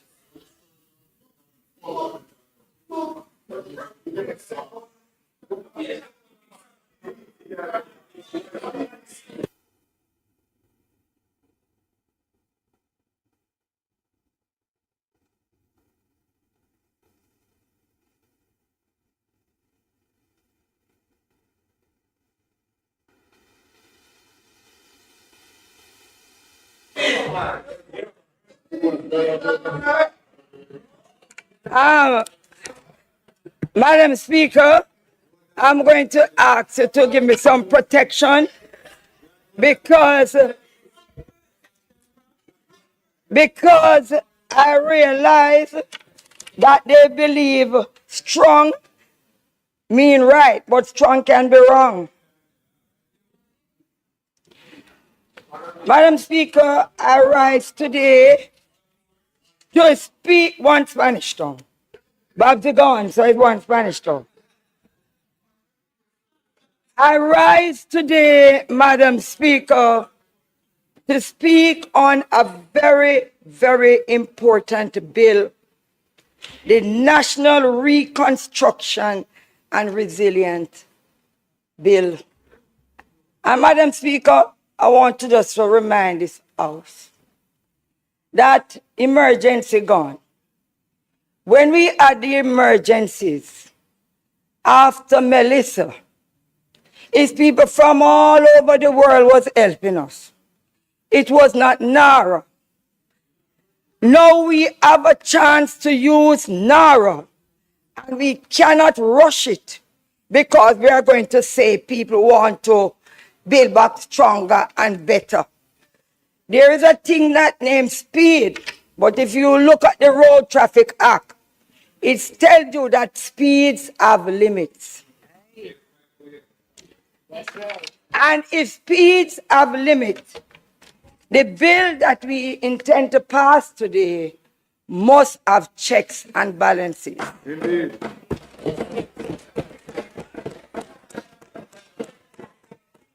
Madam Speaker, I am going to say something unlike some of you who got a script to come and read. Anything I am saying, whether it is right or wrong, it is from Denise Daly.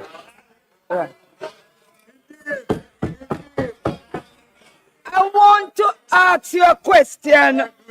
I want to really ask a question. Do we really believe in this bill, or we are going with it?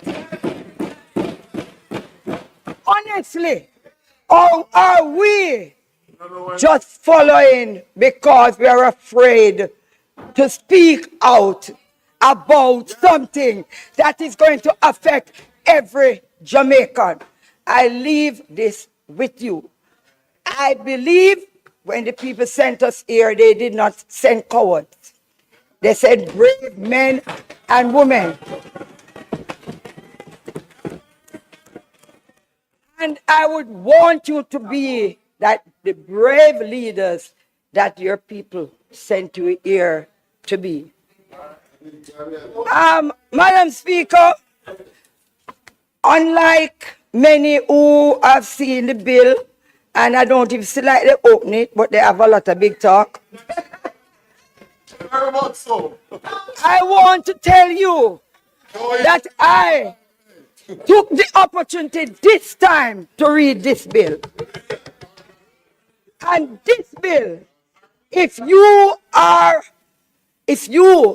are mindful and if you are aware of how the Jamaican people think of us, we will be very careful about passing this bill without checks and balances. Don't believe the same people that you're in here now trying to lobby on their behalf don't know nothing about NARA. So you're now lobbying for people who knows nothing about what you're lobbying for them for. Therefore, I am wondering if NARA is for us or is for the people.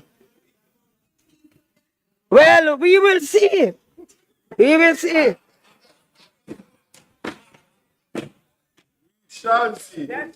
I remembered once, Madam Speaker, I was in a class. Don't worry about that. Yes, yes. You have lifelong learning, you know. You have lifelong learning. Some never go to class. And I remembered very well that a student got up and said, we are making preparation for them without consulting them. What we are doing now is making preparation for people without consulting them. Fundamental. Fundamental. I want to just say to you, Madam Speaker, the Prime Minister said that this bill is the largest pending bill that history will probably ever see in this country. But about 50% of this bill is going to be owed and have interest on it to be paid back. There's not any free money. A people money. Our grandchildren, great-grandchildren money. And therefore, they did not ask us to be swift and then be dishonest. They want us to be swift and fair and honest. That's what they ask us to do.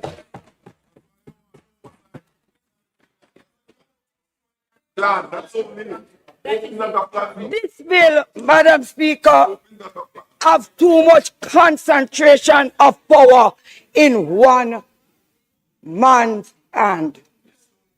In this bill, I see ministers tell me head start to spin. Because everything I hear, minister.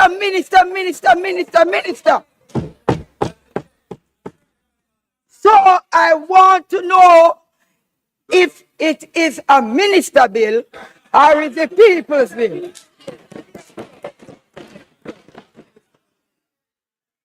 You see, it is good to get power now. And it is good to get title. But let me tell you something. You see, down the road, let us not come back either here or in the court to give answers and to clarify what we pass in this house. This bill is exposed to corruption and fraud. This bill, and Madam Speaker, I want protection, you know. This bill has the potential for erosion of public trust. And I'm going to tell you something. You know why some of us is so happy in here? Because we can get the ears of the CEO. But for me, you're not going to have the ears of the CEO.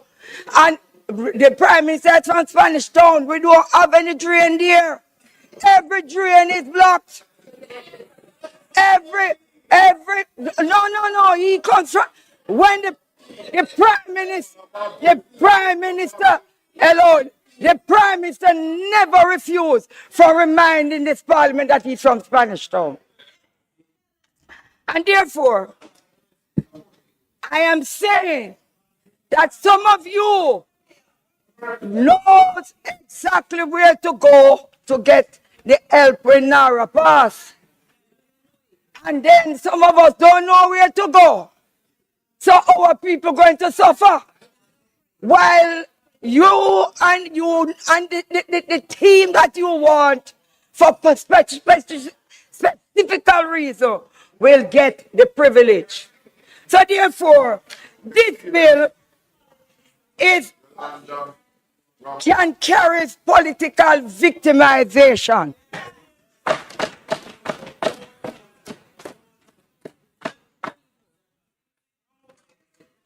And this bill, I remembered again when the Prime Minister said here that we are reforming the public sector to get efficient, competent, and reliable personnel to carry out the work in an efficient manner. What are we going to do with these people now? It's a question, so you can answer. But, Madam Speaker, I am certain that not before Melissa, there were some big projects. And I believe some of you are very happy for Melissa because you'll be able to execute them now because I don't even believe you had the budget for it. So, making presentation and not having the budget and get Melissa, you're using Melissa as a bypass. But I want to say to you that you can't tell me to wrap up because you're just coming.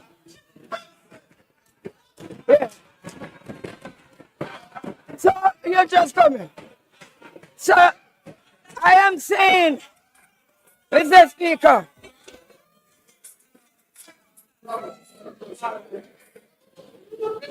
that massive responsibility that is going to be given to the CEO on a day-to-day basis is a recipe for disaster. And Madam Speaker, I stand not because James has come here when he want to go vote for something. Yeah. That's the only time. That's the only time St. Thomas people see you. St. Thomas people see you in Parliament when you come to go vote for no matter. Madam Speaker. Member Daly. No, Member Daly. Madam Speaker. House Leader. Time being now way past the time that Parliament should legally continue without permission to do so, the time. Madam, hold a moment. Go again, House Leader. Madam Speaker, as the time for the continuation of Parliament has passed, I ask that we move a motion for us to continue beyond the time specified. The question is that we allow for the continuation of the business of the House beyond 7:30. Those in favor? Those against? The ayes have it. Thank you, House Leader. Member Daly. Thank you very much. Madam Speaker, I was about to wrap up. But let me tell you something. Nobody instruct me unless it is Eastern St. Catherine. And that's why I'm going to continue. So if you want me to think there, I would advise you that we are from Spanish Town. We do not take instruction from anybody unless it is from our constituency. Madam Speaker, I am saying to the Prime Minister, and I'm saying to the members on both sides, do not do anything out of sentiments. Let us look at the bill in its entirety, fix the bill, because we are not against the bill. We are against what is in the bill. Thank you very much.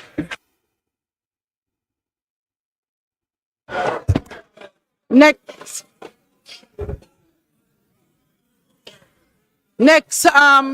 orderly to the back right here. Next will be the member from St. Mary Central.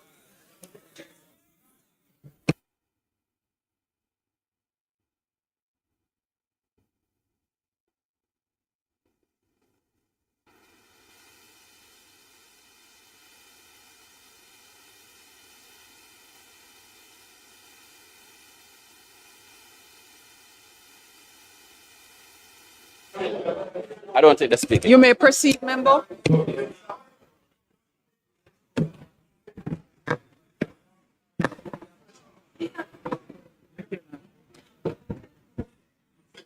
Madam Speaker, let me begin by saying or repeating, there's no member on this side who does not support or appreciate the urgency of reconstruction. But I can speak with some confidence, Madam Speaker, because the last time the member from South Trelawney got up and spoke so passionately in support of a bill, her minister sent that bill to a joint select committee. And I'm very hopeful, based on the passion that... Madam Speaker, if you listen to the members on that side, with the exception of one, you'd believe the Naira bill came down on tablets of stone. But I'm encouraged by the fact that the Prime Minister submitted 4 pages of amendments today. He amended Clause 2, he amended Clause 3, he amended Clauses 4, 8, 9, 10, 13, 17, 28, and the schedule. And I'm hoping that by the end of this evening, he will go one further, and he will accept the recommendation that this bill be sent to a time-bound joint select committee of Parliament so we can have a better Naira bill. Madam Speaker, this bill creates an authority with extraordinary powers. Under sections 21 to 24, this authority can direct regulators on how to process approvals, when to make decisions. It can impose timelines and procedures, and ultimately, it can trigger a step-in order, allowing the minister to override a statutory authority entirely. To be clear, Madam Speaker, contrary to what the member from Kingston Central claims, this bill does not foster collaboration. Section 21 makes clear the relationship from day one. The authority is allowed to direct these entities from the very first time they meet. Madam Speaker, in the affected parishes where one expects an increase in applications for building permits by homeowners, this bill will put the interest of an investor who can find $15 million to spend ahead of a single mother seeking to build a house so that her children can have a roof over their head. Critically, Madam Speaker, a decision of the minister under a step-in order has the same legal effect as if made by the regulatory agency itself. This is not coordination, Madam Speaker. This is a substitution of the regulatory state. If there's an issue with efficiency, fix the entities, give them the resources, make them more efficient. The Prime Minister told this House that procurement rules will not be in this bill, and they're not, but instead will be established by order under the Public Procurement Act. Madam Speaker, we are being asked to approve a body that will manage billions of United States dollars in reconstruction spending without seeing the procurement framework. And with that framework subject to change without any scrutiny after we have passed this bill. This is a structural gap in accountability, Madam Speaker. The Prime Minister has argued that this model is consistent with the executive agency framework, but the argument does not withstand scrutiny. Yes, executive agencies have an advisor board, but they are not governance free. They are, based on the Executive Agency Act, required to have an approved scheme of management, which shall include the establishment of an advisor board and targets. While advisor boards are mandated by statute, the NARA bill has no such provision. The Executive Agency Act also provides for the appointment of a chief executive officer. It states that the appointment shall be done by the Governor General on the advice of the Public Services Commission. The bill before us today, which involves spending significantly above and beyond that contemplated by executive agencies, simply requires the minister to appoint the CEO. Madam Speaker, the Most Honorable Prime Minister cannot claim to draw inspiration from the executive agency model without accepting the very important safeguards in the Executive Agency Act. The Prime Minister himself acknowledged in his presentation that the executive agency model has had weaknesses. He pointed to targets lacking rigor, to weak enforcement of accountability measures, and to insufficient consequences for underperformance. And yet, those weaknesses are not addressed in the NARA bill. They are replicated, and in some respects, they are deepened.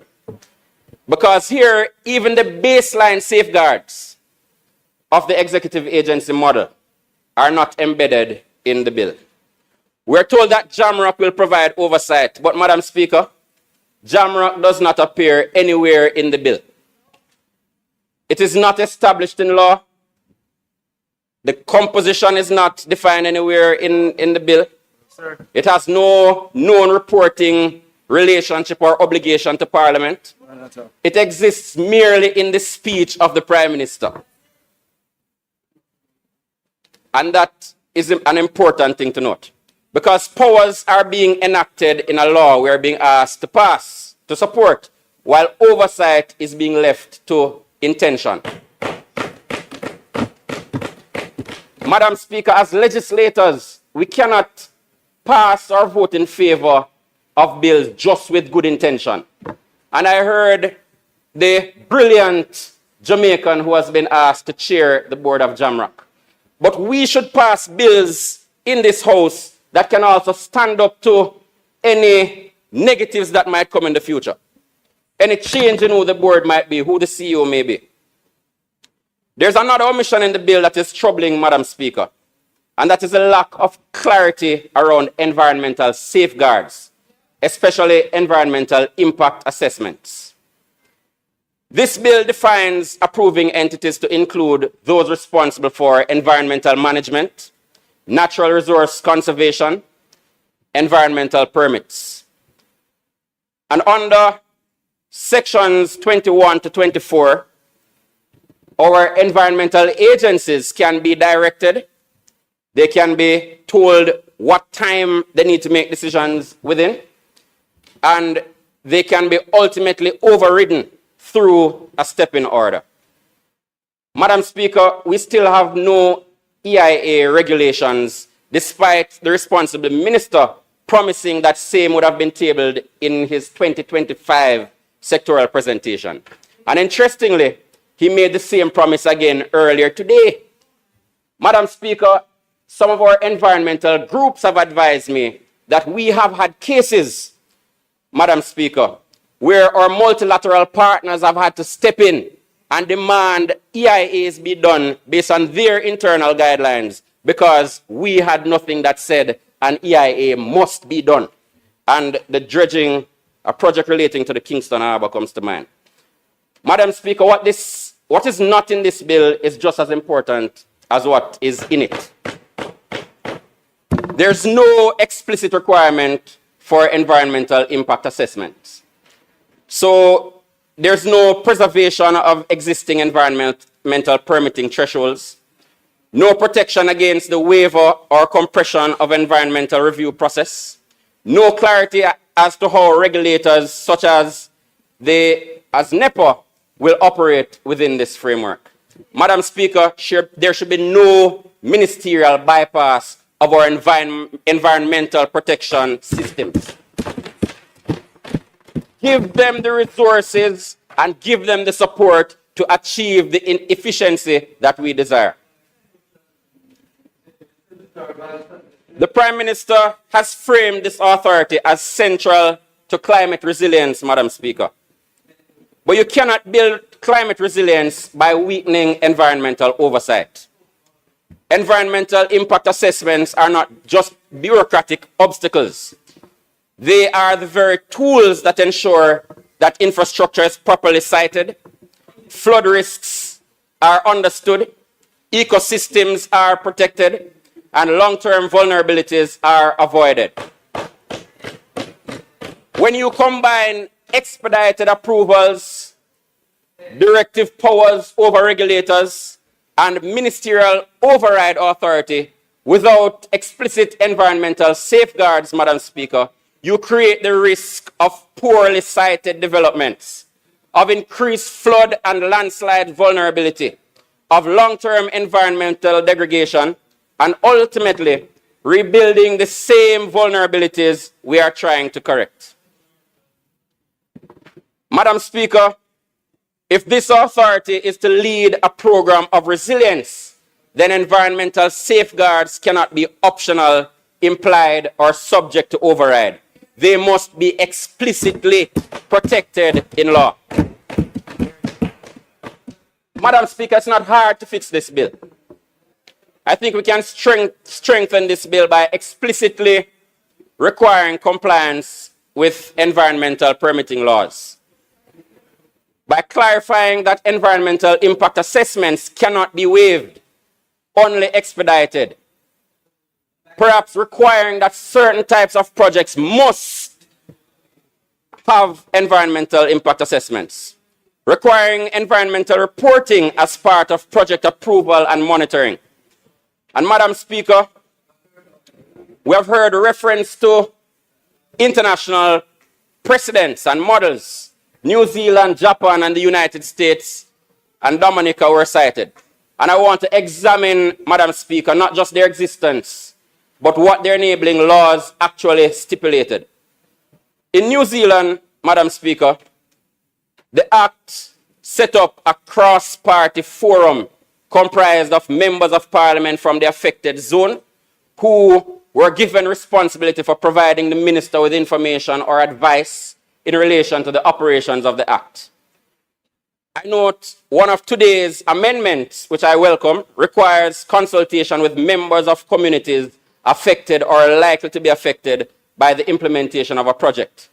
But what of persons who are elected by these people and these communities to local authorities and to our parliament? What role will they have, and what role should the Act stipulate that we should have?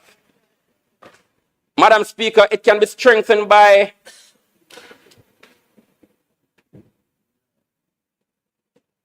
the draft recovery strategy and plans being shared with the public by the Act. Public consultation mechanism, and I think that has now been addressed. Statutory reporting to Parliament, not just a one-off reporting. And Madam Speaker, I note a talk about sharing with the public. I'm hoping it will not be like what has been shared with the Spark program, where you have a website with static information, the roads that were approved, but you can't go and access updates on where the road in your community is. So you're driving through mud day in, day out to get to your home blocked off, and you can't go online and get a look on a dashboard to see what the status of the project is. Japan, Madam Speaker, the Reconstruction Agency was mentioned, and that was established under the Reconstruction Agency Act of 2011. That framework required a basic reconstruction plan and continuous monitoring and reporting. The Dominican model, Madam Speaker, which is closer to home, which was established under the Climate Resilience Act of 2018, that model, Madam Speaker, had a formal board and defined governance structures. The bill in front of us today, Madam Speaker, only defines vaguely a CEO. In fact, we have no idea whether this CEO needs any background in terms of planning or in terms of construction or in terms of what exactly is required of the CEO. It is not stipulated. All we know is that the minister, the Prime Minister, appoints the CEO. Across all the jurisdictions mentioned, Madam Speaker, extraordinary powers are granted, but they are paired with statutory safeguards. But the bill before us, oversight isn't mentioned much. The advisory structure is optional. It's not stated in the Act. It's not grounded. The procurement is outside of the bill. Environment safeguards are unclear. We are borrowing the power from international models, Madam Speaker, but we are not borrowing the safeguards or adopting the safeguards. Under Section 4, Madam Speaker, the authority may carry out development, undertake business activities, and do anything it considers necessary. This is an extraordinarily broad mandate, especially when you combine it with the procurement flexibility, the override powers, and the minimal oversight mentioned earlier. And so, Madam Speaker, my intervention is not about opposing the bill. It is about how do we strengthen it so that we can have a reconstruction authority in as quick a time as possible with the necessary governance. So we can establish, Madam Speaker, JAMROC in the Act, in the bill. We can require performance agreements to be set up with the Cabinet Office. We can define procurement in the Act, in the bill. We can better protect environmental safeguards explicitly and mandate EIAs for certain types of projects. We can adopt the BOJ model, Madam Speaker, and require the Chief Executive Officer to report to Parliament from time to time so we can question him. Currently, the bill only requires that reports be tabled, but there's no opportunity for us to properly interrogate those reports in the Parliament. We strongly believe, Madam Speaker, that this bill will benefit from being referred to a joint, time-bound joint select committee with a narrow window for further consideration and deliberation. Madam Speaker, we all agree on the urgency. We all agree on the scale of the task. But urgency cannot justify imbalance in governance. We should not sacrifice good governance and accountability on the altar of expediency. This bill concentrates power, Madam Speaker, in one minister. It weakens statutory oversight. It leaves critical safeguards undefined. If we are to rebuild Jamaica, Madam Speaker, let us do so not only with speed, but with accountability firmly embedded in law. Thank you, Madam Speaker.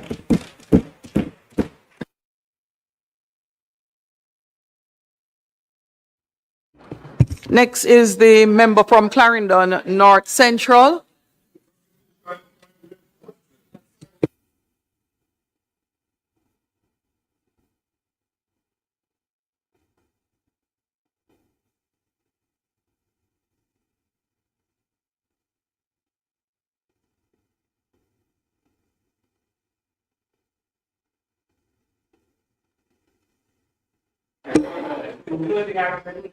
Announce the bushing program. Members, your next presenter or participant in the debate is a member from Clarendon North Central. You may proceed. Madam Speaker, I want to thank you. I rise to support the National Reconstruction and Resilience Authority bill. And I do so with a clear appreciation of the seriousness of this moment. This is not a routine bill, Madam Speaker. This is not another piece of administrative tidying up. And this is definitely not an academic exercise in institutional design. This bill is about whether Jamaica is prepared to govern reconstruction with the urgency that the times demand, or whether we will continue to pretend that extraordinary national challenges can be met by ordinary bureaucratic habits. That is a choice before us. And if we're honest, Madam Speaker, it's not a difficult choice, because reconstruction is not ordinary government business. Reconstruction is not business as usual. It is urgent, it is national, and it needs to be practical. Madam Speaker, a great deal has been said about this legislation. Some of it has been constructive, some of it has been overwrought, some of it has been animated by less than genuine concern for reconstruction, and some of it cleaves to the familiar instinct in some for Jamaican public life. If a proposal is serious, novel, and capable of delivery, then it must first be buried under suspicion. But, Madam Speaker, suspicion is not a substitute for analysis. The real issue before this House is not whether Jamaicans should be vigilant about public power. We should be vigilant. The real issue is whether a country confronting large-scale reconstruction can responsibly rely on an administrative system designed for normal times. Can the ordinary machinery of government, with all its silos, hands-offs, delays, overlapping jurisdictions, deliver on reconstruction programs at scale, speed, and the complexity required? Respectfully, my answer is no. And I do not say this as an insult to the public service, and it's not an attack on ministries, agencies, and departments, and it's not a dismissal either of due process. I say it because the evidence of our own experience is plain. Too often, the problem in Jamaica is not that there are no plans. We have a lot of plans. It is not that there are no institutions. We have many. The problem is that responsibility is dispersed, timelines are elastic, and accountability is blurred. Everyone has a role, but too often, no one is in command of delivery. Too often, Madam Speaker, the policymaker is held accountable, but has been stripped of the authority to act. The strongest case for NARA is not sentimental, Madam Speaker, it's institutional.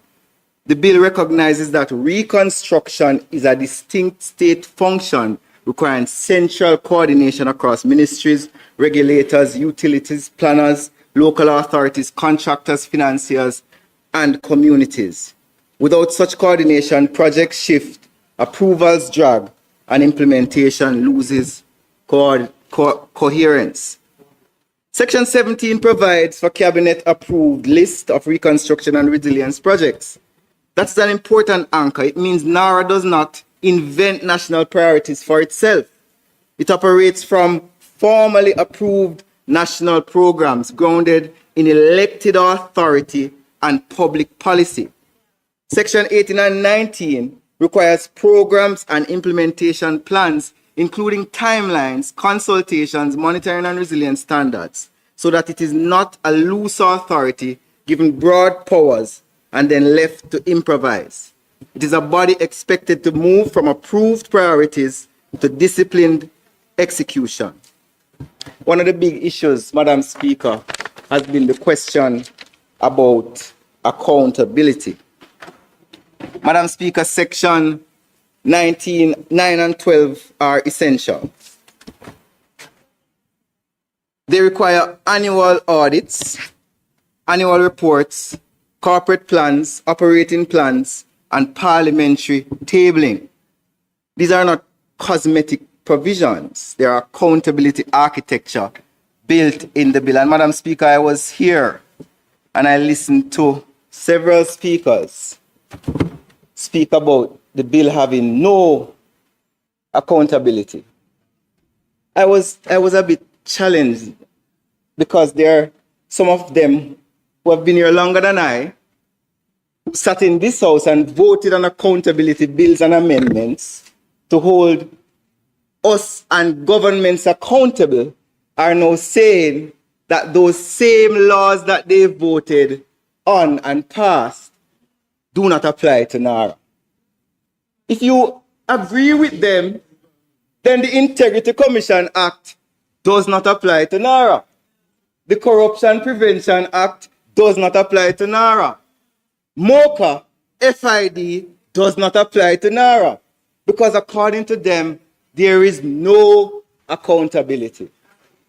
Madam Speaker, Jamaica should be proud of its accountability framework and infrastructure.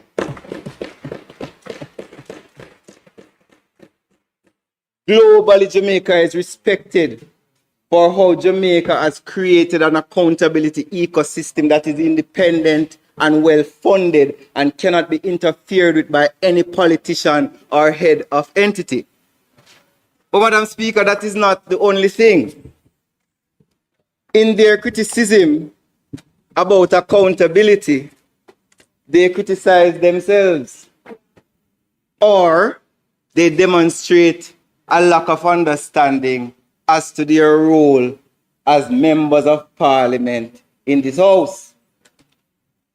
The bill causes or forces NARA to provide reports to the minister. The minister is then obliged that he shall table said reports to Parliament. Parliament has two committees which the opposition clamored for that they should lead. You have the Public Accounts Committee and you have the Public Administration and Appropriations Committee. If you listen to them, the PAAC has no authority over NARA.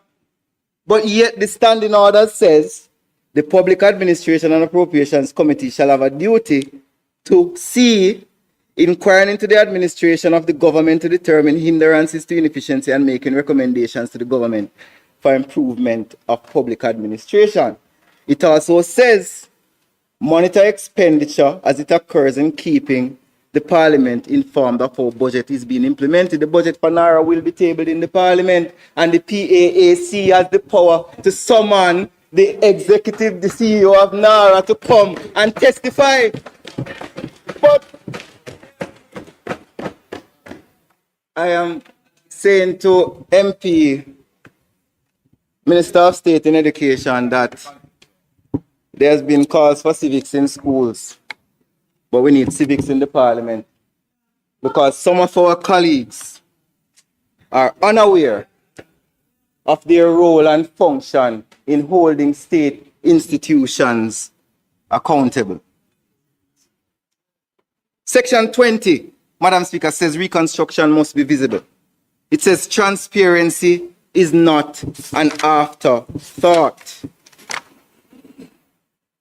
There are very few authorities globally of this nature that there's a legislative provision that all their approved projects must be published on a website after they're approved. They must have the name, the description, or any other particulars as may be prescribed. That is transparency, Madam Speaker. But let us come to parts of the bill that are both controversial by some. Section 21 and 24. My colleague from Central Kingston would have spoken about the Town and Country Planning Act, and he was challenged by a member from the other side, but we play tag team over here, and I am going to give the other side of his argument that he never did.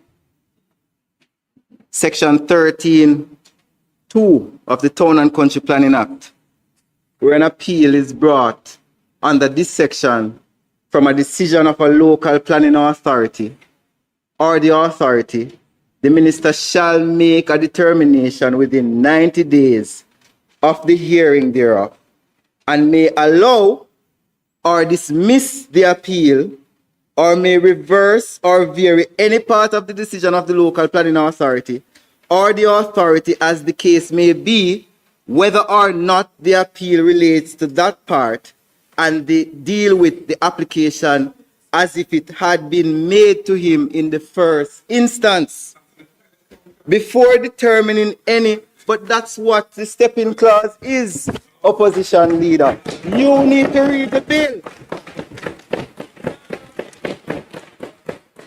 The step-in order cannot be activated unless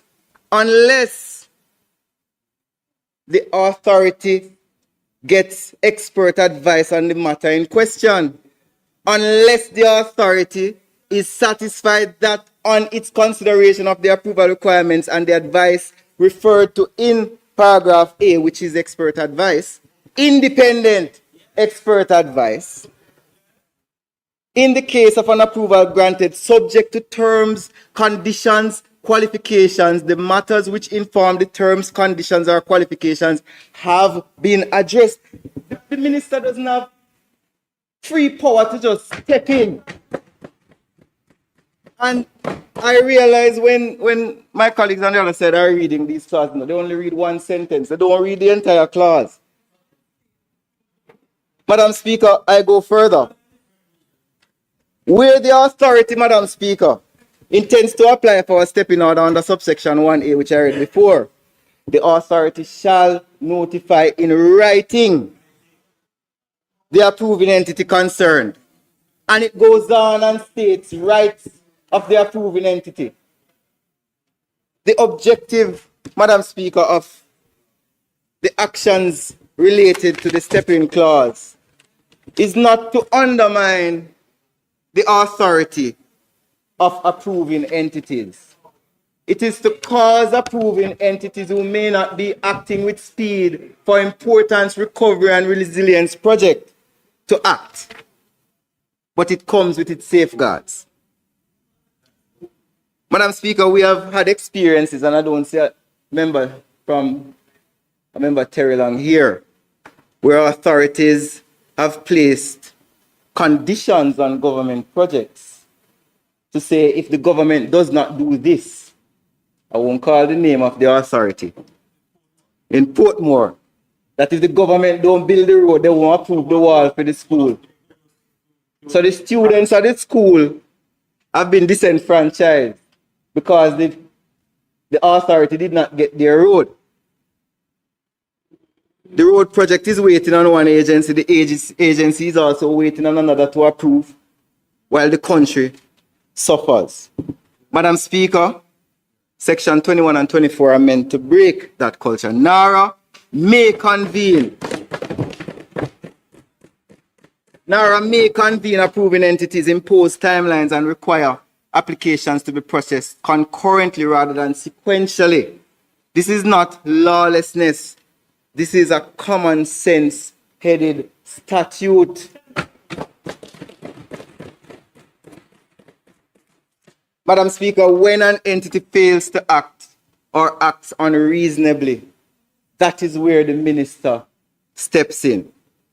So it's simply inaccurate to say the bill rejects due process. As a matter of fact, if I was drafting this bill, there is too much process in this due process, tying the minister from acting quickly. Minister Morgan, speaking to the mic for the benefit of the public. I am subjected to the wisdom of our chairman of cabinet and leader in placing accountability on himself in this bill.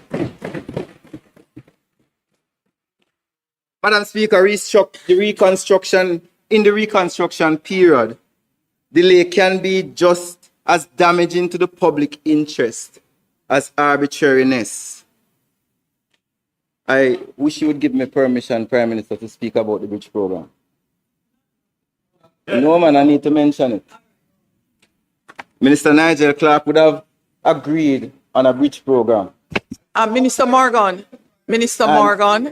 when you speak and turn your back around, you are not recorded in Hansard or heard. Thank you, Minister. You speak. Minister Nigel Clark would have approved a bridge program. Yes. Approved a bridge program over 2 years ago. The FAA Act mandates that all capital projects must go through a particular process. We saw the issue with Shorebridge, where a 100-year-old bridge was washed away, but the system told us that you had to do environmental studies, you had to do value studies, you had to figure out whether the bridge was worth replacing, while the people on the border of Trelawney and Manchester suffered. The yam farmers could not carry their produce to market. The children on one side of the river could not attend school because their school was on the other side. We now have an accelerated bridge program that is supposed to repair 55 bridges, and 2 years later, the process has caused us delay. Madam Speaker, the recovery of Jamaica cannot be subjected to the same types of delay. Madam Speaker, 2 additional features of the bill deserve more attention than they have received. First, the bill allows where lawfully practicable to use existing government capacity while merely duplicating the state. That's an important aspect because the authority is not intended to become a bloated parallel government. It is meant to align, organize, and accelerate what already exists. The bill contemplates designated strategic investment projects under FAST.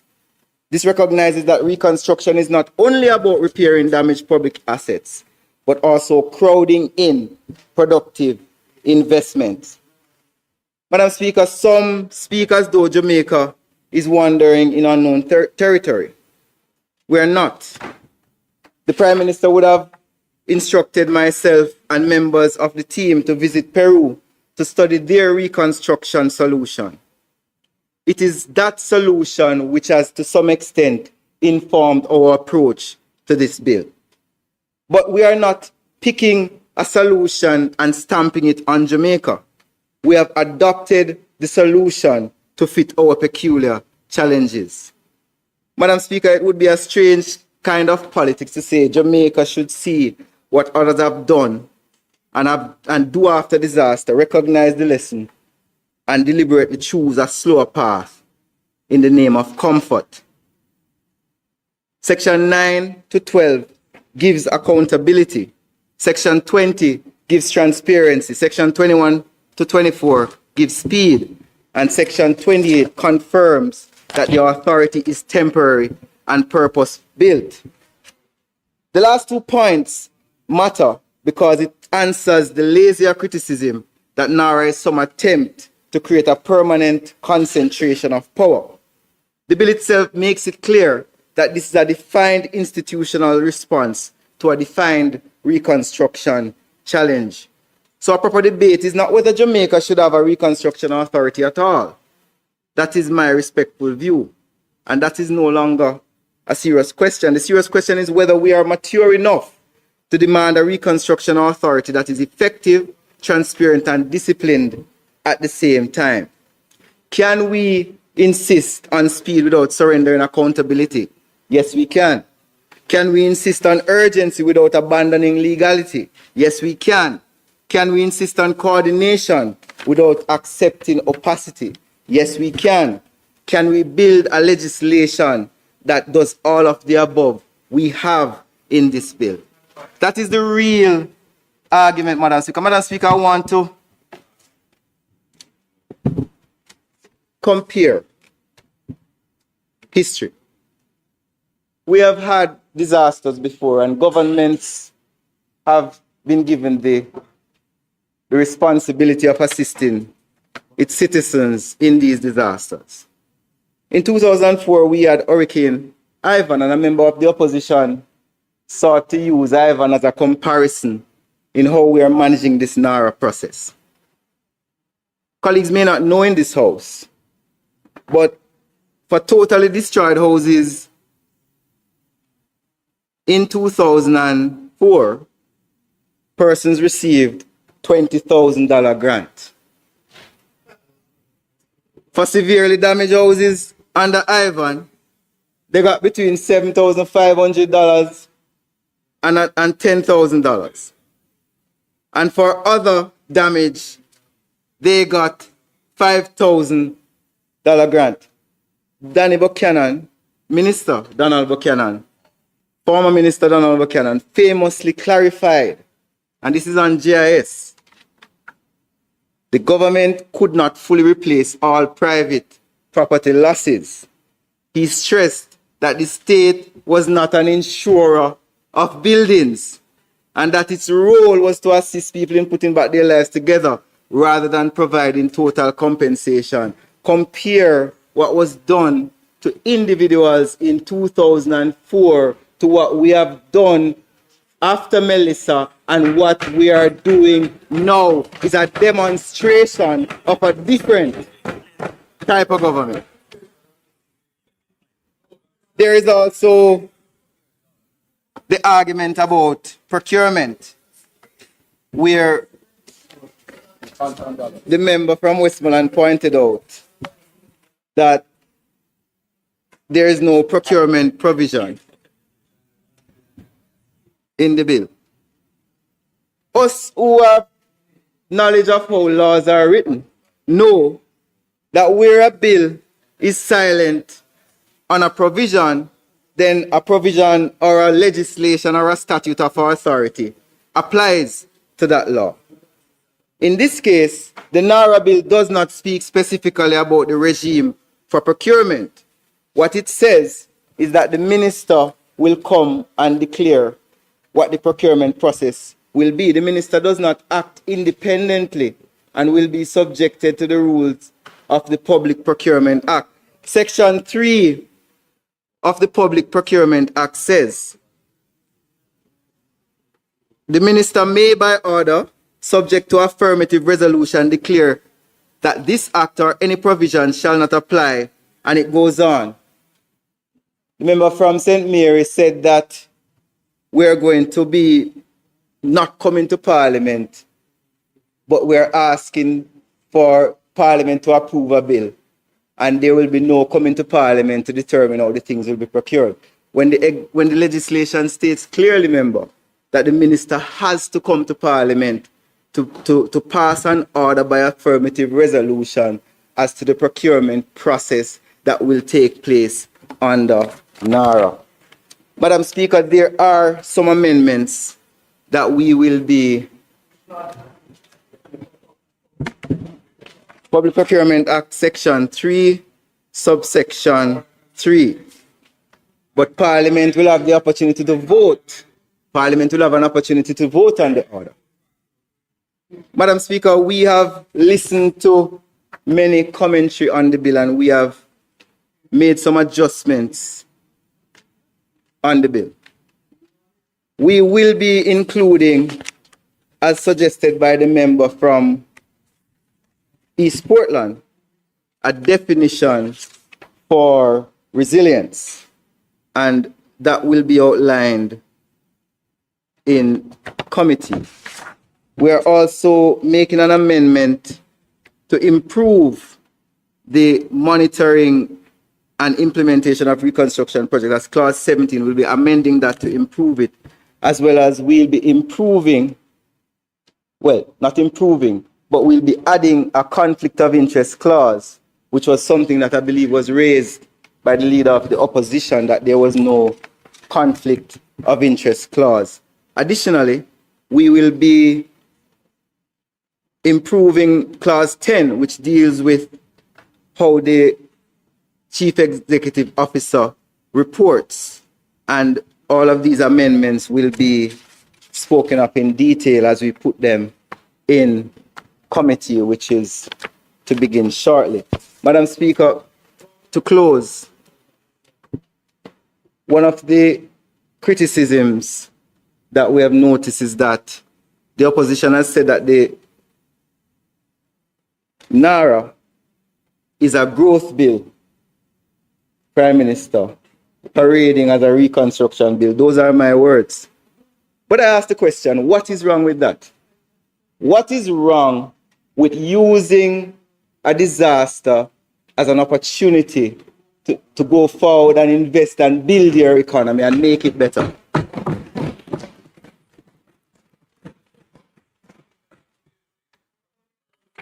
We do not participate in the false choice between recovery and growth. We think both can happen at the same time. There was also the criticism that NARA is an attempt to deal with bureaucratic entanglements and low execution capacity. What is wrong with that? Why not deal with these problems through NARA and create an ecosystem and an excellence approach where other entities and other government agencies can look at best practices and adopt them based on the examples shown by NARA? There was also the criticism that we're not consulting. Well, I can say to you that this government, as a part of its policy direction, does not go into communities and change communities without having consultations. And you can use the Spark program as an example. Was for the first time, the people of Jamaica made a decision, another choice, as to which roads in their communities will be built. Yeah. And the sad thing, Prime Minister, is that a lot of the members of the opposition are not happy with the choices of the people in the Spark program and want to change it. But that's a debate for another day. Is you choose the road, is that me? You got 7 out of 10? You know. Do you know, Prime Minister? I am focused, yes. There is also the argument, Prime Minister, which has been debated ad nauseum, that this entity does not have a governance board. But Parliament is not confined to one template for a statutory body. And Parliament may design a specialized executive-led body if a national problem requires concentrated responsibility. NARA does not mirror a conventional board-driven authority. What we have done is we have looked at all the best practices that we have, and we have crafted an organization that is fit for purpose for the emergency that we currently face. So we have taken some from statutory bodies, simpliciter. We have taken some from executive bodies, and we have made NARA. There's no problem in that. And then there's a criticism, Prime Minister, that we moved it from 150 to $15 million. And I ask the question, what is wrong with that? What is wrong with having more private sector entities being able to invest in more projects in Jamaica? It can be a straw man when you raise it. There is also the criticism that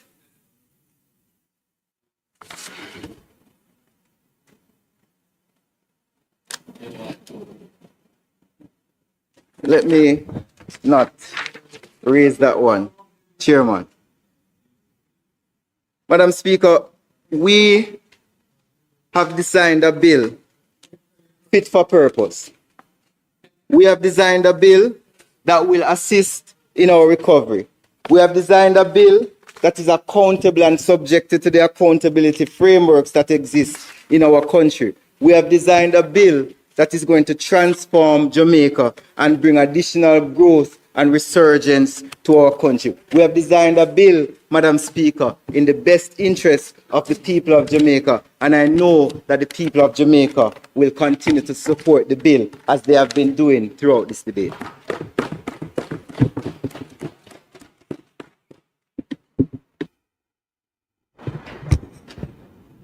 Final presenter to close will be the Prime Minister, Minister of Economic Growth and Job Creation. Prime Minister.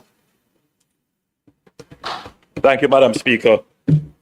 Before I begin the closing remarks, I ask for your indulgence and the indulgence of members in offering a comment on the procedures of the House. The use of points of order.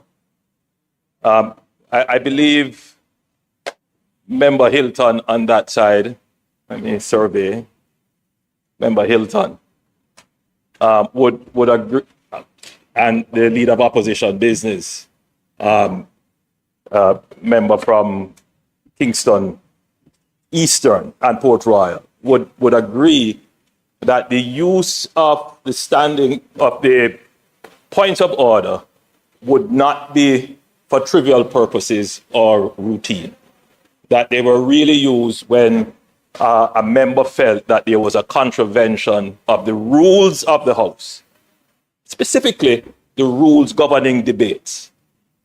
We emerged a convention where members would rise to their feet and claim a point of information or a point of clarification. And the convention was that the member who had the floor would yield. And I recall those days quite clearly when members would stand and say, point of information, Madam Speaker, and the member opposite would yield. Or sometimes the member rising on a point would not even say what it is. He would just say, could you yield, member? And that was the convention. And forgive me, member from South St. Catherine would have been there as well. It has changed a bit. And we have sought to use the points of order where they really should not be used. And I would just want to encourage members for the good order of the House and its proceedings that we revert to the time-tested, tried and proven conventions that have served us well.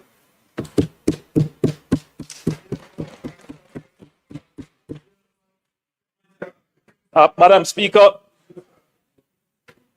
let me start by thanking members on both sides of the House for participating robustly in the debate. Valuable points have been made. Points of substance have been made. And there are other points which I think are also of substance, even if a modicum, that you would have to search very hard to find. But they are there, I'm sure, nonetheless. So, Madam Speaker, I wish to thank all who participated and would have enriched the bill. I would want to adopt to, just as a matter of giving a summary of the debate in terms of the opposition's participation. The member from St. Catherine, is it Eastern? Believe it or not, Madam Speaker, well, you would know we attended the same alma mater. So, Madam Speaker, the point raised by the member was that the opposition supports the bill, we just don't support what is in it. I found it to be a very profound comment. We support the bill, but just not what is in the bill. So Madam Speaker, I find that to be a very profound summary of the opposition's position.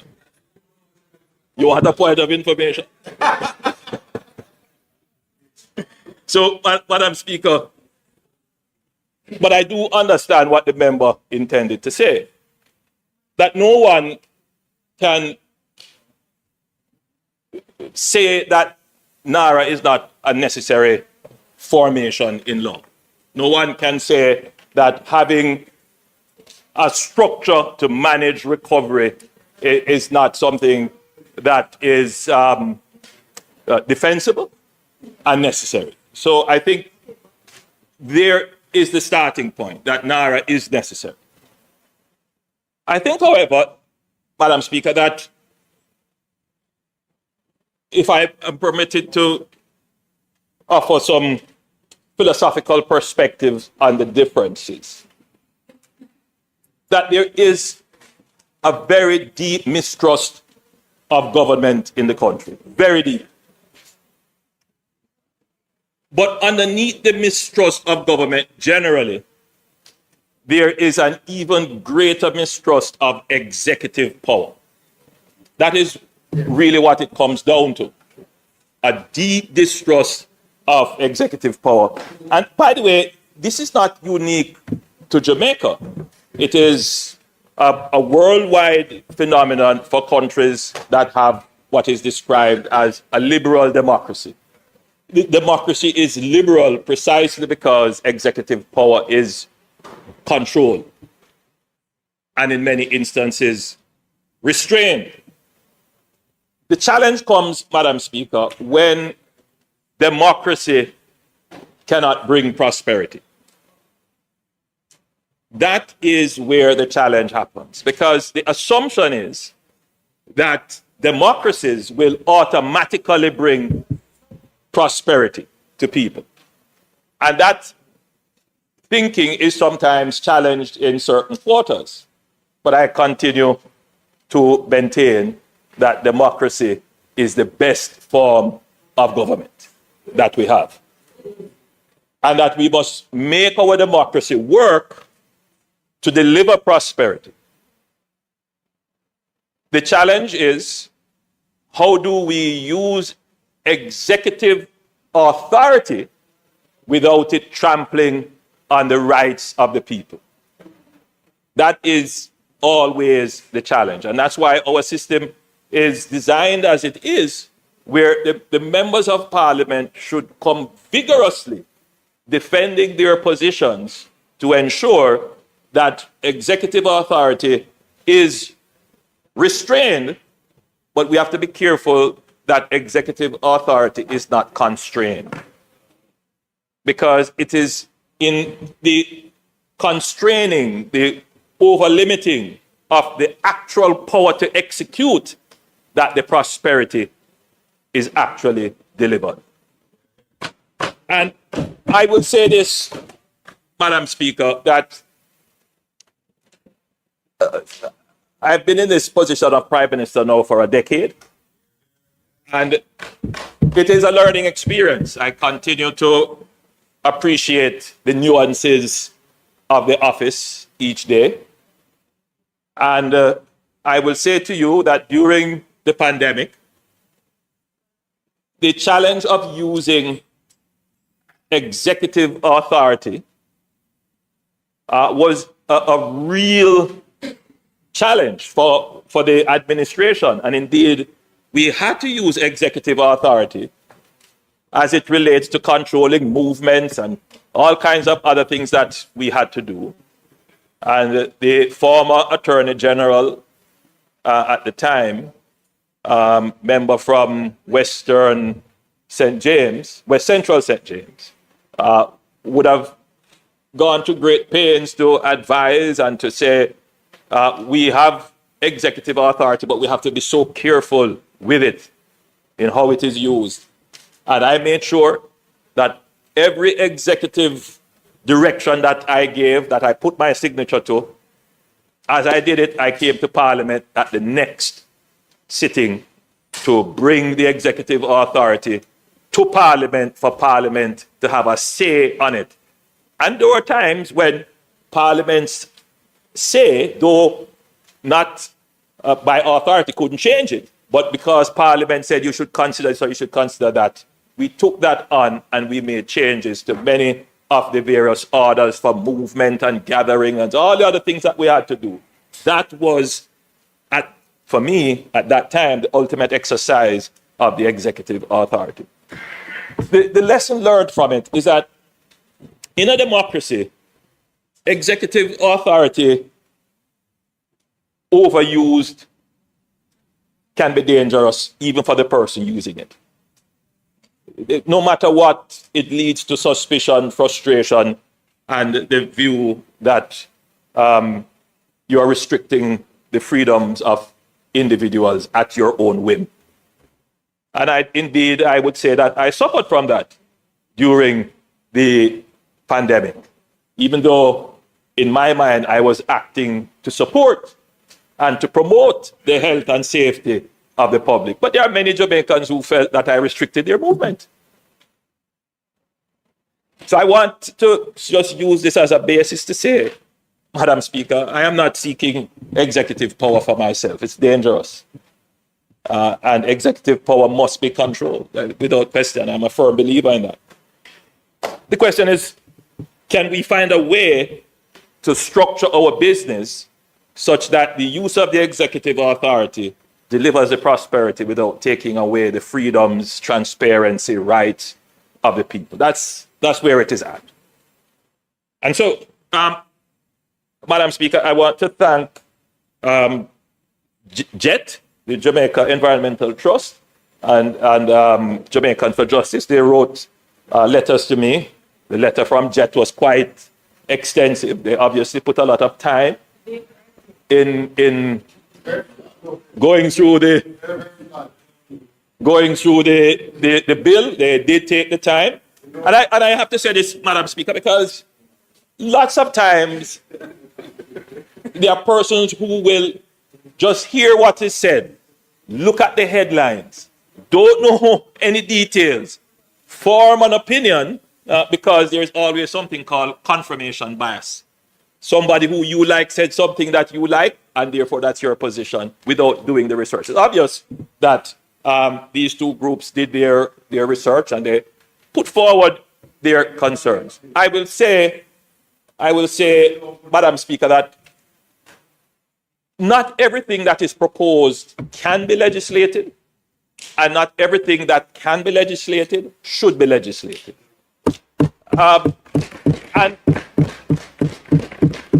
the persons who are drafters, persons who understand the law far better than I do, would agree with that point, that you want the legislation to, one, be consistent with legislation that already exists. You want it to be consistent with the Constitution, and you want your legislation not to be complicated. You can have complex legislation, but you want the legislation to be easily interpreted, well understood, and direct and to the point. And so we try to bring a legislation here that creates a framework that is easily understood, easily interpreted, and gets to the point of what it is we want to achieve. So that's one thing. I will say a few other things, Madam Speaker, if the members give me their attention a little longer. There is a point about bringing the bill to a joint select committee. Let me be clear. We on this side, we have taken a decision that as far as possible, we're bringing all our bills to a joint select committee. That's a decision that we took after the experience with the NIDS. Subject, of course, to emergency situations or great urgency. I have heard the undertaking that there would be a commitment on the side of the opposition to have the Joint Select Committee turned around very quickly. And we accept the intention, but we know that it takes a little while. And on average, you're looking at 3 to 6 weeks at the minimum, and sometimes even longer. So I would say I'm being generous, I'm being euphemistic, but it takes a long time. So I would say, Madam Speaker, that I appreciate the opposition recognizing that the joint select committees are not the fastest mechanism, that they will try, but for this bill, urgency is important. And I start at this point about urgency. And I'm being very careful in the use of the term urgency, because I really should say it is an emergency. But I wish to point out to members who were in the House between 2009 and 2015 that this House, not under emergency powers, but under urgency, passed several important pieces of legislation that would oversee billions of dollars, including donor funds, without subjecting them to any committee review, any joint select committee review, including money bills, including the very fiscal rules, which are far more important than the Naira bill. There was not one ounce of criticism of that move. Not one. At that time, part of that time, I was leader of the opposition. And the members on my side will tell you that I gave directives. This is in the national interest. Participate. Make sure that our points are raised, but we are not going to stand in the way or try to make political points of something that is in the national interest. And I wish for that to be in the public record. The fiscal rules and all the others, some of the other money bills, all the other amendments that were made, went through without going to Joint Select Committee. And not one journalist, not one of the commentators today said anything. So I just want that to be put in the public debate. So the other point, Madam Speaker, is that during this time of urgency between 2009 and 2015, we had to, as a country, and I say we meaning government opposition, we had to mobilize the entire country for the reconstruction of our financial system. Essentially, that's what it was, our fiscal and financial system, the reconstruction of it. And what worked very well, particularly as it related to the managing the repayment of our debt with several debt exchanges, was the establishment of an oversight body of the government policy for fiscal and financial reconstruction. And that was called the Economic Program Oversight Committee, EPOC. It was never legislated in the fiscal rules. It was not legislated in the PAAC oversight. It was not legislated in any of the omnibus tax legislation. It was a social consensus. And there is no more powerful tool for oversight than social consensus. And EPOC carried us through the economic reform program. It played a role in keeping the opposition then on side, keeping us informed, working with the Minister of Finance, making sure that what the government said it was going to do, it did. But the EPOC, which was comprised of Jamaicans of high integrity and public trust, reported periodically, regularly, to the country on the activities of this fiscal and financial reconstruction effort of the government. And it worked. It kept the government to its word. What it said it was going to legislate, it legislated.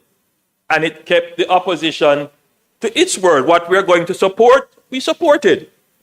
And we can stand here today to say that Jamaica came out of that very difficult period with a reconstructed fiscal architecture and monetary architecture as well. Something that we can be proud of. And we can do the same thing with the reconstruction of Jamaica after Hurricane Melissa. That is all that we're trying to do.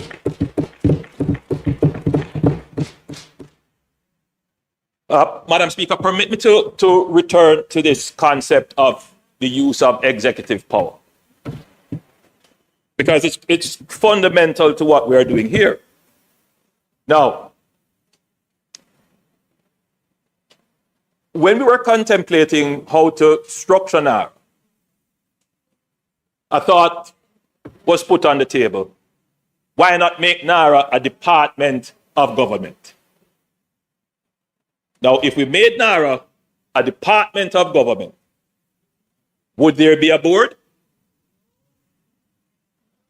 No. Would it be illegal to make NARA a department of government? No.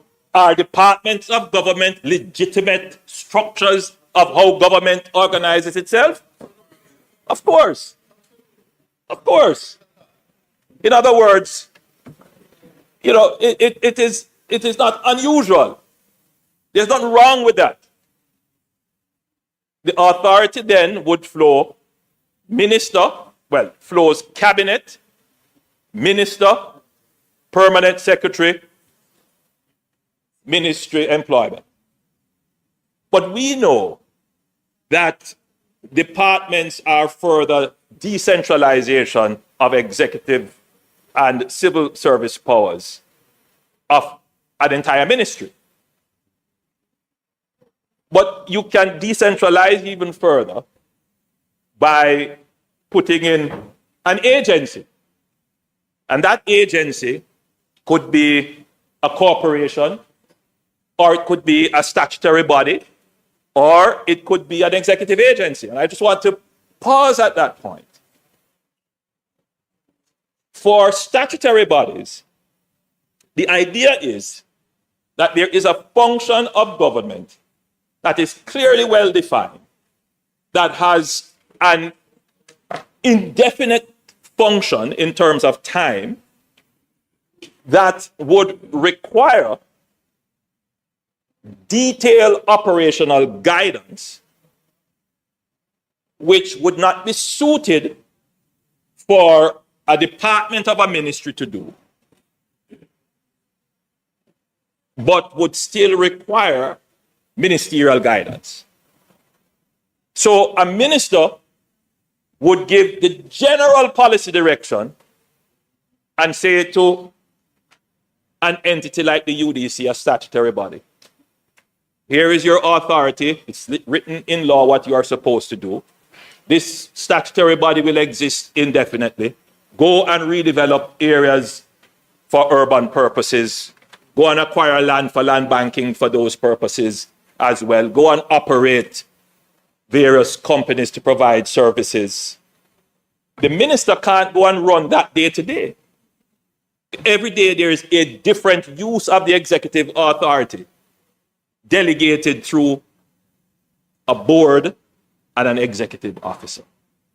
So the board manages the governance of the general policy direction, but also in some instances guides the executive officer in the day-to-day management and helps to resolve conflicts, manages that. That's fine. But what about a function that is very specific? For example, giving passports to Jamaicans. It's an executive agency. That function is very specific. And I was doing some research, and former Prime Minister Pattison, obviously struggling with the same issues I have raised here about how do you get the democracy and its bureaucracy to deliver prosperity, how do you speed it up, came up with the then Cabinet Secretary, Dr. Davies, with the idea of an executive agency. Now, the concept behind the executive agency came out of what is called the school. It's a new school of public administration taught, the new school of public management, which essentially tried to turn the public service more into a corporate service delivery, to use private sector approaches in government. And so the idea was for these kinds of functions that are clearly defined, that may not necessarily require great discretion of the minister. The policy direction is very clear. That you could just create an agency whose only task is get it done. What policy direction should there be in fixing potholes, other than to fix the pothole? So the NWA was, and still is, and executive entity. It has a specific task, and you just want to get that done. And so I'm giving you the history of how it came about. So instead of having a statutory body or having a department of government like Public Works Department was, you formed an executive agency where the minister gives a directive, meaning the policy directive, and the executive is only executing. The Executive Agency Act provides for the executive to have an advisory board. How it works is that the executive recommends, the prime minister appoints, but it's not a governance board. It's not a governance board. And it advises the CEO. Now, what we did with NARA, we looked at it and we said the functions of NARA are going to be very specific. More than that, members, it is time bounded. So this is not going to go on indefinitely. And the policy direction for NARA will be very clear. They will be written and made public. But more than that, the scope of NARA, I heard somebody say NARA is not narrow. That's not true. NARA will be focused on a specific set of projects that will be published. The other issue that I would want to clarify that the use of this structure, NARA, focused in this way, does not take away from existing resources. And that was a prime consideration in the creation of NARA. The member from St. Catherine Eastern and the member from St. Mary's Central raised the issue that what is going to happen is that NARA is going to suck up the approval resources, and a lady who wants to build her house and recover from the hurricane, her approval will be left behind. That is not true, member, and you should take great comfort that that is not so. And so the lady who is listening and feels that you are representing her should have great comfort that that is not the case. That NARA is designed to operate in parallel with, not in competition. And NARA is designed in such a way that the resources that it will have are going to be on top of what exists in the regular system. So it's not going to take away from the regular system. And just to be clear, when Hurricane Melissa hit, my direction was the half of Jamaica that was not hit needs to work twice as hard to make up for the part of Jamaica that was hit. And, it's clear that the productive elements in the country that were not impacted, they have put out the effort. And those who were impacted, they have also put out the effort. And what we are seeing is that the recovery is going to come much sooner than we had initially predicted. And so in no way would we structure NARA for it to take away from the regular resources that we are encouraging to work even harder. So NARA will not take away from the regular resources. No. Sorry, Prime Minister. House Leader.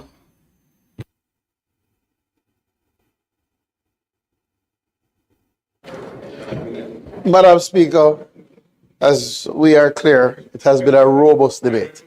And as the Prime Minister is closing, we ask that he be given an additional 15 minutes to complete the presentation.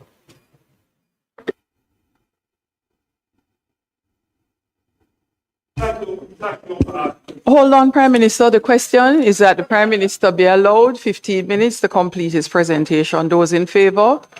Those against? The ayes have it. Mike, Prime Minister. The other area of concern seems to be that it is the Prime Minister who appoints the CEO.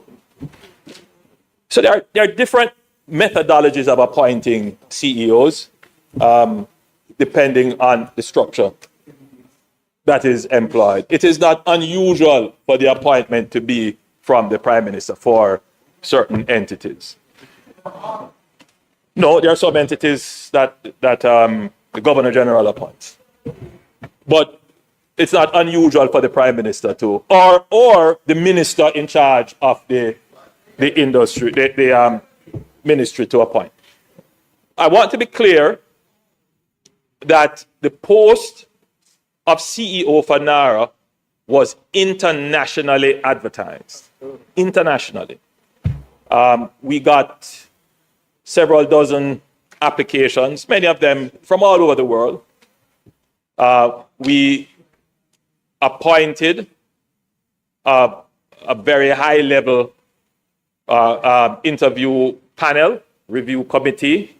I don't have the members who are on it, but I know I should probably say it, just to be clear, the cabinet secretary, by recollection, the head of the Port Authority, Professor Gordon Shirley, who also is the chair of our Police Services Commission, the head of the Transformation Implementation Unit, the TIU, was also a member, and a few other persons.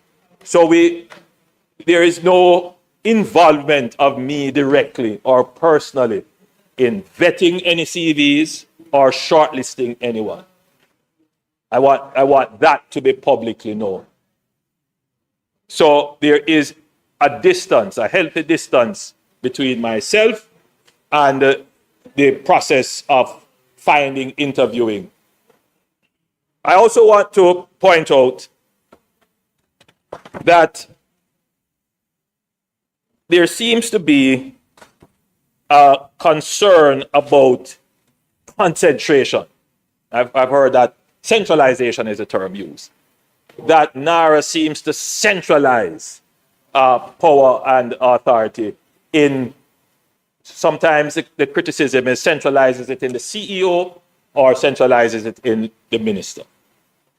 In the executive model, it is a deliberate strategy. The whole idea was that the diffusion of the responsibility is what caused the lack of performance, because you can't point on anyone to say you are responsible. And so when Dr. Carlton Davies crafted it, he said, you know, the rationale, he said that the primary, well, let me not say that, let me go ahead. The rationale was to ensure that responsibility is not diffused. That there is one focal point for which accountability can be effective. That was the idea. And I would want Jamaicans to appreciate that your government is very sensitive to any concentration, any centralization that may lead to unregulated, unwieldy executive power. That's not our intention. But at the same time, Jamaica is in a different phase of its development. And we can claim to be in a different phase of our development because we have gone through a phase of our development where we haven't really analyzed it yet.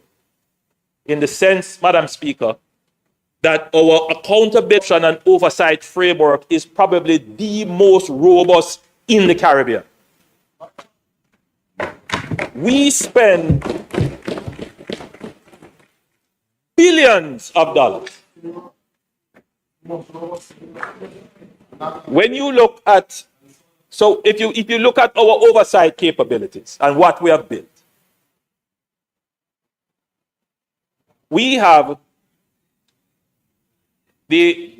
let's start with the Auditor General. enshrined in our Constitution, high functioning. Nothing is exempt. And the Auditor General has moved from doing post audits to doing real-time audits.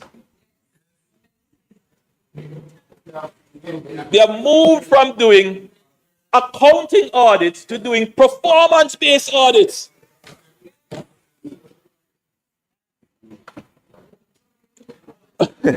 We have the Integrity Commission. We have the Corruption Prevention Act, which defines in a very comprehensive way corruption and as an entity to prosecute it. Outside of that, we have MOCA, not a part of the IC framework, but acts in that way on specific major organized corruption activity. Then we have the PAAC. Bear in mind that the PAAC is maybe it's 20 years old now, about 20, maybe 20, yeah. I brought the resolution to this house to reinstate the PAAC. And it has been very effective and was reformed to be the oversight of Parliament of the economic program of the fiscal rules. Our budget now must go through the PAAC. There is no entity of government that can escape the oversight of the PAAC, and that body is chaired by the opposition and must continue to be chaired by the opposition. It is important that it is chaired by the opposition. So the oversight function of the government apparatus is significant. So when I spoke earlier about ensuring that legislation is efficient, you can't come back here now and then legislate a new framework separate and apart from the framework that is already legislated. We have a strong framework. Let the framework for oversight work. Every day, listen, the persons who are advocates for anti-corruption, they must continue to push. You can't ease up because you don't want government to become relaxed. But the Parliament has to be careful that it does not smother and suffocate the effectiveness of the public bureaucracy by an overlaying of procedures that have no relevance to outcomes. So we have gone through this phase in our development where we have been highly focused on anti-corruption. We must continue, but we are now going into a different phase where we have to ensure that our bureaucracy is efficient. It is not a wiping away or an undermining or a dismissing of the anti-corruption frameworks. No, it is. We will continue to push that and continue to spend the billions of dollars on it. But democracy must deliver prosperity.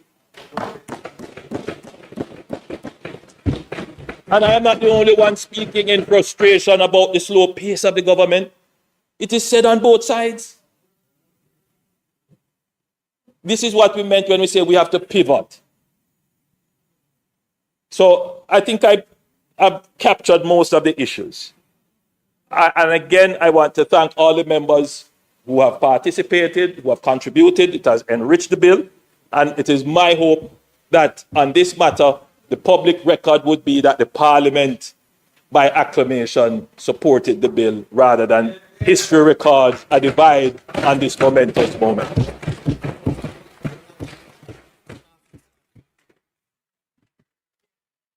Madam Speaker, I now ask for the second reading of the bill.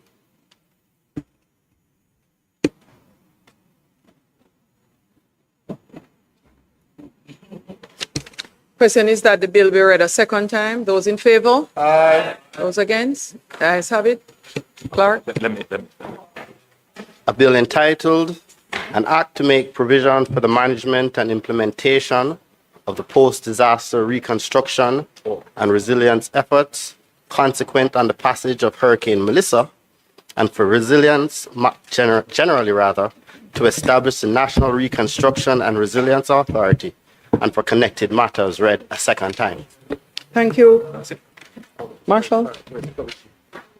The House will now resolve itself into a committee of the whole House to consider the bill clause by clause.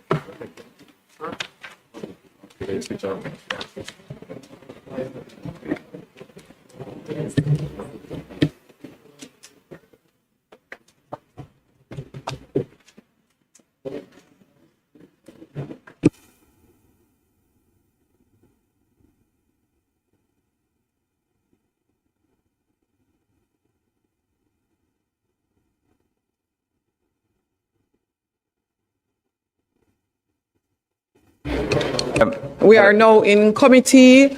Minister, would you be so kind as to indicate, as per our usual procedure, how you wish to proceed? Madam Speaker, we have some amendments to the bill. We do not have any amendments to clause 1, so you can put clause 1. Members, the question is that we put clause 1. Those in favor? Aye. Those against? The ayes have it. Madam Speaker, I know that the amendment sheet would have been distributed. In clause 2, in the definition of approving entity, we want to delete the words local authority or public body and substitute, therefore, the words public entity. That's one amendment. Second amendment to clause 2. In the definition of public body, delete the words but does not include an executive agency designated under the Executive Agencies Act. And the third amendment for clause 2, insert in their correct alphabetical sequence the following definitions. Public entity means a department or an agency of the government, a local authority, or a public body. And Madam Speaker, we have accepted the recommendation of the member from Eastern Portland to give a definition to resilience, and that is resilience in relation to disaster and climate change means the capacity of communities, infrastructure, institutions, economic and environmental systems to A, anticipate, prepare for, and reduce the adverse effects of disasters and climate change. B, absorb, withstand, and adapt to the impacts of disasters so as not to sustain catastrophic damage or loss. C, recover from the adverse effects of disasters in a manner that 1, restores and where practicable improves upon pre-disaster conditions. 2, reduces or eliminates future vulnerability to the effects of disasters and climate change. 3, maintains or improves the social well-being, economic productivity, and environmental integrity of affected communities. I wish to put clause 2. You may go ahead, Opposition Leader. Yeah, before clause 2 is put, I noticed that there's a subsection 2 in clause 2. I have no objection to the amendments as proposed to clause 2. I had pointed out that the exclusion of executive agencies in the original bill could be problematic, and I see that that exclusion is being deleted. But in subsection 2 or subclause 2 of clause 2, it allows the minister by order to amend a definition in the act. Normally, powers to amend given to a minister in relation to legislation deal with things like monetary values such as fines, because those over time can become redundant and so on. But to amend the drafting of a provision, a definition, in this case a definition of works, is very unusual. We don't normally give a single person in the executive the power to amend legislation, especially without it being subject to affirmative resolution, having to come to the House and the Senate for approval, because the legislation itself has been passed by the House and the Senate, or will have been before this can become law. So I think if you intend to keep a provision allowing the definition of works, which seems very comprehensive already, I'm not sure why it was seen to be necessary to have a provision allowing the minister to amend the definition of works. It's a very comprehensive definition. Works includes A, the carrying out of any of the following activities, namely construction, reconstruction, assembly, altering, manufacturing, processing, fabrication, erection, instrumentation, installation, fitting out, improvement, commissioning, decommissioning, demolition, clearance, land remediation, maintenance, repair and renovation involved with building, civil engineering, structural engineering, electrical engineering, mechanical engineering, and other engineering and technology projects, and B, goods and services incidental to the carrying out of the activities referred to in the paragraph I just read.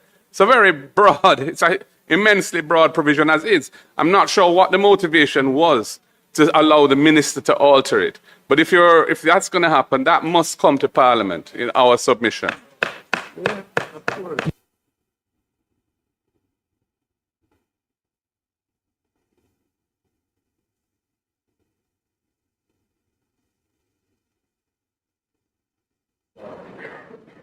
Thank you, Madam Chair. The issue raised about the power to alter the definition is one that I have also noted and would ask that it be made subject to affirmative resolution. One. Secondly, in light of the clarification provided by Minister Morgan, given the definition of procure and how wide it is to say by any means, since the intention is that the procurement would take place in accordance with regulations promulgated under the Procurement Act, perhaps an amendment of that section would be advisable. To have procure mean the acquisition of goods, works, or services by any means is very wide. But the clarification was provided that it really will be done in accordance with the regulations that would be promulgated under Section 3 of the Procurement Act. So I am proposing for consideration that the definition be amended to read, procure means the acquisition of goods, works, or services in accordance with the regulations promulgated under the Procurement Act and including where necessary purchase. So it's really substituting by any means with a reference to what has been stated is intended to be in accordance with regulations to be promulgated under the Procurement Act. So second, the third point in relation to clause 2 is the definition of approving entity. And it captures, well, it states that it means a local authority or public body that exercises any statutory, regulatory, administrative, or operational function, where the exercise of that function is required for the implementation, execution, or delivery of an approved reconstruction and resilience project or a designated strategic investment project, including functions relating to A, physical planning and development controls, building controls, including the issuance of building permits and the conduct of inspections, land subdivision, land use and zoning, environmental management, natural resource conservation and environmental permits,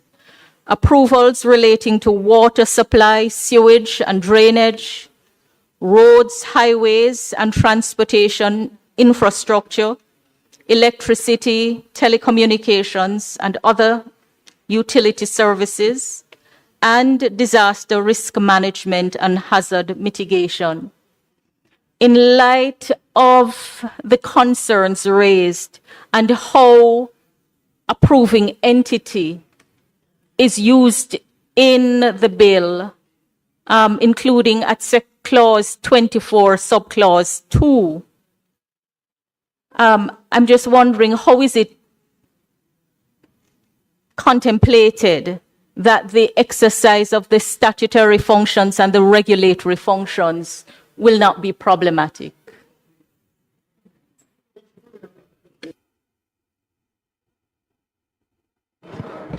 Thank Member you. Green and then Thank- opposition leader and members, would you please do not engage in repeating comments made by others, because once we get into that mode, we will be here forever. Yeah. So please only limit your comments to additional information you would like to offer instead of repeating suggestions made by other members. Thank you. Yeah, Member thank Green? Thank you, Madam Chair.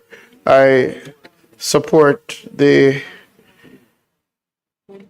suggestion of the member from West Central in relation to the, in clause 2, definition of works, that we insert the phrase that the minister may by order subject to affirmative resolution. I think that would satisfy the leader of the opposition, just to ensure that there's oversight in relation to any change to the definition, but still achieve the overall objectives of its inclusion. Outside of that, Madam Speaker, I think when the members spoke in relation to procurement, I think there isn't need for any changes in relation to that definition. I think clearly this law is subject to other laws and regulations that are part of our framework. And I think in relation to clause 2.1, approving entity, but I think member Fort really put it on the table as to how it would operationalize. I do not believe there any change is needed in relation to that part of clause 2. So I would suggest that outside of the changes already put forward, the amendments, that we also amend to include by order subject to affirmative resolution in 2A. Member, Yes, if I may just after opposition leader, then Member Hilton. Just two comments. I'm trying to be brief. The Prime Minister gave an assurance that there would be an order made under the Public Procurement Act. And in fact, I think Minister Morgan repeated that in his presentation on the bill today. Absent that, on the face of it, the two pieces of legislation don't synchronize. So I think the member from West Central's point is there ought to be a reference, if it is the intention that there will be an order under the Public Procurement Act that addresses how procurement by NARA is to take place, with a framework which we hope will be one which ensures sufficient transparency and accountability in relation to the procurement by NARA, given the massive projects which it is expected to handle. I think there ought to be a reference. So I would support that point. The other point I want to make, there's no definition of projects in the bill. Now, in clause 4, which is the functions of the authority, there are numerous references to the word project. Elsewhere in the bill, there are two categories of projects. There are the approved, one second, please. There are, I want to get the phrase correct, the approved reconstruction and resilience projects, which as I understand it would be driven by the cabinet and would be public sector projects largely, though they could have partners. And then there are the private sector ones, which are the designated strategic investment projects. Those are two kind of terms of art used in the bill elsewhere. Those two. Now, what isn't clear is whether NARA is limited to those two categories of projects: the approved reconstruction and resilience projects, which are driven by the government, and the designated strategic investment projects, which are driven by the private sector, or whether under clause 4 of the bill, it is anticipated that NARA would also be able to embark on other projects not necessarily driven by cabinet. And that's an important policy decision, which I think should be clear in the legislation. So if that were so, if the feeling was that the two categories of projects are really what NARA is to concern itself with, then there should really be a definition of projects in clause 2, in the appropriate alphabetical sequence, that says projects means approved reconstruction and resilience projects and designated strategic investment projects. So that would clarify that the regime which is created in other parts of the Act, which is a developed regime, would be limited to those things, and that there isn't scope for other things that don't fall under that. If that is the intent. If it's not the intent, then I think it should be made clear that it's adding words, such other projects as NARA may choose to or may execute from time to time, or something along those lines. But the use of the word projects on its own, wherein you have those two categories used elsewhere, to my mind, creates a certain lack of clarity as to the scope of NARA, which is, I don't think we should have that lack of clarity. There are no other projects. Yes. Minister Morgan, I know you are piloting. Would you allow Member Hilton to go first? Thank you, Madam Chair. The leader of opposition observation is particularly critical because if you look at clause 21, both and subsection 2, that looks at the notwithstanding provision of any other enactment to the contrary, then it will give a even wider scope unless you define work and narrow the scope of the procurement exceptions. It would really undermine, I think, any sense of governance and in the structure that has emerged from 21 subsection 2. The notwithstanding provision takes away from any limitation. So I think the point made by the leader is critical if you're going to have language like notwithstanding any other provision or enactment to the contrary. Thanks, Member Hilton. Thank you, Chair. We have no challenge in accepting the amendment to Clause 2, subsection 2. The Minister may, by order, alter the definition of works subject to affirmative resolution. As it relates to the other amendments suggested, I just want to mention that though, and as it was said before, the law does not specifically outline a regime of procurement, it does come under the authority of the Public Procurement Act. And I will repeat again, section 3, subsection 3, where the minister will or may, minister may by order, subject to affirmative resolution, declare that this act or any provision thereof shall not apply, and the minister will be bringing a resolution as it relates to the list of projects. NARA's authority will be restrained to the projects approved by Cabinet, which is the list of projects. And we have said that on numerous times, and as a matter of fact, those projects will come here. So there is no contemplation that NARA will be doing every project in Jamaica. That's not the policy direction, that's not in the statute. So I want to put clause 2 as amended. Member from St. James West Central.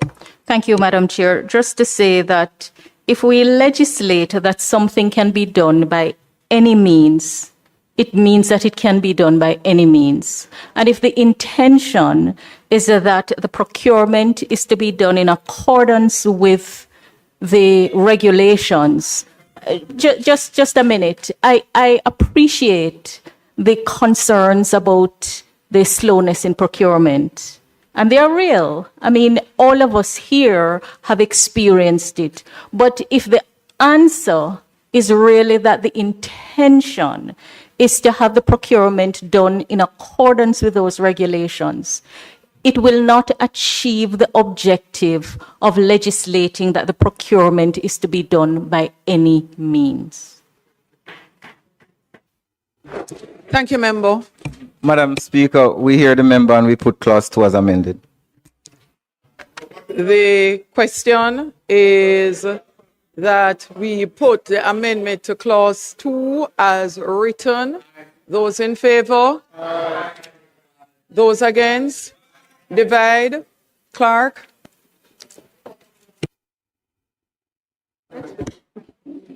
Mr. Azan?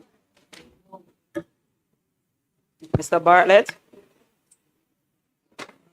Mr. Bartlett? Mr. Bartlett? Members, could you answer loud enough that the clerk is able to hear? We will need to move quickly because we will have a lot of divides if we're not. Right. Mr. Brown?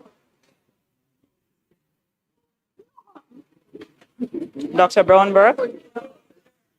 Dr. Brownberg?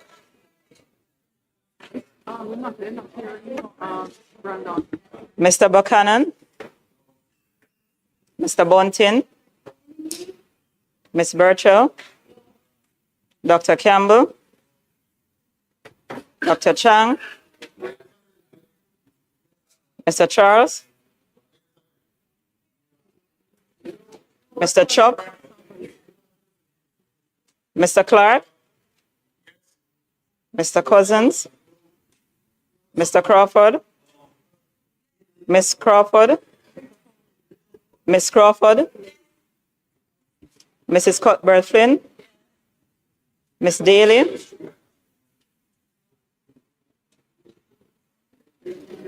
Mrs. Dalrymple Philibert?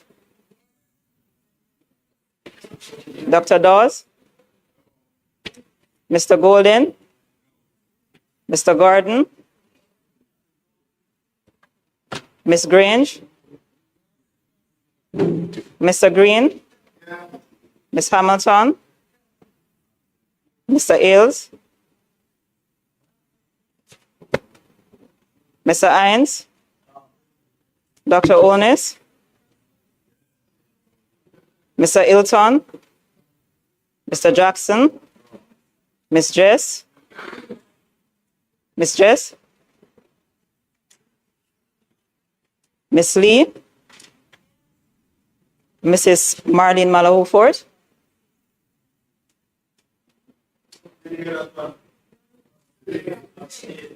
Ambassador Marks? Mr. Main? Mr. Mackenzie? Mrs. Miller Bennett? Mr. Montague? Mr. Morgan? Mr. Morris? Miss Morrison? Mrs. Nita Garvey? Mr. Newell? Mr. Paulwell? Mr. Phillips? Miss Perkins? Mr. Robertson? Mr. Robinson? Dr. Russell? Mr. Samuda? Mr. Seabright? Yes. Ms. Shaw? Mr. Smith? Mr. Terlong? Dr. Tufton? Mr. Darrell Vaz? Mr. Dwayne Vaz? Mr. Warmington? Dr. Wheatley? Mr. Delroy Williams? Mr. Donovan Williams? Mrs. Williams? Mr. Witter?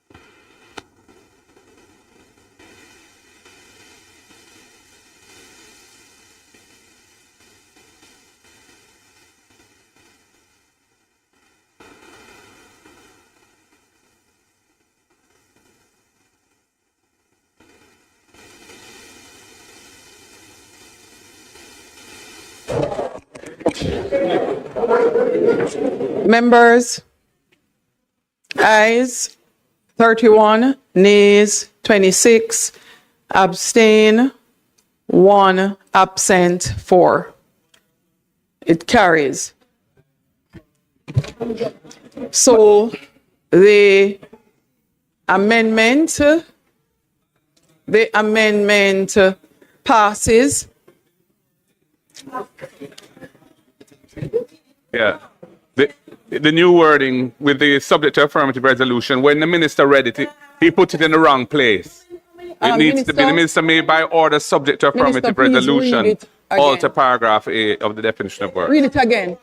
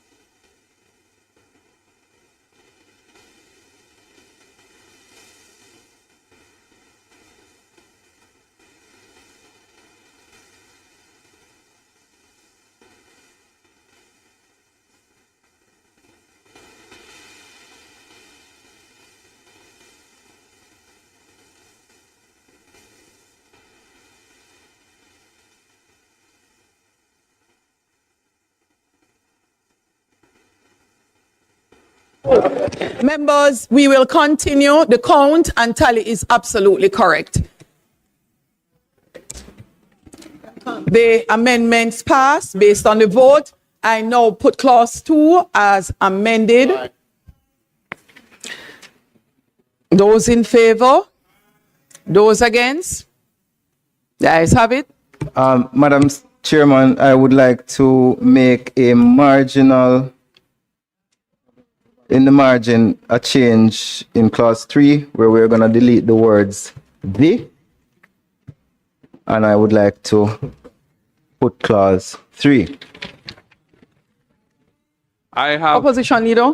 I have proposed amendments to clause 3. I want to move the following amendment, that there be a subclause 3 added. 3 what? That would state that the function, and the reason for this proposed amendment is the fact that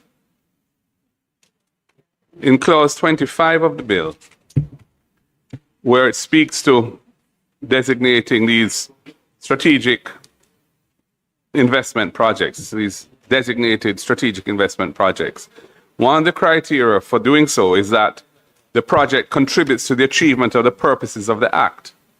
And the Act lacks any statement of its purposes.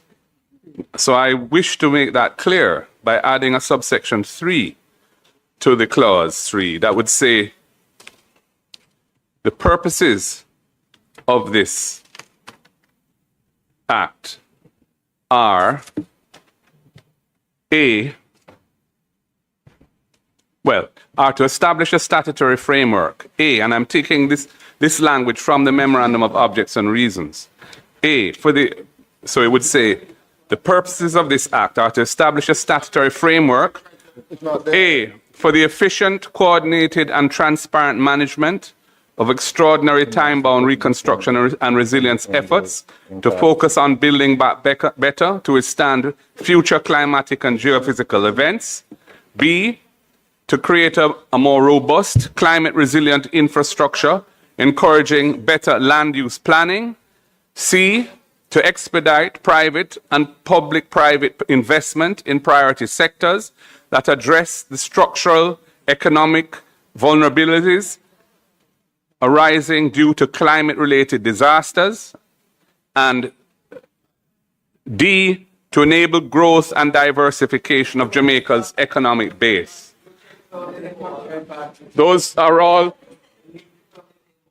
lifted from there, except rather than, the only change I've suggested is that rather than make a specific reference to Hurricane Melissa, since this is going to be, there may be other events, I just said climate-related disasters.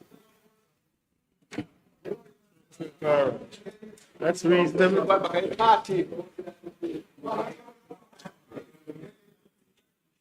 That is reasonable. Let's hear the motion.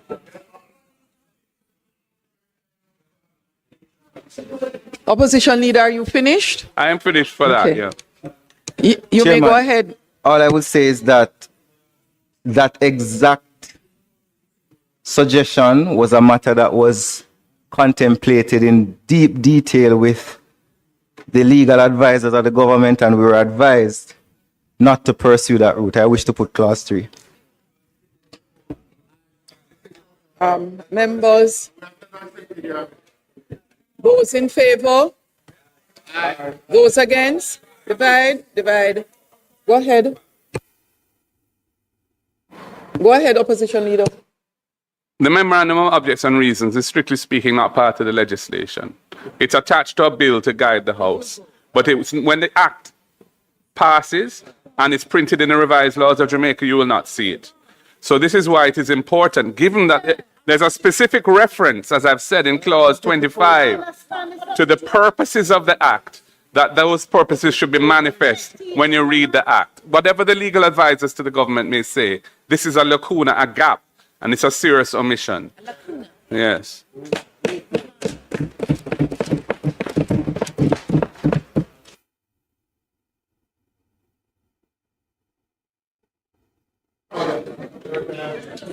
I was saying, Madam Speaker, and I repeat it again.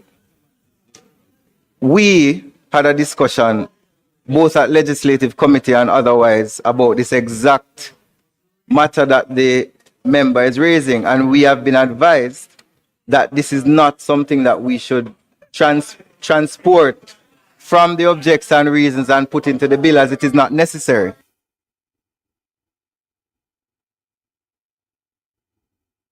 Right. The members called for a divide. Clark. Mr. Azan, Mr. Bartlett, Mr. Brown, Dr. Brown Burke.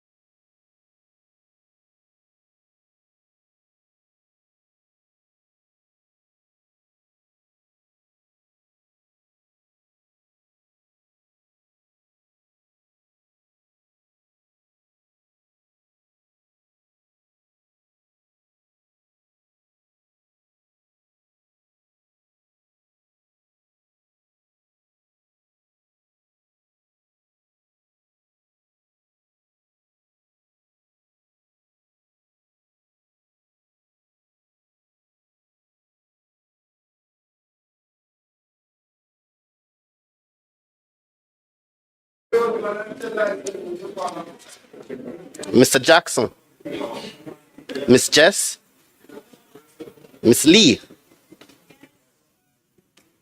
Mrs. Malhu Fort, Ambassador Marks, Mr. Main, Mr. Mackenzie, Mrs. Miller Bennett, Mr. Montague, Mr. Morgan, Mr. Morris, Ms. Morrison, Mrs. Nita Garvey,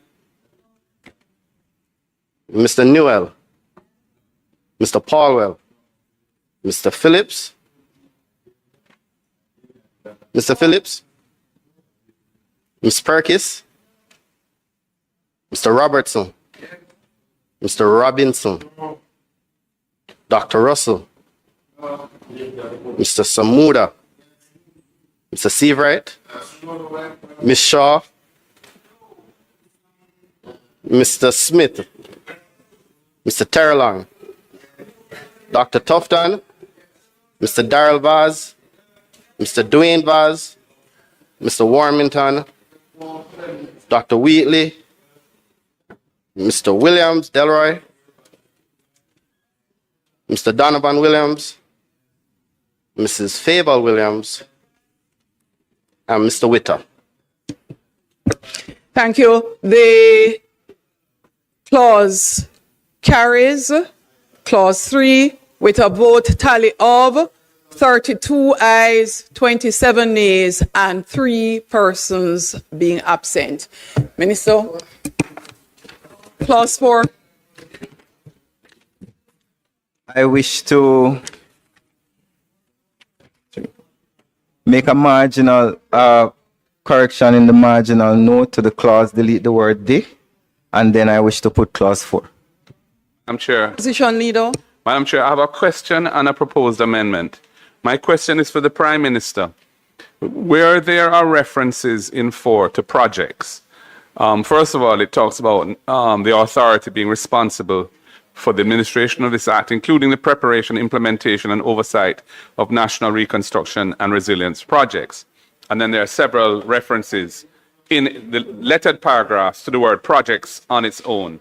And I asked the question, or I had suggested an amendment that we define what projects means for the purposes of this act. Specifically, my question for you is it your understanding that narrow scope of activities would be limited to the approved reconstruction and resilience projects, which is a regime that where there's a register and so on for that, and it has to be approved by cabinet, and perhaps the so-called designated strategic investment projects, which are the ones that have to be at least 15 million US, and there's a regime around that as well. Are those the two categories of projects that fall within the scope of this act, or is the act also embracing other projects? We don't know what the scope of them would be. That's what I'd like clarity on.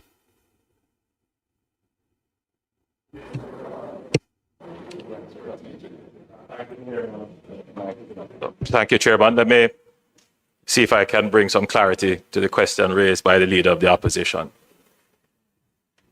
NARA will undertake projects that are exclusive to the government, public works, projects that are exclusively funded by the government.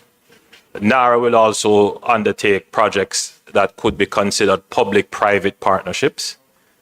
And NARA provides an avenue for projects that are considered strategic, which will be privately executed, but may benefit from the expedited approvals and permitting process or any other advantage or incentive that the government may offer. So essentially, there would be two types of projects, projects that are public and projects that are private. Essentially, whatever is registered on the list of projects, on what we call approved projects, which we will have to make an amendment, approved projects by cabinet to include the projects that the government will undertake specifically and designated strategic projects. So if you were asking earlier for a definition of projects, and I think a safer way would be to say that the projects that the undertakings that appear in the approved register by cabinet, those would be what we term projects. I think that would be add a little bit more clarity if it is that it is needed to define what is a project. Because the truth is, Chairman and member, NARA cannot execute undertakings that are not approved by cabinet and appear in the register. Opposition Leader, next would have been the member from St. James West Central.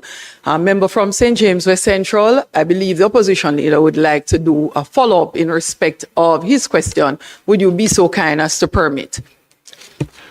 Yes, so thank you for that. My Prime Minister, the register deals with the approved reconstruction and resilience projects, which are the ones that cabinet would have approved and would involve public resources. And then there's the designated strategic investment projects, which are private sector driven, but are also subject to some of the benefits that NARA can bring to them. So those are the two broad categories, and that's how projects should be construed in accordance with this act. That is what I wasn't seeking to define project other than to define the scope of NARA in relation to projects, because without that being clarified, one could argue that it could do other things as well, which I don't think is what the government intends. Okay. I also have an amendment to clause 4, but I'll defer to, if you'd like. Just go ahead, Opposition Leader. Then we'll take the member from St. James West and then the member from Portland East. I would like to propose an amendment to clause 4, subclause 1, and it is to re-letter the existing I to become J and to insert a new I. And the and at the end of H would move to the end of I, because the I would now be the penultimate paragraph. And it would say, it would read as follows.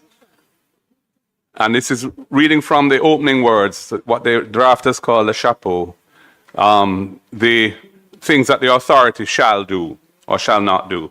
And the new J that I'm proposing would say, shall not discriminate on the grounds of political affiliation, religion, ethnicity, or any other personal characteristic. I'll Thanks,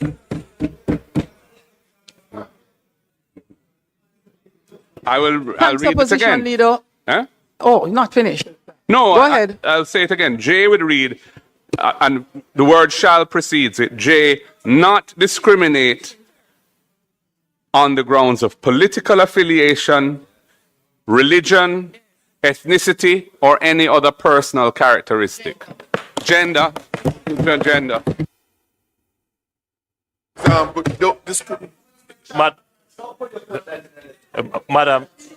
Madam Chair. Prime Minister, a moment, please. Member Russell, here, turn your mic off, please. And members, could you not turn your mics on at all until you're recognized? Madam Chair, I can appreciate the attempt of the leader of the opposition to ensure that every element of concern is legislated in the bill. But the truth is that our Constitution already makes it absolutely clear that you cannot discriminate on any of the grounds that he has raised. And the remedies for that are already well established. The purpose of the legislation is to be efficient.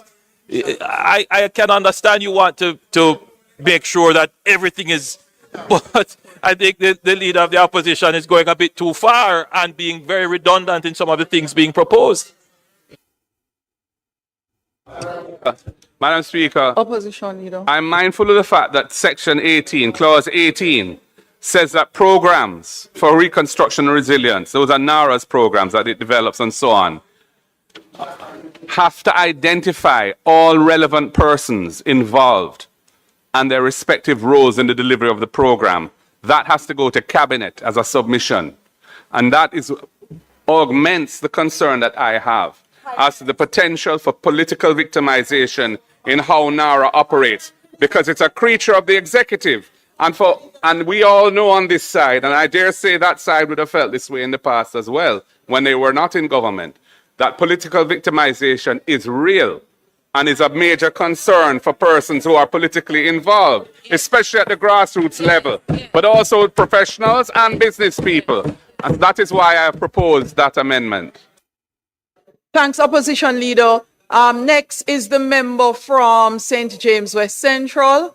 After that is the member from Portland East, then the member from St. Anne South, and then the member from St. Catherine South.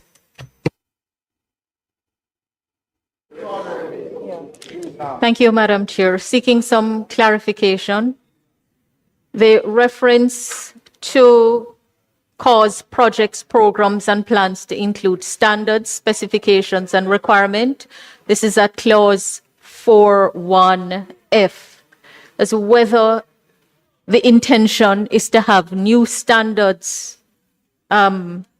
created, or are they referring to existing legal standards? So, for example, if you look at the newest piece of legislation in the among the laws that are impacted, you have the Building Act of 2018, and Part 3 speaks of the National Building Code. And when the act was being done, the code, the documents, the law provided what would comprise the National Building Code. and it says the documents are the International Building Code as modified by the following documents, each of which is declared by the Bureau of Standards to be a standard specification pursuant to Section 7 of the Standards Act and published February 2009.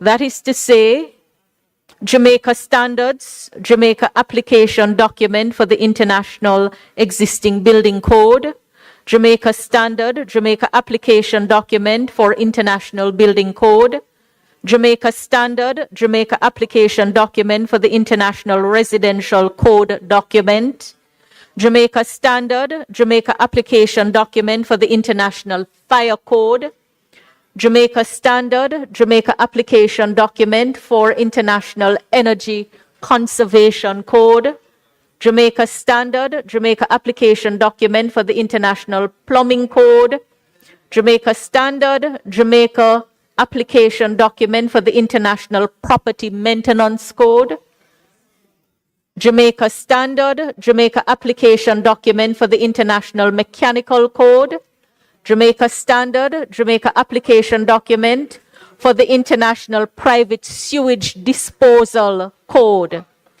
Jamaica Standard, Jamaica Application Document for International Fuel Gas Code, Jamaica Standard, Jamaica Application Document for the International Code, Council Electrical Administrative Provision and National Electric Code, and other things.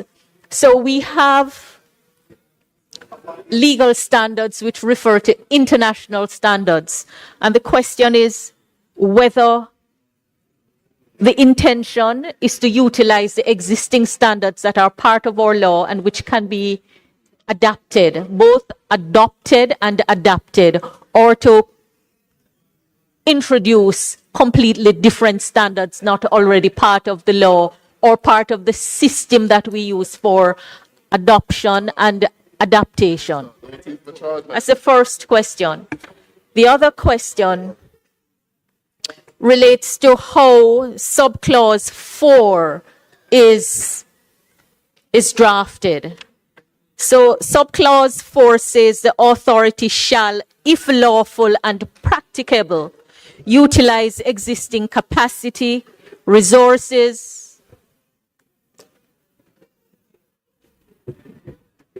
facilities and systems in government which may be appropriately co-opted for the purposes of this act.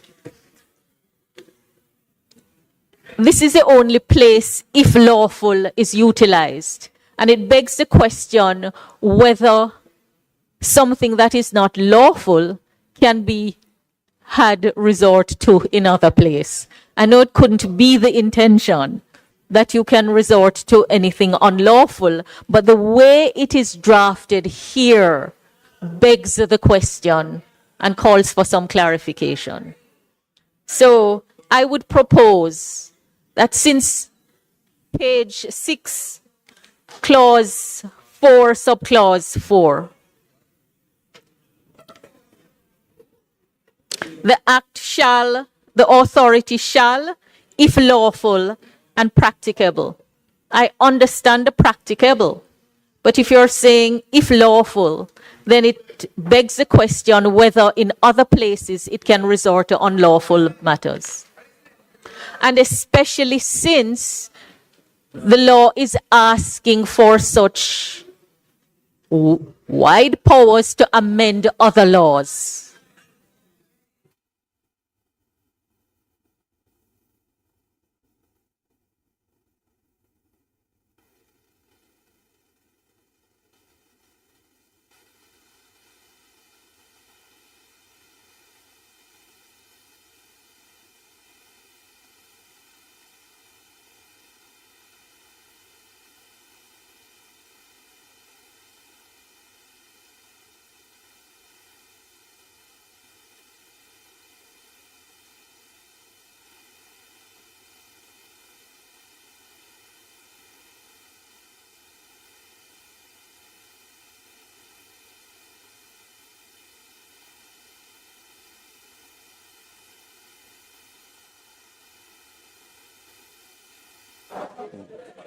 Thank you, Chairman.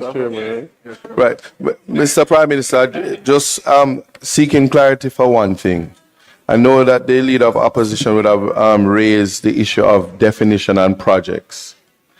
I heard your response, but I'm just suggesting that in light of your response, it can be accepted or rejected, but I'm thinking that projects actually needs to be clearly defined. Okay, but I would suggest simply because in your explanation, you gave a distinction between public and private, or government interest versus private. And just suggesting that in relation to projects, that an inclusion of natural disaster relief efforts to be distinct from building construction. So that, just to say, so that there's no conflict with Section 25 and 19, Section 19.3, and I had raised it the last time, and it was fixed at resilience, but when it speaks of the development of projects and programs and plans shall prioritize, there's a gap in relation to projects remaining undefined. Thank you.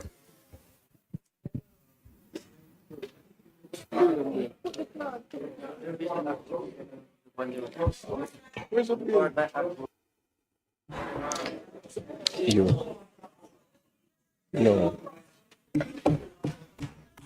Go ahead. Thank you, Chairman. The two things. First, the Prime Minister in his summation. All right, let me go to the other one since the Prime Minister is distracted. Minister, when you were doing your summation, you spoke about the need to use it as a learning opportunity and the fact that the systems will get better as a result of NARA. So in all of the functions of NARA, there's no mention of its role in helping to streamline and strengthen the systems of the existing government system. So I would like to propose proposing a clause. Sorry? We're at 4.1, and I'm suggesting 4.1F after F to insert a clause which speaks to identifying, streamlining, and eliminating inefficiencies. I'm sorry? Continue. So the suggested amendment is to include a clause which speaks to identifying, streamlining, and eliminating inefficiencies in the approval, permitting, and implementation processes across ministries, agencies, and departments, or across public entities, if you prefer. Yes? Because at the moment it's focused on the construction activities of NARA, and this would allow us to learn and for the systems to get better as a result. My second point, which I'd like the Prime Minister to hear, relates to a comment which the Prime Minister made, which suggested that NARA will not use the resources of existing government agencies. However, what we have at 4.4 allows the authority to do that, because it can, legally or not, utilize existing capacities, resources, facilities, and systems of government, which may be appropriately co-opted, right? So it does give it the power to co-opt existing resources. So it goes against the intent as explained by the Prime Minister. Yes? Member, are you through with your questions? I am, yeah. Minister.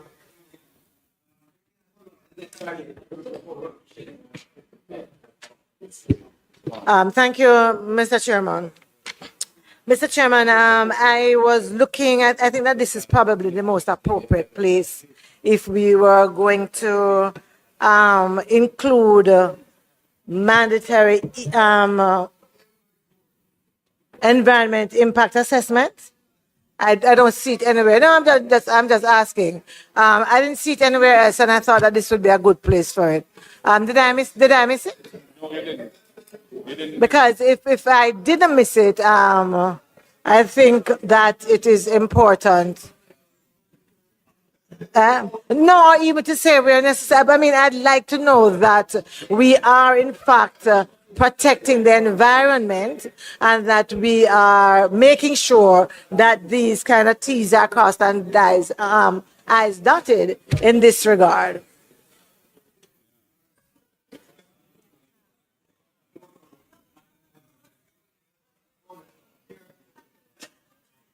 Madam Chair. Hold on a moment, please. Member Jackson actually was before. I can yield if that's the case. Yours was covered. Thank you. Minister Samuda? Madam Chair, there is absolutely nothing in this piece of legislation that is in conflict with the Standards Act.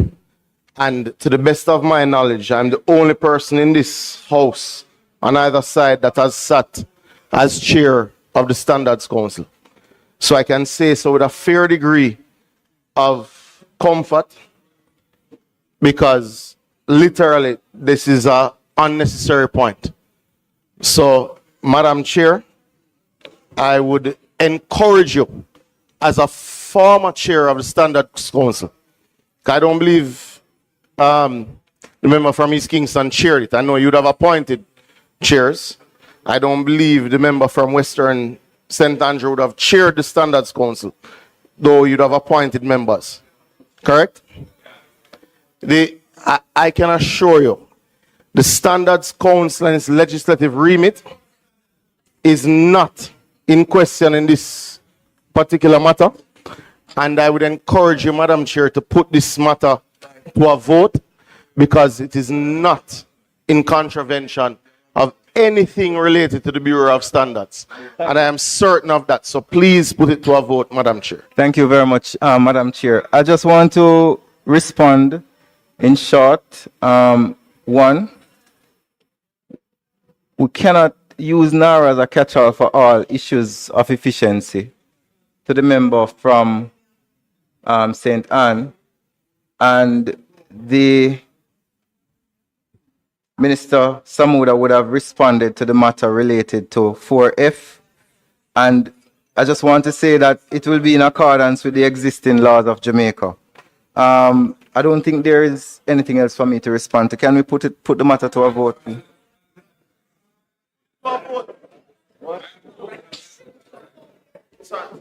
That's the I that you.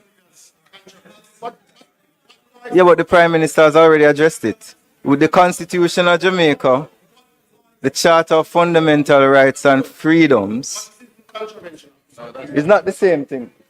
No, what I'm saying is, to echo what the Prime Minister said, the Charter of Fundamental Rights and Freedoms, as well as the Constitution of Jamaica, address it. Opposition leader, let me just make sure I clarify. Are you saying that you would like to put to a vote the amendment you're recommending? I would like the minister to tell me what he feels about that, because I find that to be quite abnormal, and I would not, no, I would never go there.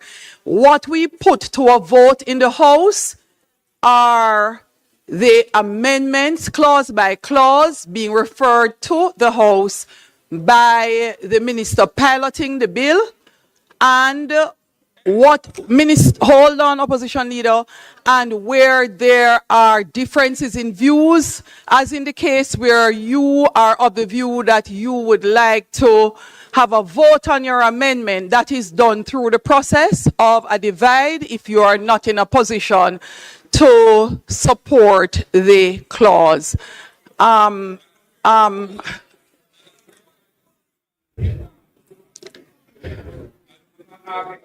All right, go ahead. Hold on, one at a time. Yes. Opposition leader first. Yes. Just to say that. Hold on, opposition leader, and after that we go to the minister piloting the bill. Thank you. Go ahead, opposition There's leader. no provision in the Constitution that I am aware of that protects individuals from political discrimination. Secondly, enforcing constitutional rights requires going to court, and all of the expense that that entails. The advantage of putting a provision in here where the body itself, NARA, would have a specific obligation not to discriminate on those grounds would be that the CEO and staff of NARA would know that their own statute directs them not to do that. And given that there are other provisions which require all individuals involved in projects to be disclosed to the cabinet and so on for the cabinet to approve, there is a real risk of a perception of that arising. This is why I think it's an important amendment, and if you won't put it to the vote, we will just have to answer to you when you put the clause without it. Yes, that is perfect, opposition leader. Chair, I wish to put clause 4. No, but sorry, Minister, you didn't respond to my second point. No, member, you asked what is the mischief. I have not been in the House for as long as many of the members, but the day we get to that place where we start voting on pieces of amendments, it goes into a totally different realm. No, we are not there. Minister, you may proceed. Thank you very much, Chair. Remember that the only amendment that we're putting is in the marginal note to the clause, delete the word "the." Sorry, but my question.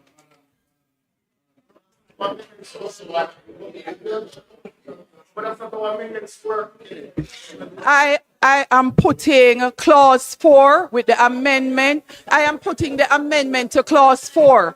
I am putting the amendment to clause 4. Those in favor? Aye. Those against? Hold on, man. But divide. Clark?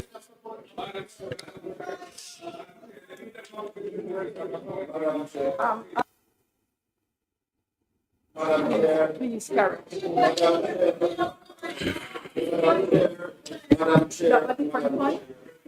No, leader of opposition business. Do you have a different point? Do you have a different point? Yes or no? Yes or no?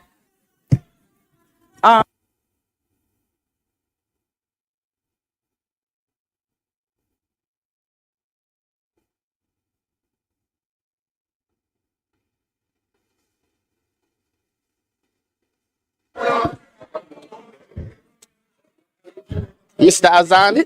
The chair doesn't pilot the bill in members. So if the minister who is piloting the bill has asked me to put the amendments, he has already asked. The minister is piloting the bill.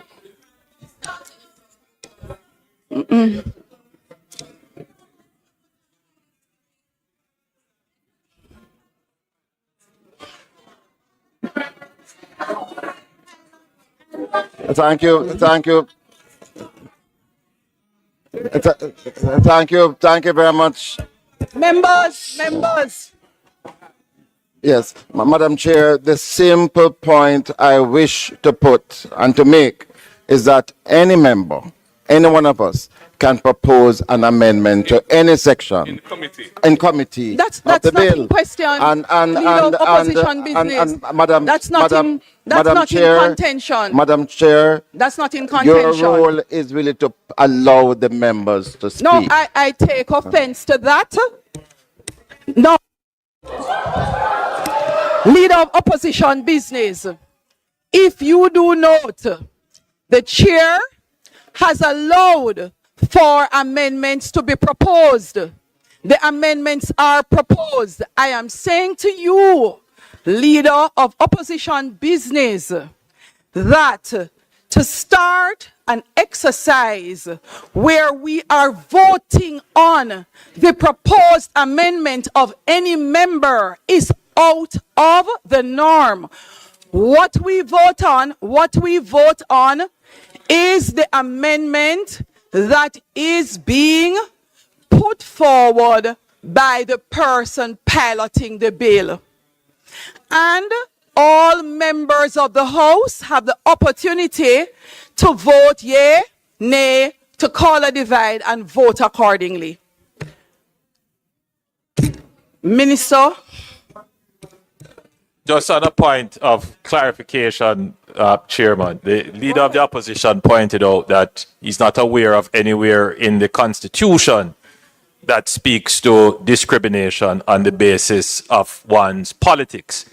My information, and I stand to be corrected, is that the Constitution does speak to one's political opinion. So we just, well, you know, one's opinion could equate to an affiliation as well. So I just want that for the record, Madam Chair, that the requirement for this to be included would be redundant.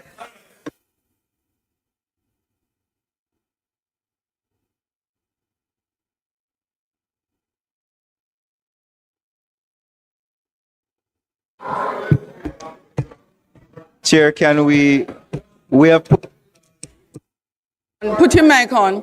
So members, no, don't, it doesn't make sense to turn on your mic again, member. We are finished.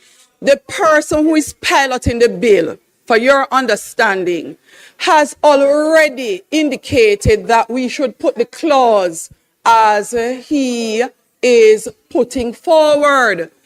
Two options are available to us. We vote yea, nay, or we call for a divide. And members, I am asking that we do not go down the rabbit hole of attempting to introduce something very new to the parliament. So as leader of opposition business said, members, every single member is allowed to put forward any recommendation you would like. That is not a challenge. However, the person piloting the bill ultimately will say to all of us in the House, this is what I am putting to the House for a vote. So we will not start a process of voting on what you would like to vote on. House Leader?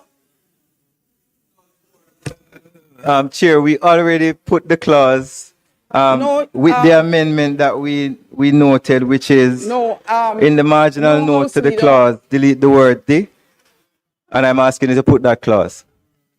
No, so Clause 4 as amended. the question is that we put clause 4 as amended and a divide has been called. Clerk?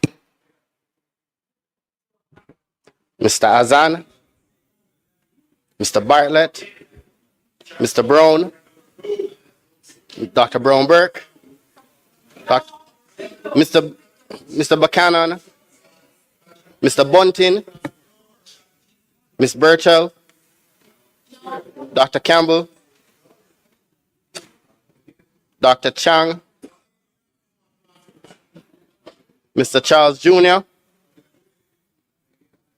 Mr. Chuck, Mr. Clark, Mr. Cousins, Mr. Crawford, Miss Crawford, Mrs.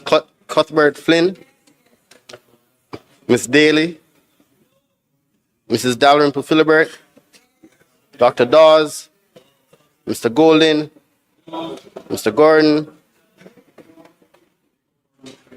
Miss Grange, Mr. Green, Miss Hamilton, Mr. Hales, Mr. Hines, Mr. Hines, Dr. Holness, Mr. Hilton, Mr. Jackson, Miss Jess, Miss Lee, Mrs. Malahu Fort,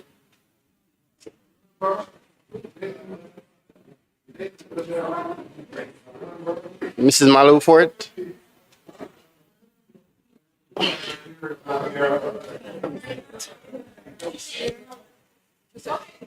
I'm saying the proposal is already covered in section 13(3)(b) of the Constitution. Member so it's Malahu unnecessary. Fort, you are required to vote yea or nay or abstain. Mrs. Malahu Fort, your vote? What did you vote, member? Because I did not hear that. Nay. Okay, thank you, member.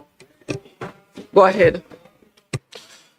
Ambassador Marks, Mr. Main, Mr. Mackenzie, Mrs. Miller Bennett, Mr. Montague, Mr. Morgan, Mr. Morris, Mr. Morris, Miss Morrison, Mrs. Nita Garvey, Mrs. Nita Garvey, Mr. Newell, Mr. Paulwell, Mr. Phillips, Miss Perkis, Mr. Robertson, Mr. Robinson, Dr. Russell, Mr. Samuda, Mr. Seabright, Miss Shaw, Mr. Smith, Mr. Terry Long, Dr. Tufton, Mr. Darrell Vaz, Mr. Dwayne Vaz, Mr. Warmington, Dr. Wheatley,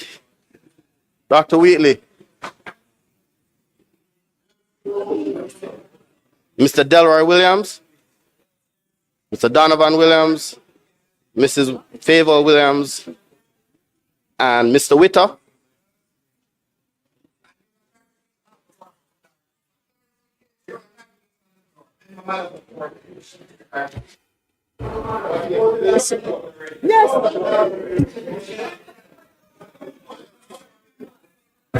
Member Malahoo Fort. Yay.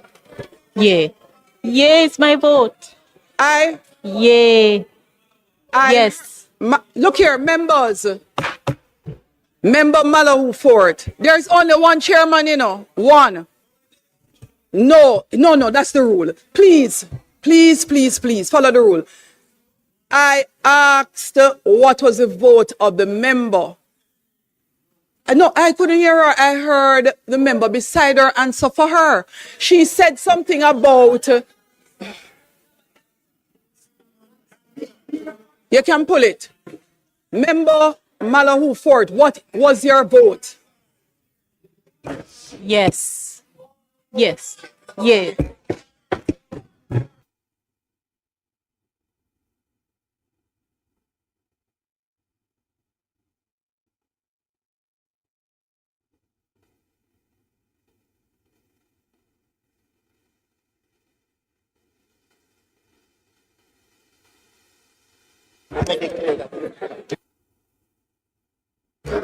No, members. No, I heard her discussing something about an amendment. However, members, it doesn't make sense, you know, like part of it is for us to also learn. I am happy to learn. So, Member Daly, the reason why you cannot vote after you have stepped in, which the opposition knows, particularly those who have been in the House before last year, they're aware. Once you're not here when your name is called, that's it. However, if a member wants to change their vote up until the time that we have tallied and announced the tally, they are at liberty to do so. So whatever the member voted, the member is able to change her vote if she so chooses. Member, but pardon me? No, you were not in the chamber, Member Daly. Tally, please.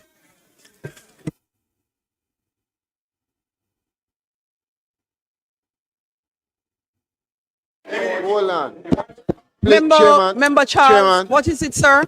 1 second. It is very important for the records. This is not a matter of change of vote. And I can say this as somebody who is right beside the member. It is a matter of clarification of what was heard. And the hold on, luckily in this case, the member also, in her preamble to her vote, explained herself, unlike the rest of us. And in her explanation, she was very clear as to what she said about 13 being the Constitution. So a nay vote would make no sense. Member Charles, you are absolutely correct because it was in her explanation. Exactly. So it that is I appreciate. It's a clarification. Yes, and members, Erskine May, paragraph 2586. If any member of the Lords by mistake votes in a wrong lobby, they must wait until the others in that lobby have voted and then ask the tellers not to count their vote. The tellers then accompany the member of Lords concerned to the table and look, no, she did. She did. She said that's not what she voted. And no. And Mr. Cousins, I don't know why you'd like to be here forever. Okay? but the member's explanation, which I listened to, did not accord. She was actually objecting to the amendment being suggested. That's what I got from her statement. So let me tell you, members, the ayes 32, the nays 27, and absent 3. Members, the clause carries as amended. Next clause, pilot I wish of to the bill. put clause 5, 6, and 7 without amendments. I wish to put clause 5, 6, and 7 without amendments. 5, 6, and 7 without amendments. Members, the person piloting the bill, that's not a What the joke, hell? you know. 5, 6, and 7.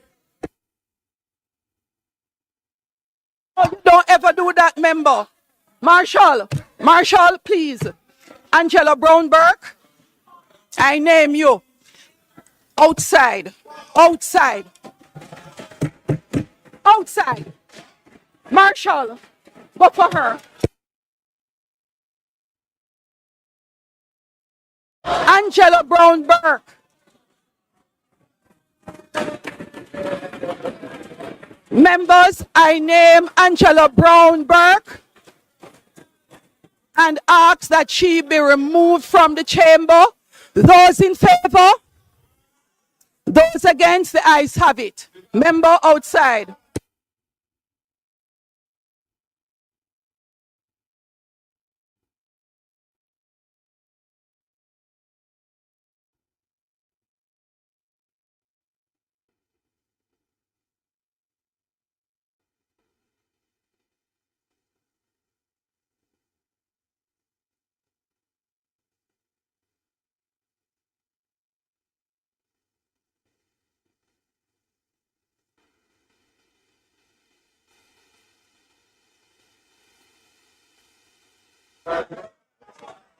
Standing order under Rules of Order number 43, subsection 2. The Speaker or Chair shall order any member whose conduct is grossly disorderly to withdraw immediately from the House during the remainder of the day's sitting, and may direct such steps to be taken as are necessary to enforce such order.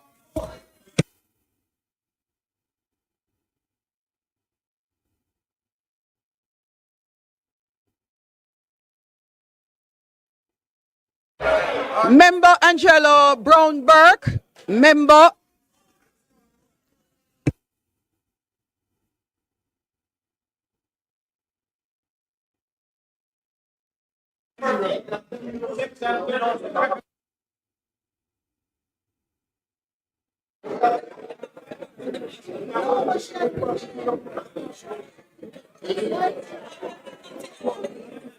Madam Speaker. House Madam Leader. Speaker.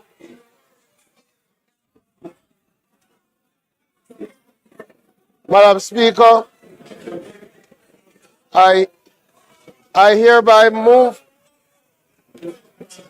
Madam Speaker, I hereby move that the member for St. Andrews South be suspended for the rest of the duration of the House. Those in favor? Those against? Clerk?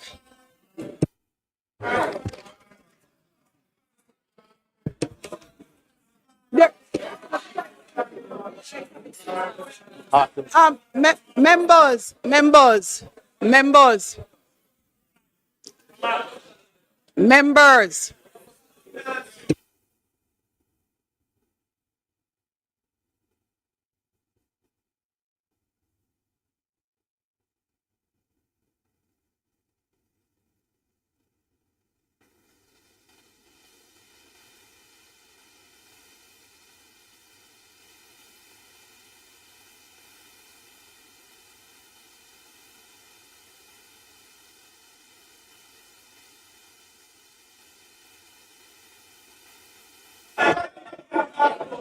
Madam Speaker, for the avoidance of doubt, Chairman, the motion that is being moved is that the member for Southeast St. Andrew is suspended for the remainder of the sitting.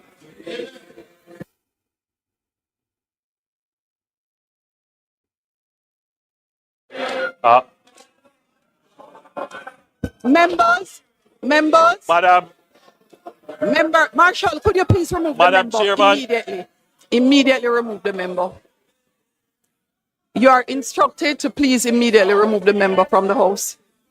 Madam Chairman, we were proceeding quite effectively in going through the clauses of the bill. I think what we are witnessing now is a display which, when we reflect on this in years to come, it will not be amongst our best. And I think the order of the House and dignity of the House must be preserved. And I would invite all members to join in preserving that dignity of the House. You are the members.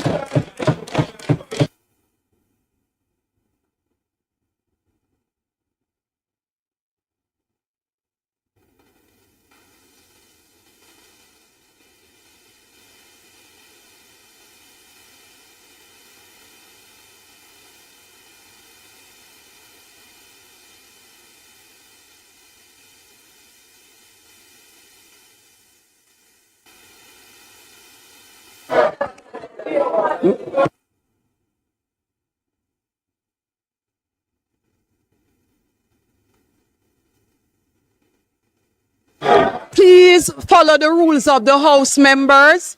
And yes, if a member behaves out of order, the standing orders allow for the naming of said member. The rules of the House are serious and we should not take them for joke.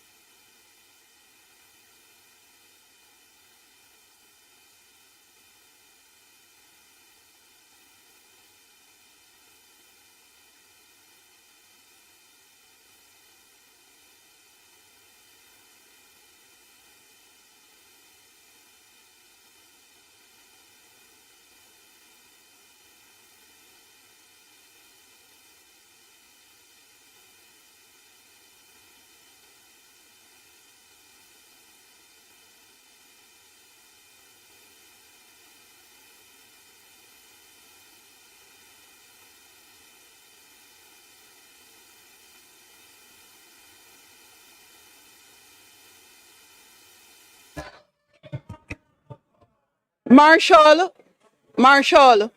could you please explain to the member the rules of the House and the next action that follows if she does not remove herself from the House?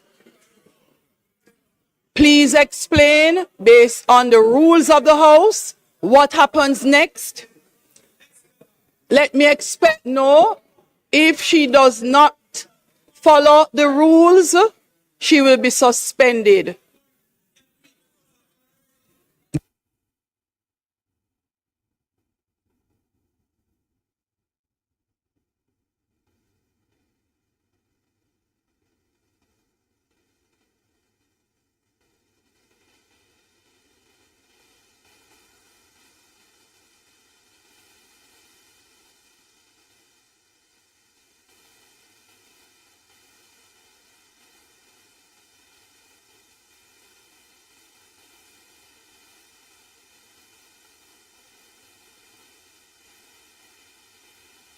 Members, suspending the committee and resuming the House. Marshall, could you lift the mace, please? Suspending committee.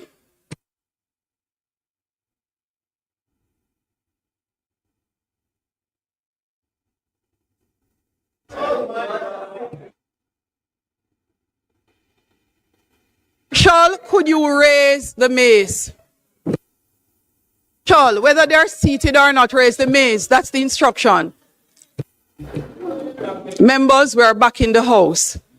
Member Angelo Brown-Burke, the member from St. Andrew Southwestern. I am asking that you appreciate that you have been named by the chair in committee and you are named by the Speaker of the House for disorderly conduct. Member, at no time can you grab the mace in Parliament. Not even in jest, member. And not in protest either, Member Burchell.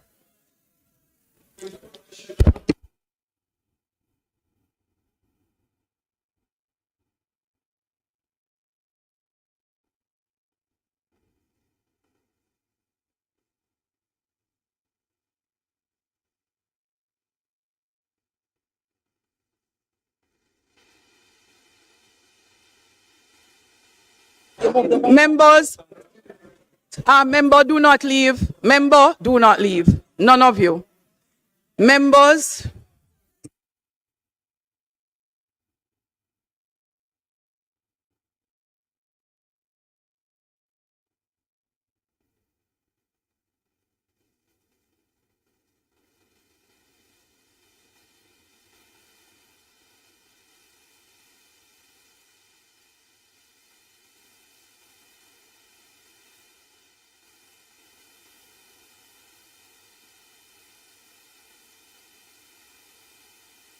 Members, members, again, I'm at the House. I am going to ask that we put to a vote the removal of the member. Yes. House Leader.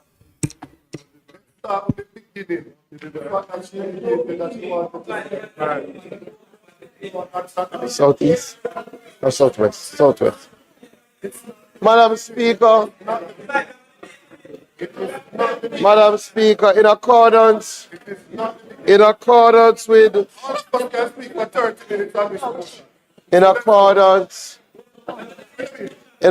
there's no debate.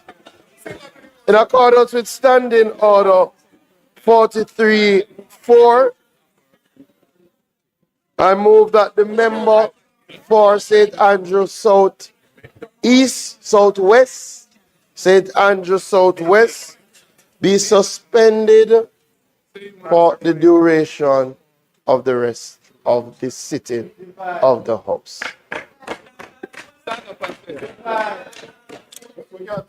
Those in favor? Madam Speaker. Those against?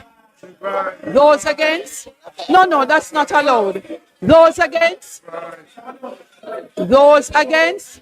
The ayes have it.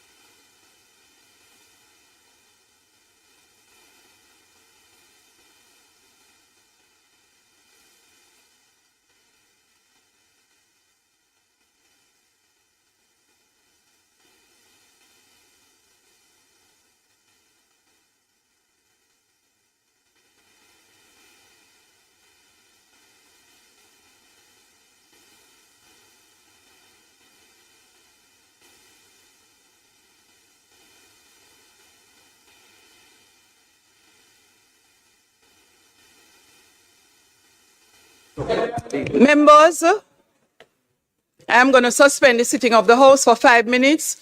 We will be back at 10:50. Those in favor? Those against? The ayes have it.